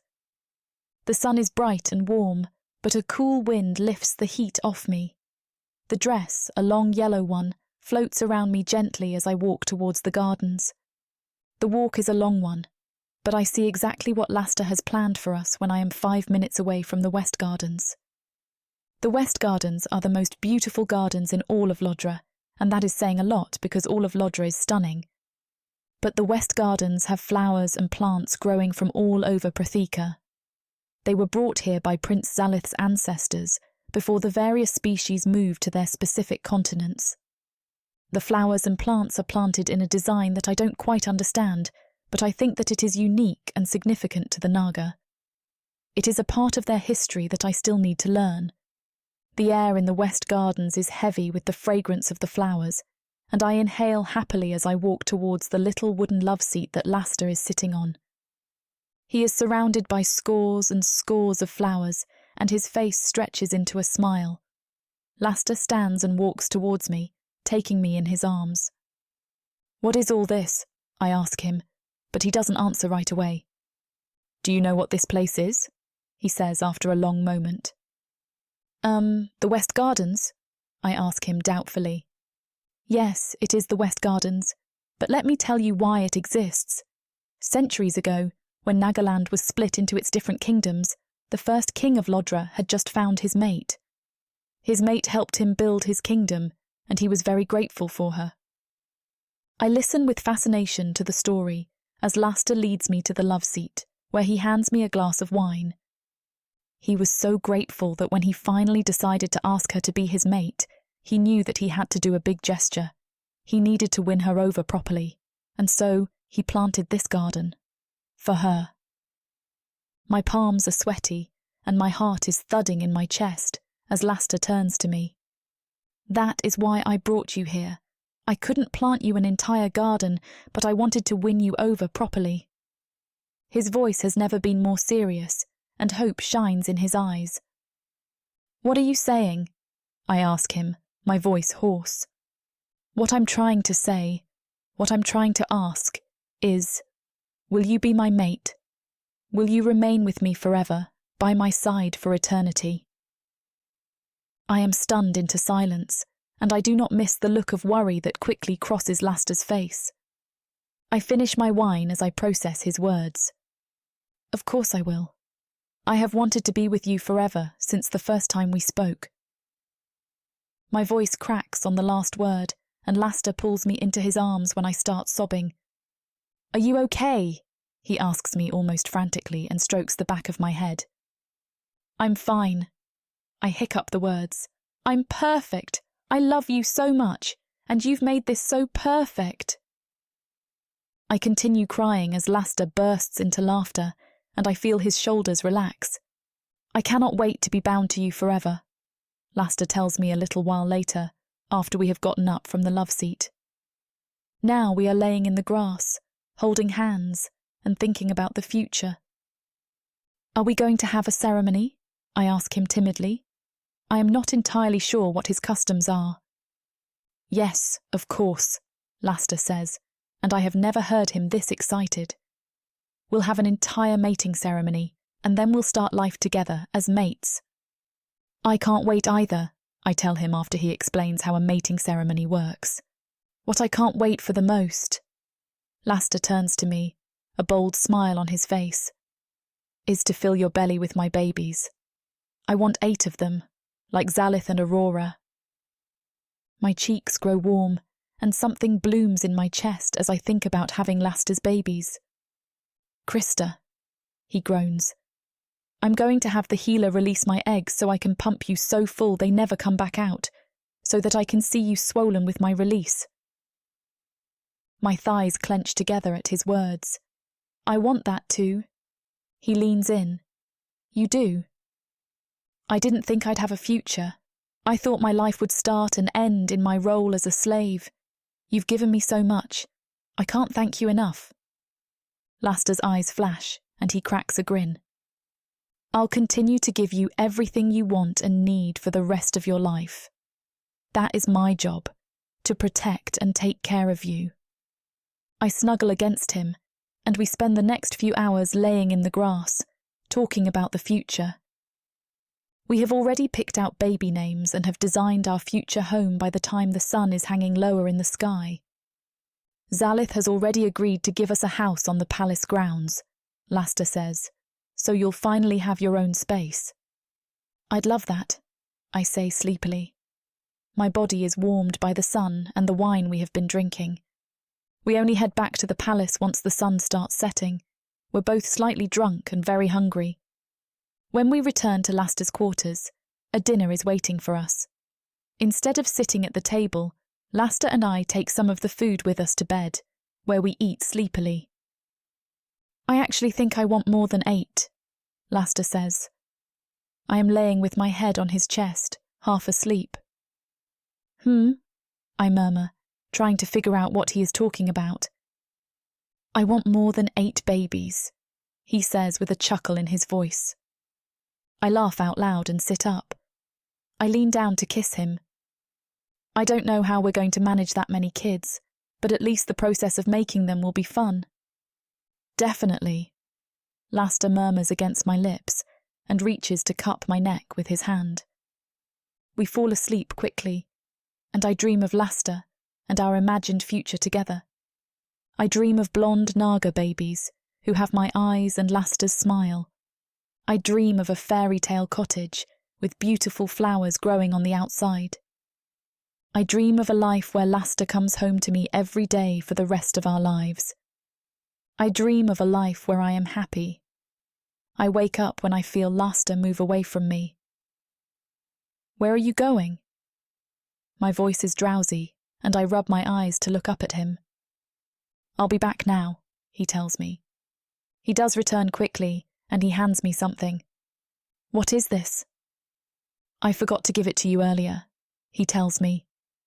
There is a smile in his voice, and I do not need to look at him to know that there is a smile on his face too. It is a little velvet box, and when I open it, I gasp at the thing inside. It's gorgeous, I whisper, as tears well up in the corners of my eyes. It is a golden circlet that will fit perfectly around my arm. I wanted to get you something that you could wear to show that you're mine now, my mate. It's lovely, I breathe the words. You will wear it after the mating ceremony. The order is clear, and no other male will interfere with you, and if they try to, they will face my wrath. Lasta places the circlet around my right arm, and we start planning the mating ceremony. To my surprise, Lasta is very interested in being involved in the planning process. You'll get a lot of help from Aurora and Lorelei, he tells me. But it is our mating ceremony, so you have to get what you want. Don't let them talk you into anything you aren't comfortable with.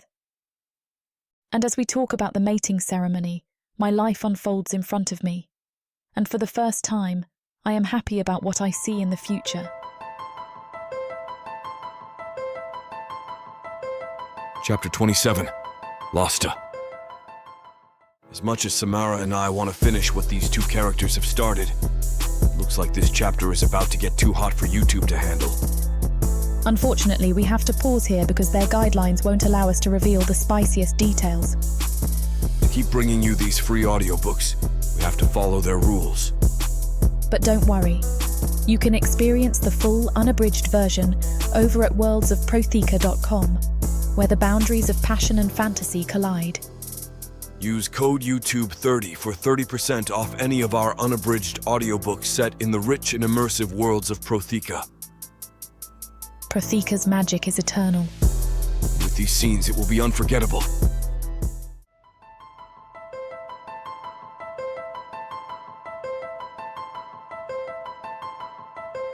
Chapter 28. Krista. It's only been 1 month of being pregnant, but I'm already huge. Aurora warned me about naga human pregnancies being a lot more intense than a normal human pregnancy, but I was not fully prepared for this. Thankfully, I have Lasta to take care of me pretty much all the time.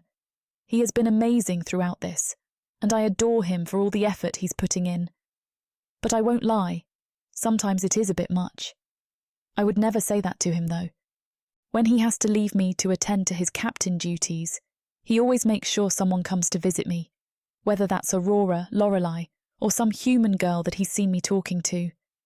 He never wants me to be alone, in case something happens or I need something, which is why tonight I'm putting together a dinner with all his favourite foods, including some roasted tora meat and mashed burgona.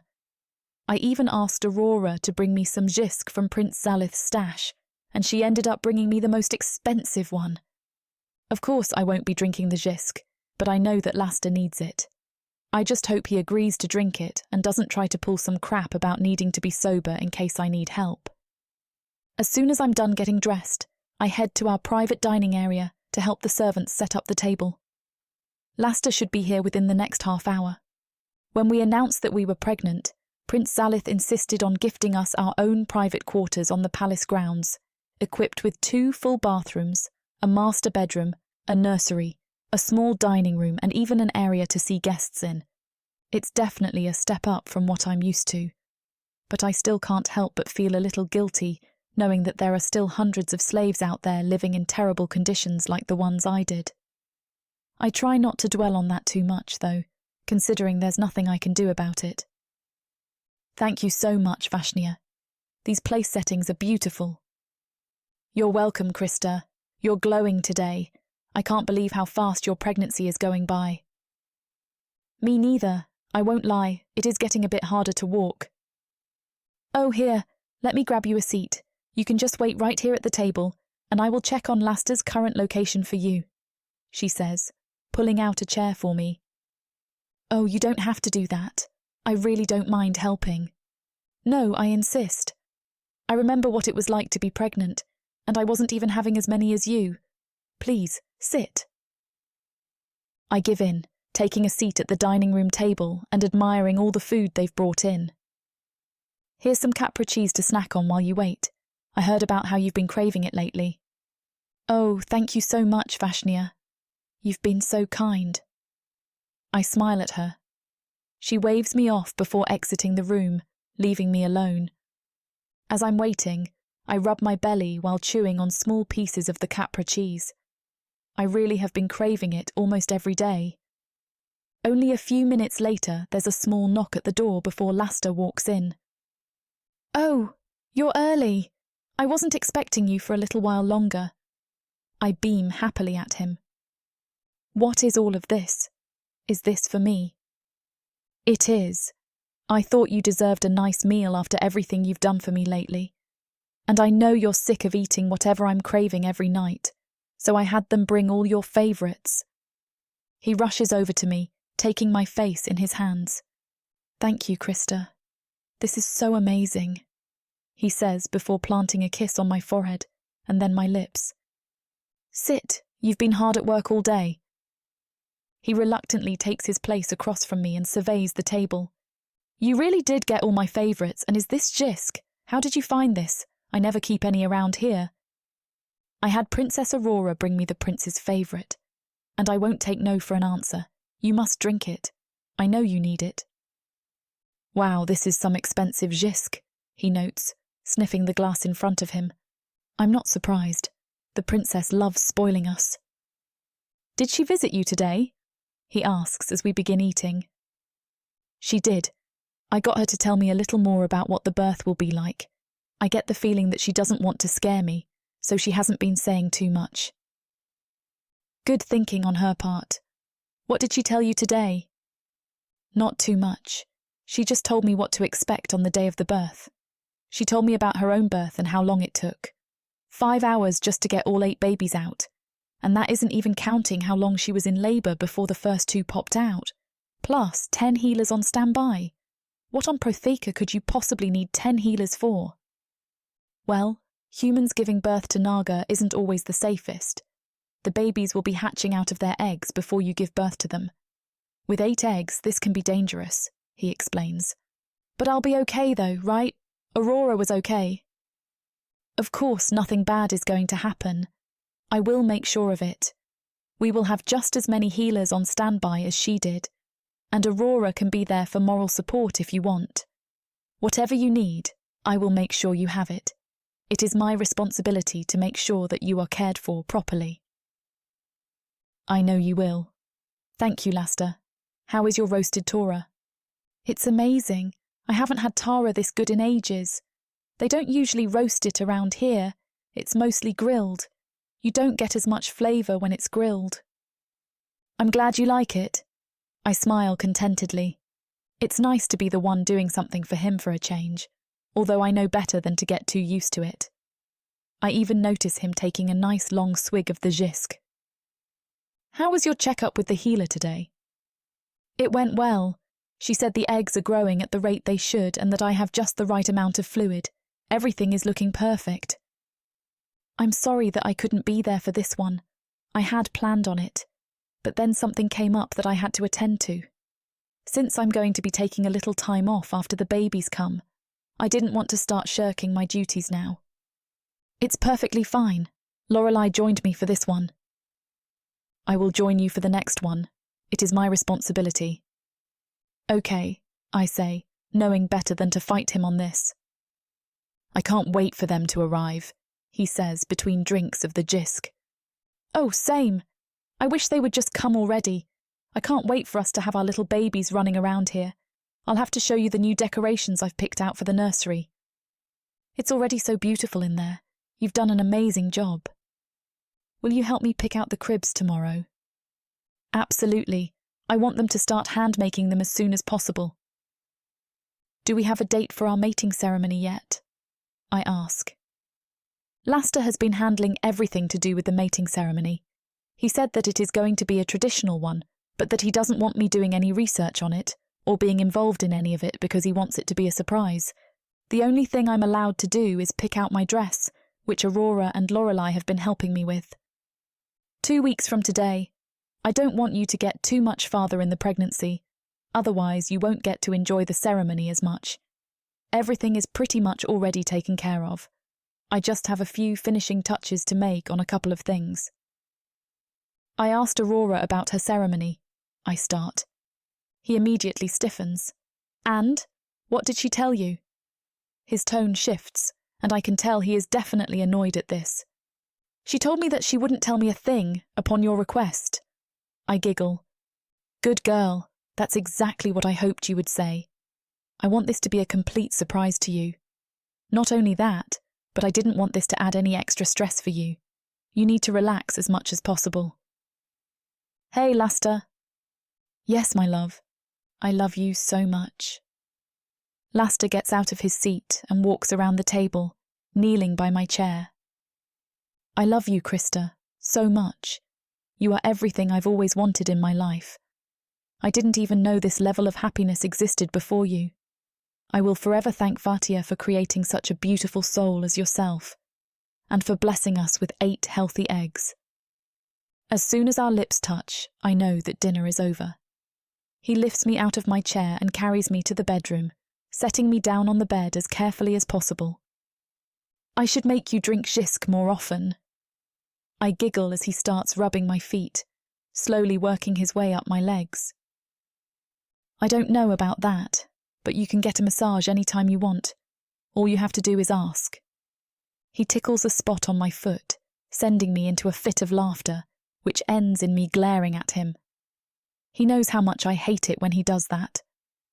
As we spend a relaxing night together, I can't help but feel incredibly grateful. This is exactly the life I always wanted, and I can't believe I get to spend it with Laster. I truly couldn't ask for anything better.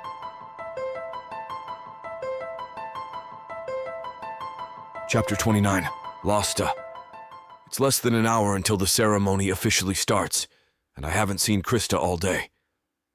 I opted to go the most traditional route with our mating ceremony, and so she has been with Lorelei and Rory all day, who are making sure that she does not come into contact with any man, just like the tradition says. I'm usually not such a stickler for tradition. To be honest, I've never really paid much attention to most of the mating ceremonies I've been to. In fact, at Sleeth and Lorelei's mating ceremony, I just got super drunk off Jisk. I barely remember that night, but for some reason I felt like it was important to do this for Krista. I felt like she needed this, and so everything is going to be completely by the book. Nervous? Sleeth's voice sounds from behind me. I turn to see him and the prince smirking at me from the doorway of my dressing room. Of course not. What is there to be nervous about? Maybe that your mate might decide to run off at the last minute? Sleeth jokes. That's not funny, and Krista would never do that. Relax, I was just joking, my friend. I'm only sharing what was going through my own head during my ceremony. You thought Lorelei was going to run off? I ask. It definitely crossed my mind, but I knew in my heart that she would show up. It was just a very nerve-wracking day. I wasn't in my right mind for half of it. I remember, Zaleth jokes. Shut up, like you were any better. I had my mating ceremony on a battlefield, so I'm not sure I count. True. You guys are making me even more nervous, I complain. I thought you weren't even nervous, Zaleth laughs. Well, I lied. I roll my eyes at him. Come on, buddy, let's head to the altar. I straighten my tie and follow them outside. Everything looks exactly like I wanted it to. There is a small gathering of chairs on either side of the aisle, for only our closest friends and family. The aisle is littered with small pink flowers, and at the end is the altar, where my shaman stands waiting. I walk to the altar and wait there. It should be any minute now. After what feels like hours, the guests all take their seats, including Rory and Lorelei, who both take a seat next to their mates. Zaleth gives me a small nod, and Rory beams at me. There's a commotion up ahead, and when I turn, the most beautiful woman I've ever seen walks up. She's wearing a light green dress with a long train of pink flowers flowing behind her that match the flowers scattered along the aisle. Her long blonde hair cascades down her shoulders, ending with the smallest curls. She wears a small flower crown on her head, with ribbons of different colors hanging from it. Finally, I look her in the eyes. Even from here, I can see her bright green eyes that match her dress almost perfectly. Before I get carried away in those eyes, I glance down to her rounded belly, and I almost have to hold back tears. It's getting so big, and she looks so beautiful like this. She smiles shyly at me before turning to the woman standing next to her. The woman opens a small blue bag, which carries in it one of the stones that will tell us what our future together will look like. Krista glances at me nervously, and I give her an encouraging smile. She sticks her hand in the bag, closes her eyes, and waits a moment before pulling out a stone. She looks at it for a moment before looking straight at me, tears shining in her eyes and a big smile on her face. The woman with the bag gestures for her to start her descent down the aisle, and so she does. I want to know more than anything what the stone says, but we spoke about this last night. It's the one part of the ceremony I told her about. We both agreed that she would show me the stone in private at the end of the ceremony. We wanted it to be something that we didn't share with anyone else, something just for us. It is the one and only way I veered from tradition. When Krista finally reaches me, I give her a hand as she climbs up the 2 small steps. This is when I catch sight of the necklace she wears. It hangs between her chest on a green cord, ending in a small pendant with a cap on top. Inside are the herbs that the shaman will use in just a moment.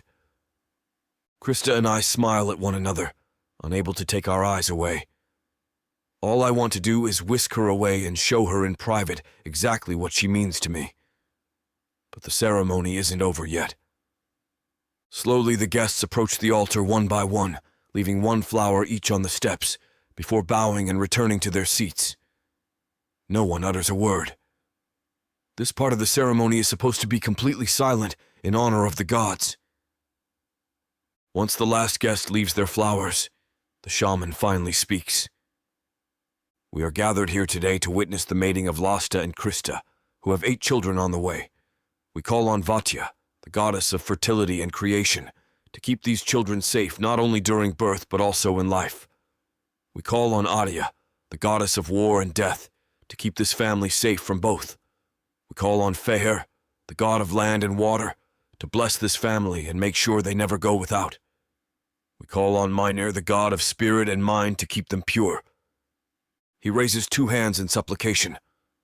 And finally, we call on Noella, the goddess of order and justice, to watch over them and make sure that any wrongs done are righted. In the name of the light, I will now bless this couple with the herbs that Feher has provided us. The shaman removes the necklace from around Krista's neck, pops the cap off, and empties the herbs into his palm. He then sets the necklace behind him and proceeds to crush the herbs in his hand before sprinkling them on top of mine and Krista's heads. Next, he utters a short prayer to himself before joining our hands together. In the name of the light, you may now kiss your mate. Krista looks up at me, cheeks rosy and eyes twinkling. She's never looked more beautiful. I lift her chin up and press my lips against hers.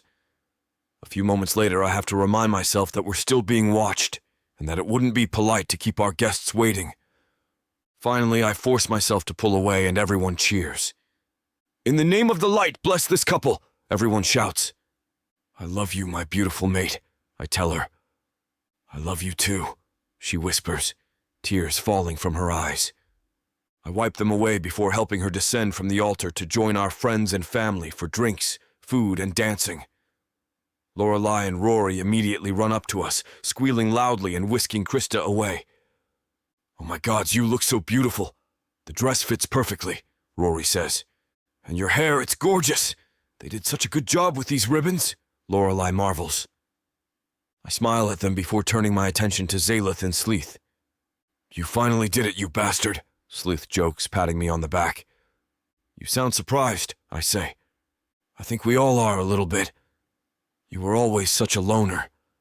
I never really thought you would settle down and have a family one day, but it suits you well, my friend.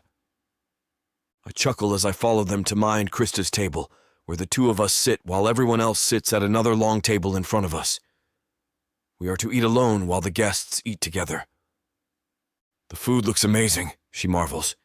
Don't worry, I had them slip in some Capra cheese. There's a small plate of it right here. Oh, thank gods, she says, immediately grabbing a chunk and eating it. I laugh because this girl really is addicted to the stuff right now. Just the other night, I caught her sneaking out of bed to grab some. It's comical, really. As we eat, a Jinrayaha player starts up, and everyone stops talking for a moment to enjoy the music. It's beautiful, Krista whispers. I knew you'd like it. I picked my favorite songs for them to play. I didn't know you were such a big fan of music. Indeed. Sometimes it was the only escape I had. I don't get to hear it often, but over the years it's grown to be my favorite musical instrument. We should teach the kids how to play. That way we always have music playing in the house. That's a lovely idea. I hadn't thought of that. We will certainly arrange for lessons once they are old enough.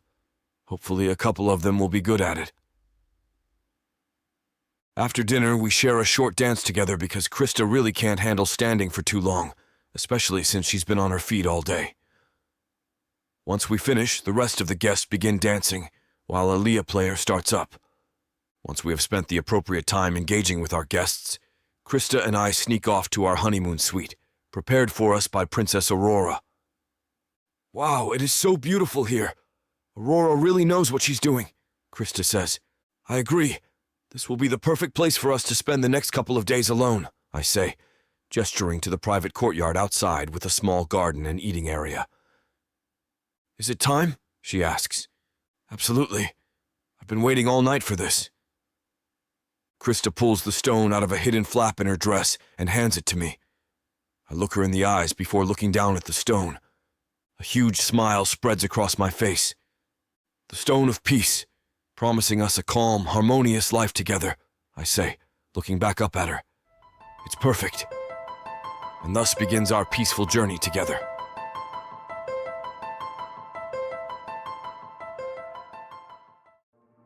There isn't much left of the world after the orcs came. Savage. Brutal. Merciless. If you're a woman, you're property. Even to other humans. What happens when an orc stakes his claim on a human woman? Who would dare to stop him? Me.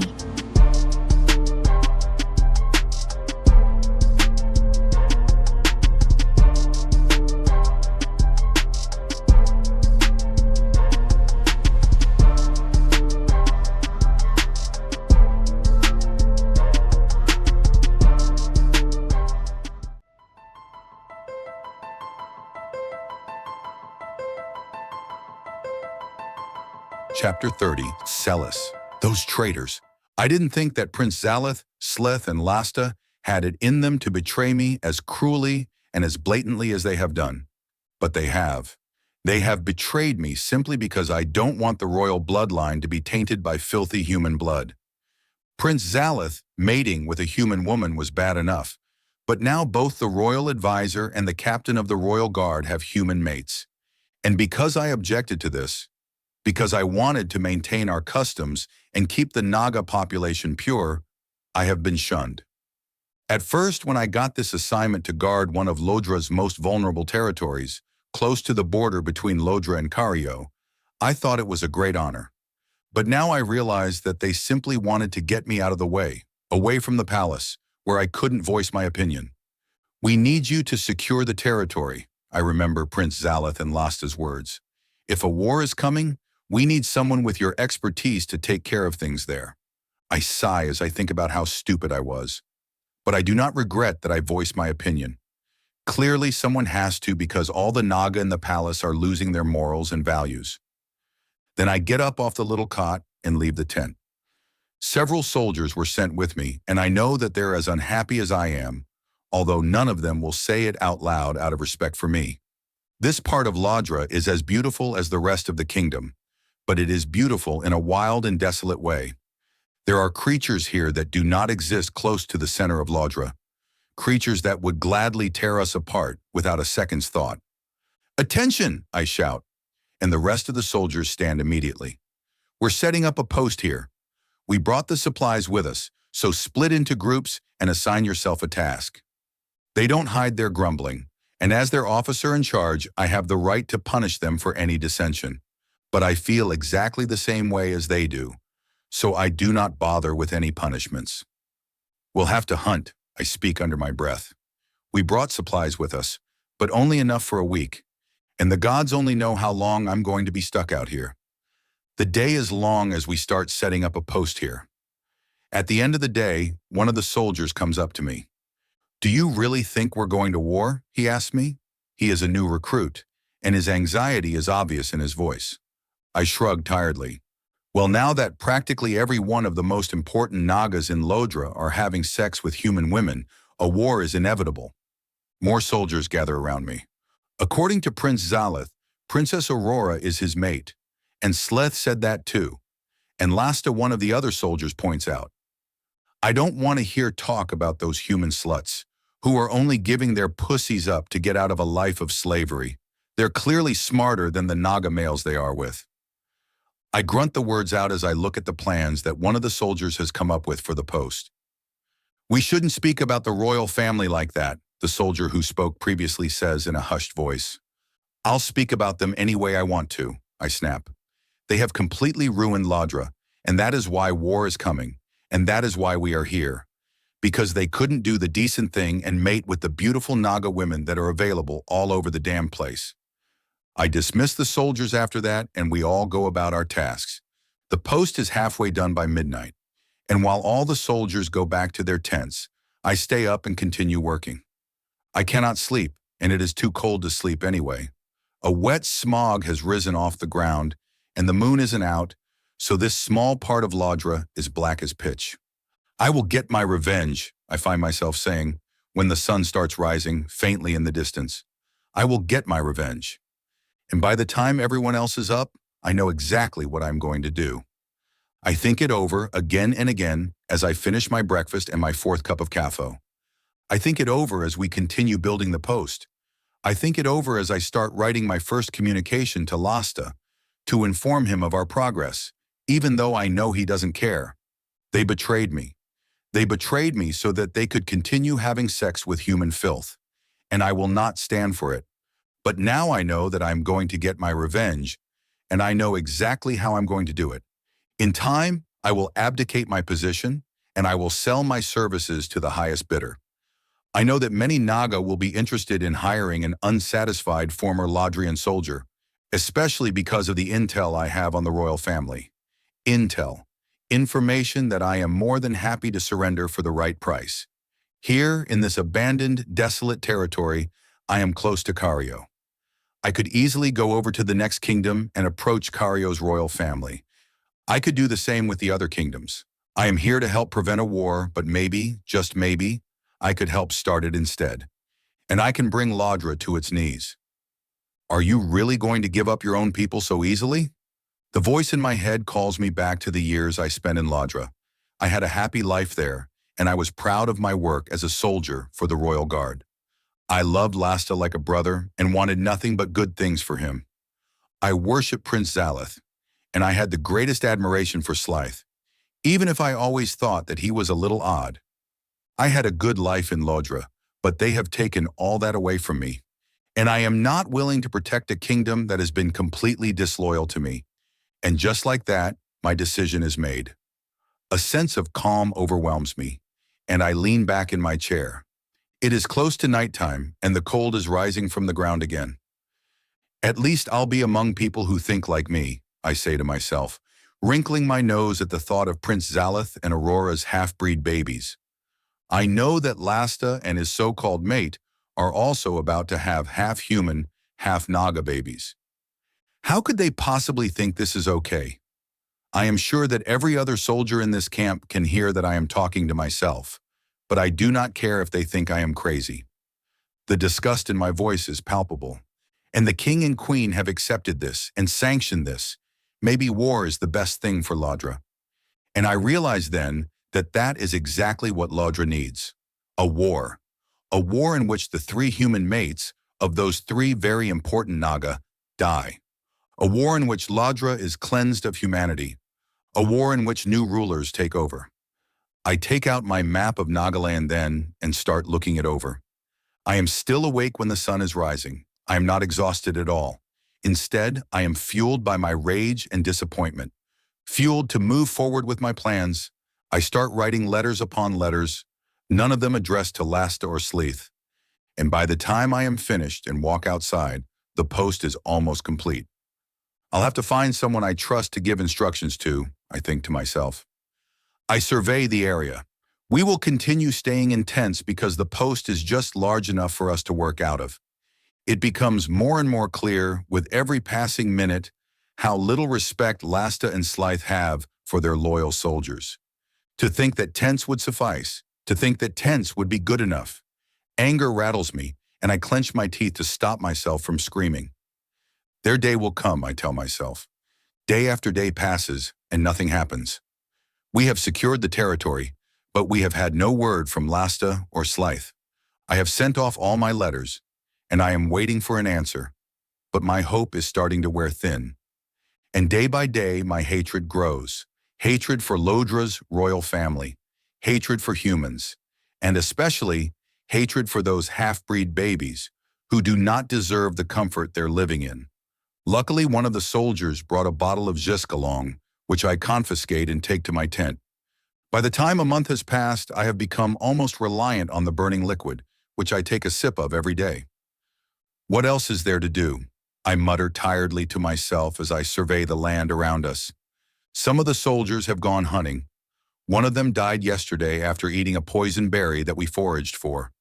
We cannot even send his body back to his family because it would rot before it got back to the center of Ladra. Now he is here, buried alone without the blessing of his family. Their day will come, and it will come very soon.